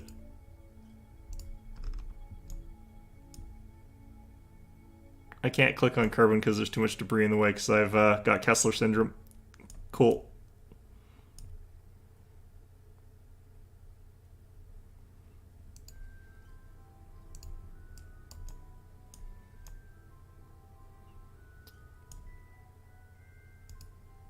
Okay, Munatu, you are target? No.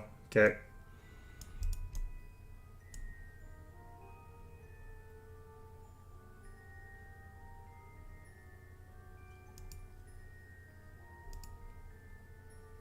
Fantastic. Well, either way.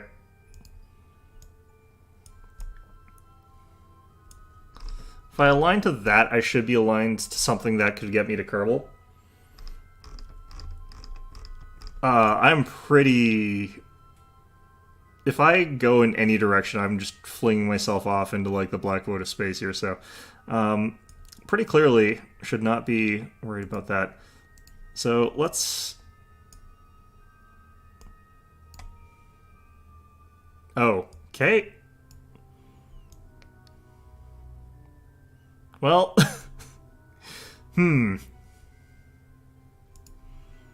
These are some interesting maneuvers we got here. Okay, so if I fling myself in this direction, gravity take me home, I guess. Wait, I'm heading in the other direction. Okay. I hate how that works. Okay. Gravity take me home, I guess. So we do a bit of a thing there. That sends us quite a bit too far, actually. What the hell? Oh, I get it. Let's try not to collide with the moon. Wait, what's going on here? You know what? Let's just maybe try and end up in orbit. And then we'll do another burn and we'll figure things out from there.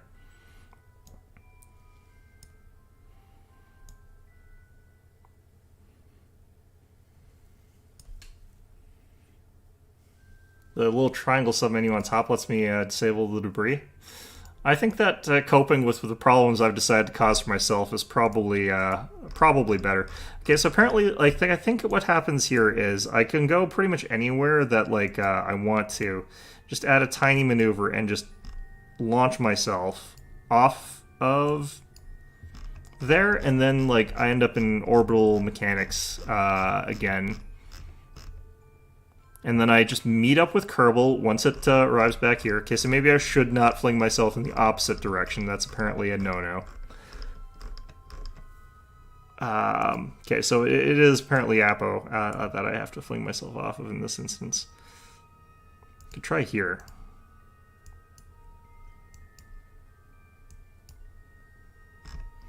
Okay, so...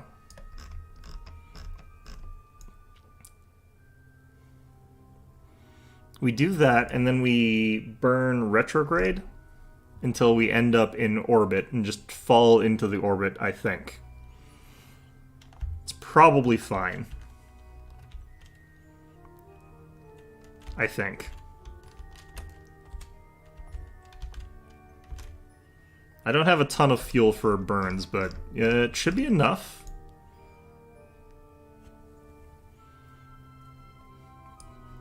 Wait, what the hell's going on here? I'm very worried about the projection here. Minmus escape. Minmus will be... Just... What?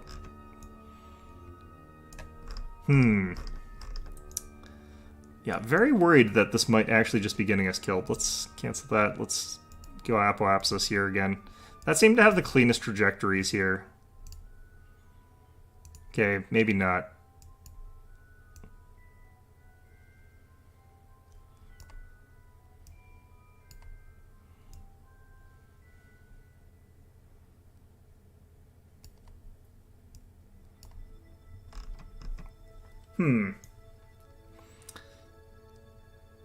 Okay, well, there's something going on.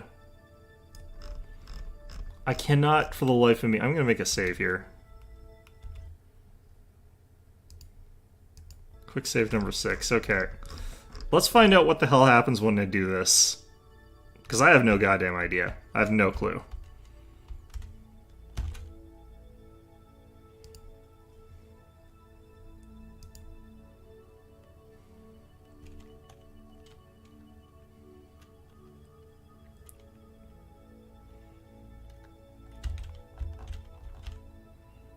"18-second burn." That feels wrong.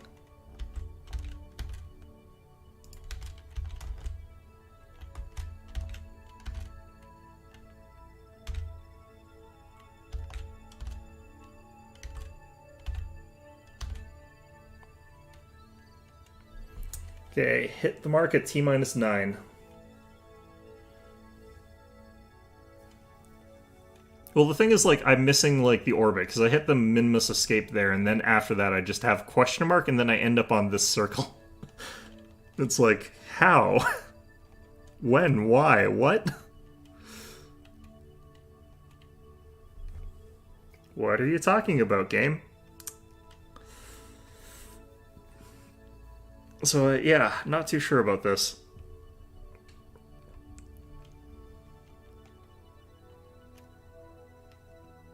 I'm getting it pulled, I guess, back down towards this line, and then I'll end up following in its wake or something. Oops, shoot, I missed the mark. Yeah, it's fine. It'll only probably screw me over, it's fine.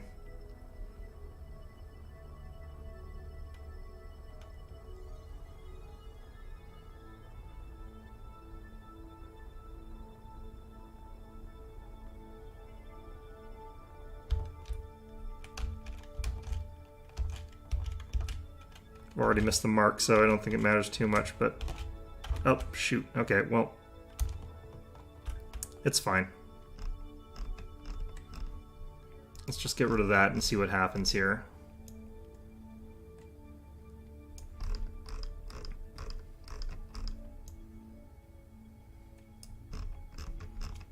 Right, so... Am I heading towards... What even... Alright. Minmus escape will line up with the circle. I'll take your word for it. It's in 5 hours. I'm gonna hit this and then... Oops. Oh,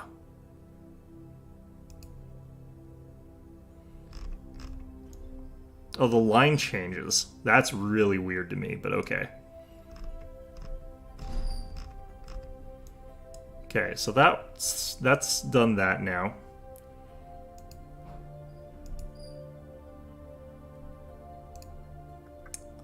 So now we aim retrograde.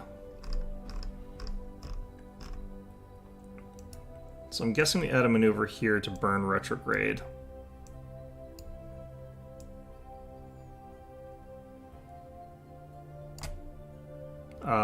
What?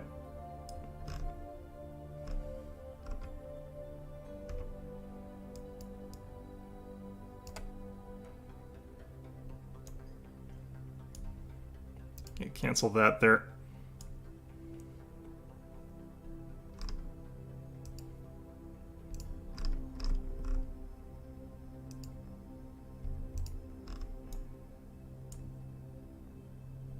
Okay, that's just gone weird for me. Let's just do this. Add maneuver.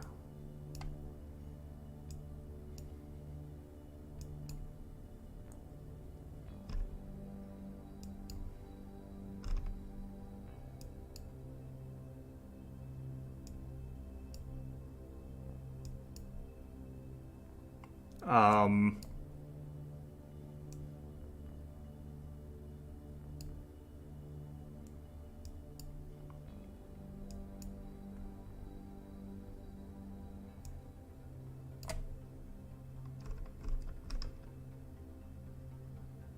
cannot tell which of those to follow. The problem is, like, I'd have to do a full loop around to get this, right?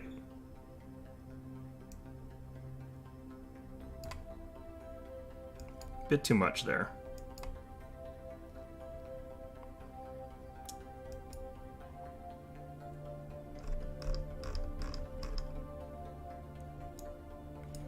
It's probably a little bit too shallow. I probably won't hit that mark at that exactly anyway, but...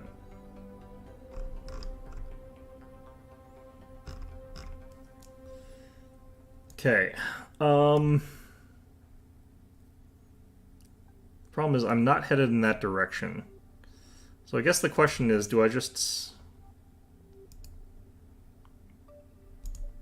Because as it's less efficient, but I could still add in a burn retrograde here. That actually doesn't seem too bad.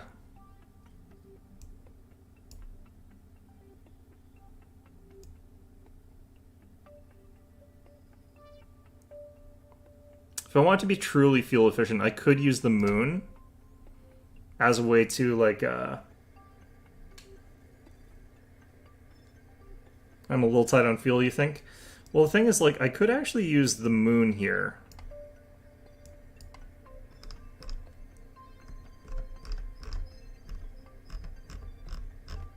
Although then I have to use the fuel to escape, like, the moon gravity, but... Like, this would put me closer by a lot.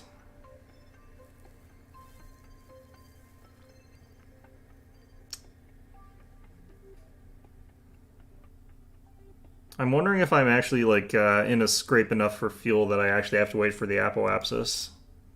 I probably should, just in case. I don't want to have to keep doing nonsense here.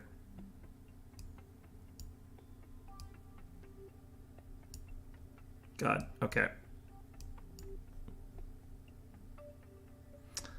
I'll do the responsible thing, and I'll do it this way.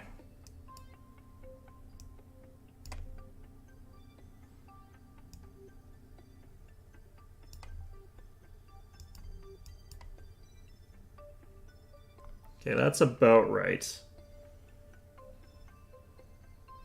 Using the moon. The problem is I would miss. Like, that is the reason I'm not using the moon. It'd be like, I'd have to do a whole bunch of controlled corrective burns and it'd blah blah blah, yeah. Okay, so let's warp to next maneuver.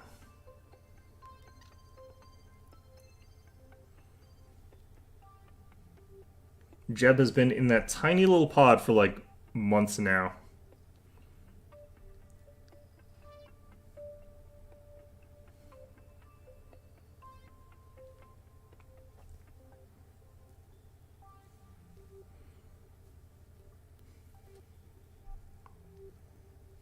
T-minus 11 days, 10 days.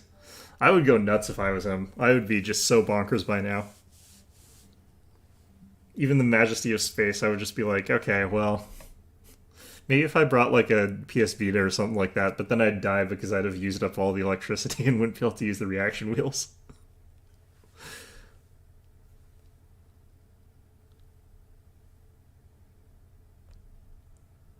Okay. I'm just going to actually have the thing set to autopilot retrograde instead of trying to manual it. I don't think I'm going to actually like be able to get it that precisely. It's at 59,000. If it's too much, I'll correct it though. But yeah, 6.5? Really? Okay, well I'll try and correct that a little bit, but should be mostly okay. I'm usually a little bit short rather than long. I have to make a specific effort to try and go long.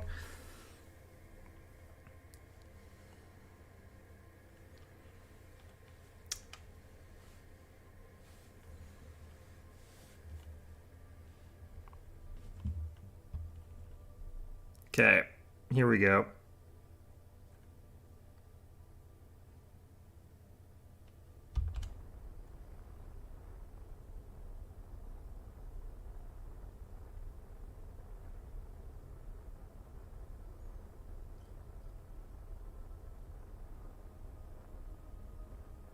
God, watching those lines do that is just so disconcerting.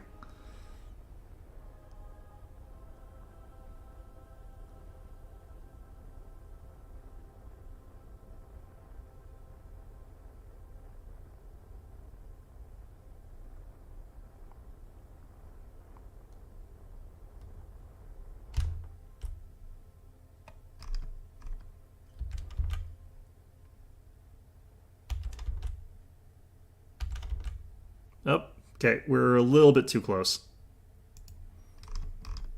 Periapsis is 56,000.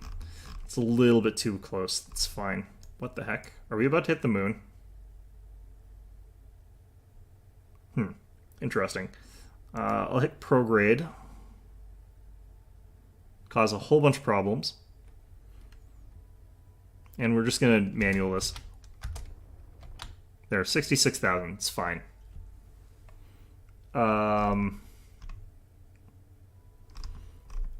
It's doing the thing again. Man, cannot catch a break with that.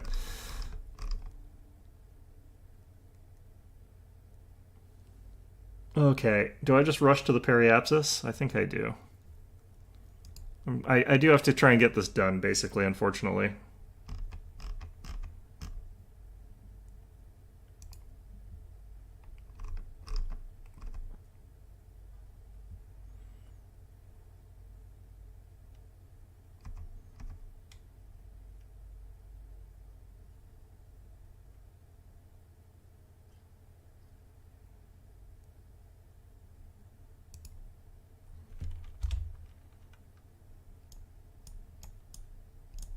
I'm going to actually remove the thrust limit there.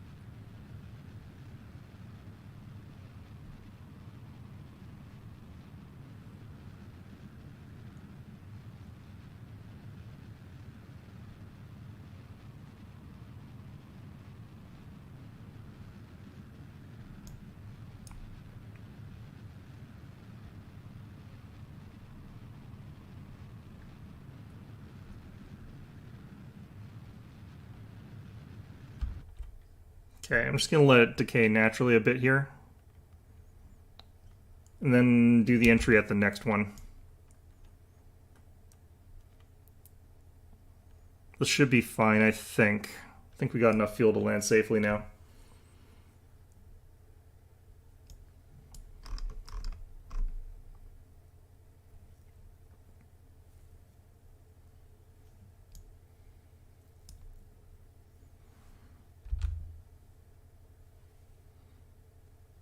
Yeah, we're losing a decent amount of our APO here.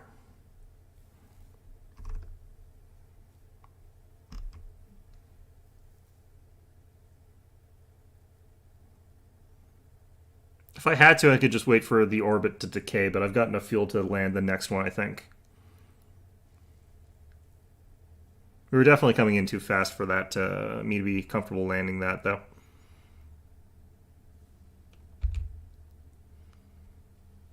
Yeah, we're starting to ascend, however. Unfortunately. Still decelerating a little bit. Well, of course, also as we're...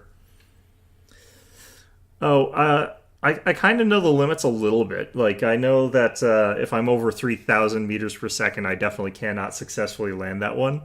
I can do the hard one when I'm under 2,000 or I'm around 2,000 and have lots of fuel, but 3,000 I definitely know I can't land that. I know my limits. The limits that I can't understand are like what causes this to explode, but that's a different issue. I'm going to try ejecting the heat shield after I use it this time. Okay, so we're back out into atmosphere, so we're not going to get any more gains there. I don't quite want to get to periapsis. I want to go just before there.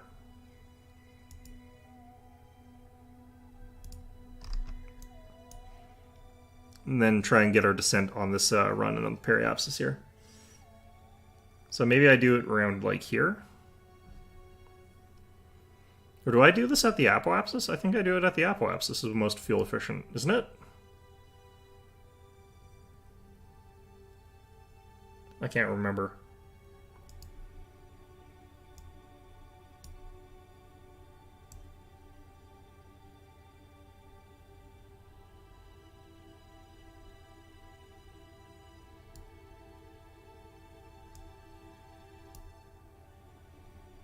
Well, I'd run out of fuel if I tried that maneuver.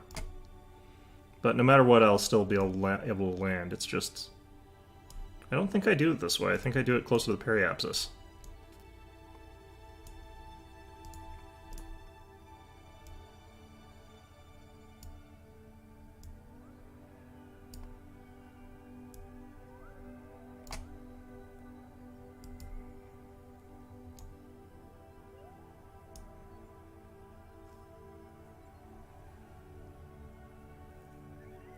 More efficient at Apo if I'm just lowering the periapsis more. What if I'm actually trying to land, though? I was never actually sure when you're supposed to do that.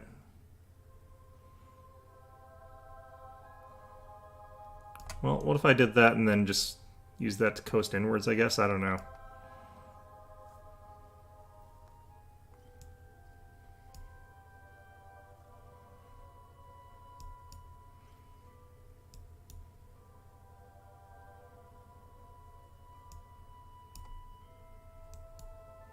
I do like that it tells you what's like you're out of fuel or whatever, or don't have enough fuel for whatever it is you're doing.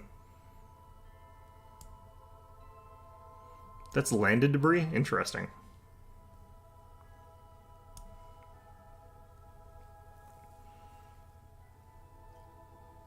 It's most efficient in atmo. That's what I kind of thought. Do it closer to the periapsis, or even in the periapsis, I guess.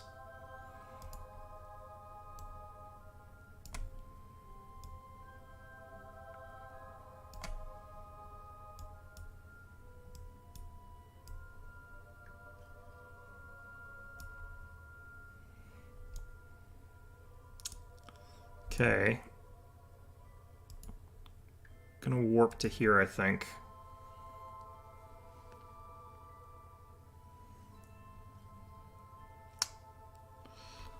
Hopefully this doesn't end in some sort of weird disaster where I am going too fast to the fast forward, but should be okay. Fast forward can do some weird stuff sometimes. What? Well, that's strange, but okay. I'm just gonna not worry about that. Oh, we're in atmosphere.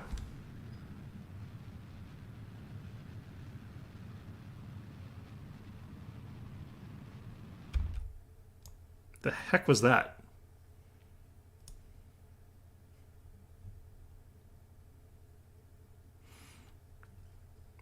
Guess I'm just gonna not touch that for a second here. Are we in a landing course? Yeah, we are, and it's likely water.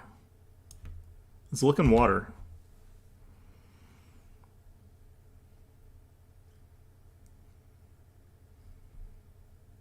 Which is nice.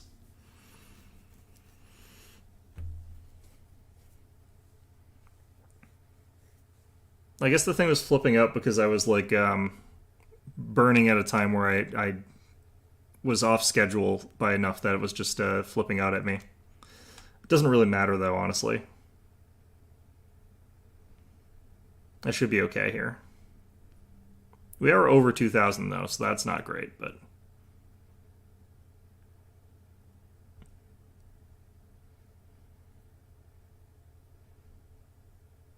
And accelerating somehow, despite being in atmosphere.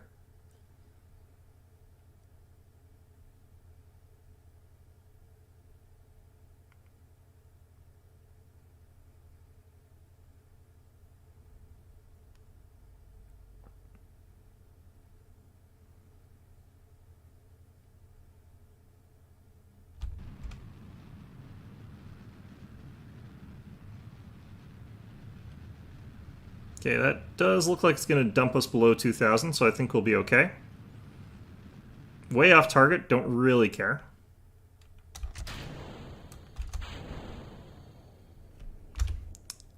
Still looking like water. Unless we land on like some tiny nub here. Should accelerate here a little bit, but we should be hitting harder atmosphere in just a second.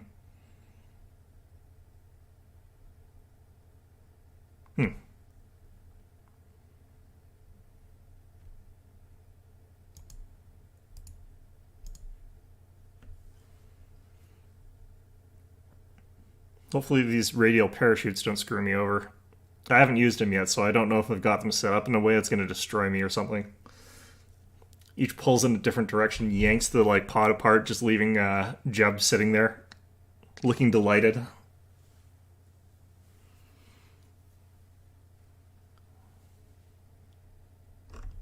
Alright, here we go. We should start decelerating soon.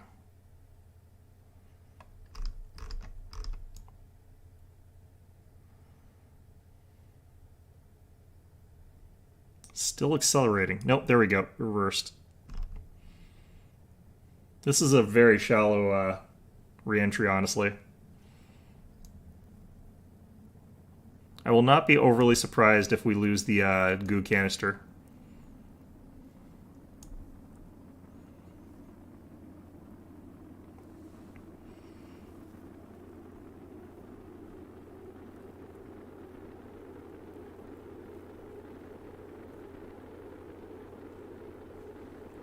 Jeb looks happy, though, so that's usually a good sign.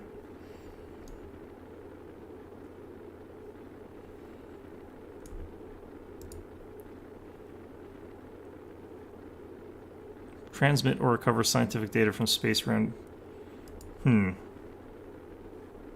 yeah, looks like we might lose the goo canister. We should be fine. It's actually stabilized here. Has a personal parachute, just throw him out, it'll be fine. As he just descends to the earth and as a ball of flame. Yeah, it stopped trying to explode, so I think our goo canister's fine.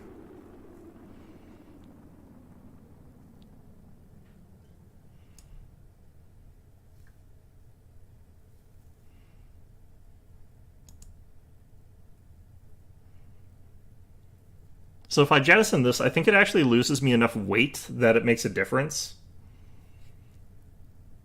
But we're headed to water, so I don't think it matters here. And we've got another parachute, so I don't think it matters here.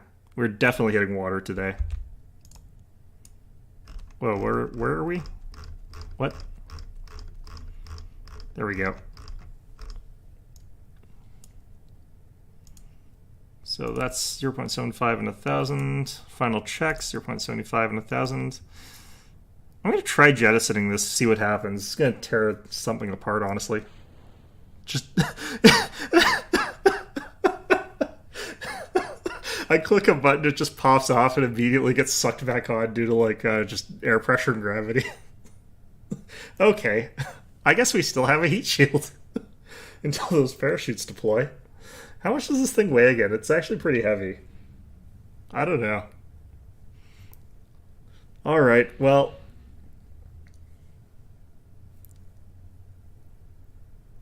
Let's see if these radial parachutes don't kill me.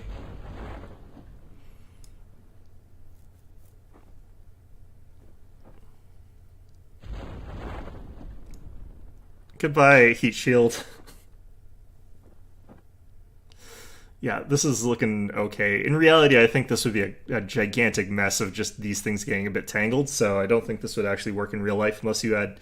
You'd have to have, like, that cable that extends straight up and then splits. This would have to deploy first, and then these would have to deploy after, is how that would work in real life, I think, but... I guess the game doesn't really want to model the fabric getting tangled and everything, you know, that was something. Yeah, that was an interesting flight, you know. I think we learned some things. I don't think any of it was the right things, but mostly what I've learned is that the UI in this game horrifies, terrifies, and confuses me in many different ways. Also, I'm wondering how often like I could have saved my scientific data if I just jettisoned the heat shield. I feel like there's probably a non-zero number of times where I could have done this and jettisoned the heat shield and succeeded. But you know, we made it home safe and sound after hitting the fast forward button and teleporting our faces directly into Kerbal multiple times. You know, Jeb was just probably not quite happy about those ones.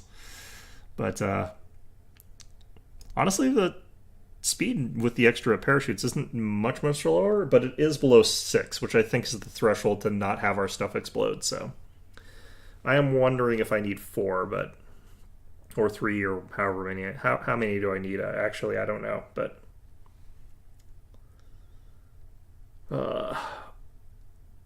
I mission accomplished. Big banners everywhere. You know, U.S. aircraft carrier with flags and stuff like that, or something. I don't know. I have a ton of science. Hopefully, it's enough. Hopefully, it's enough. To get at least ladders. We would love to. I would love to discover how to build ladders. That would be great. The fact that that is such a scientific achievement on this planet is kind of terrifying. But how did they build buildings that are this tall without ladders? Maybe they made themselves little steppies out of blocks every time they needed to build anything that was higher than a foot.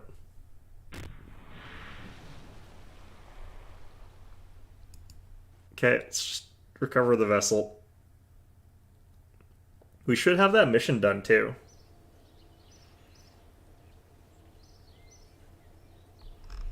236 of it. Yeah, that is pretty good. Apparently that counted as being space high over Minmus, so we could do a low orbit around Minmus as well. Ooh, Jeb's 2.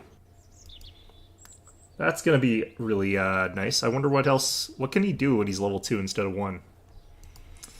Alright, either way. So space exploration gets us access to the mobility enhancer, the basic ladder. You get the storage container, conformal storage units. Secret snack supplies, okay.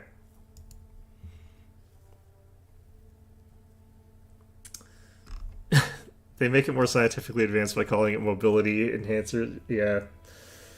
Yeah, fair. Okay. Place anywhere linear RCS port. Variable thrust block. That thing looks like a gong show, but I can figure out when that would be useful.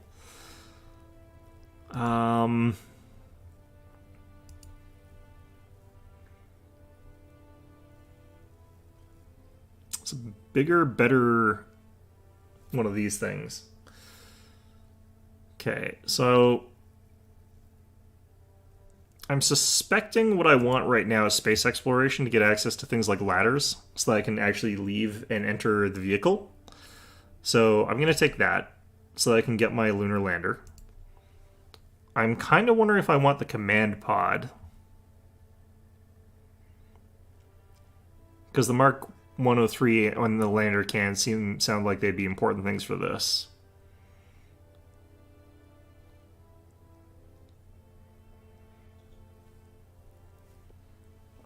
I only have 147, and I need 160 for this, so apparently we're not getting any of those.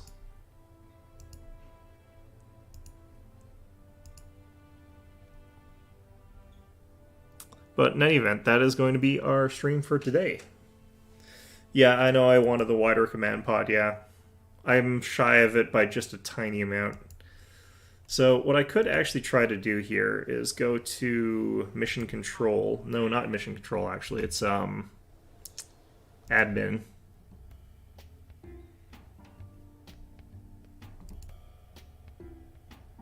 Could lose 5% of our funds income and yields some science.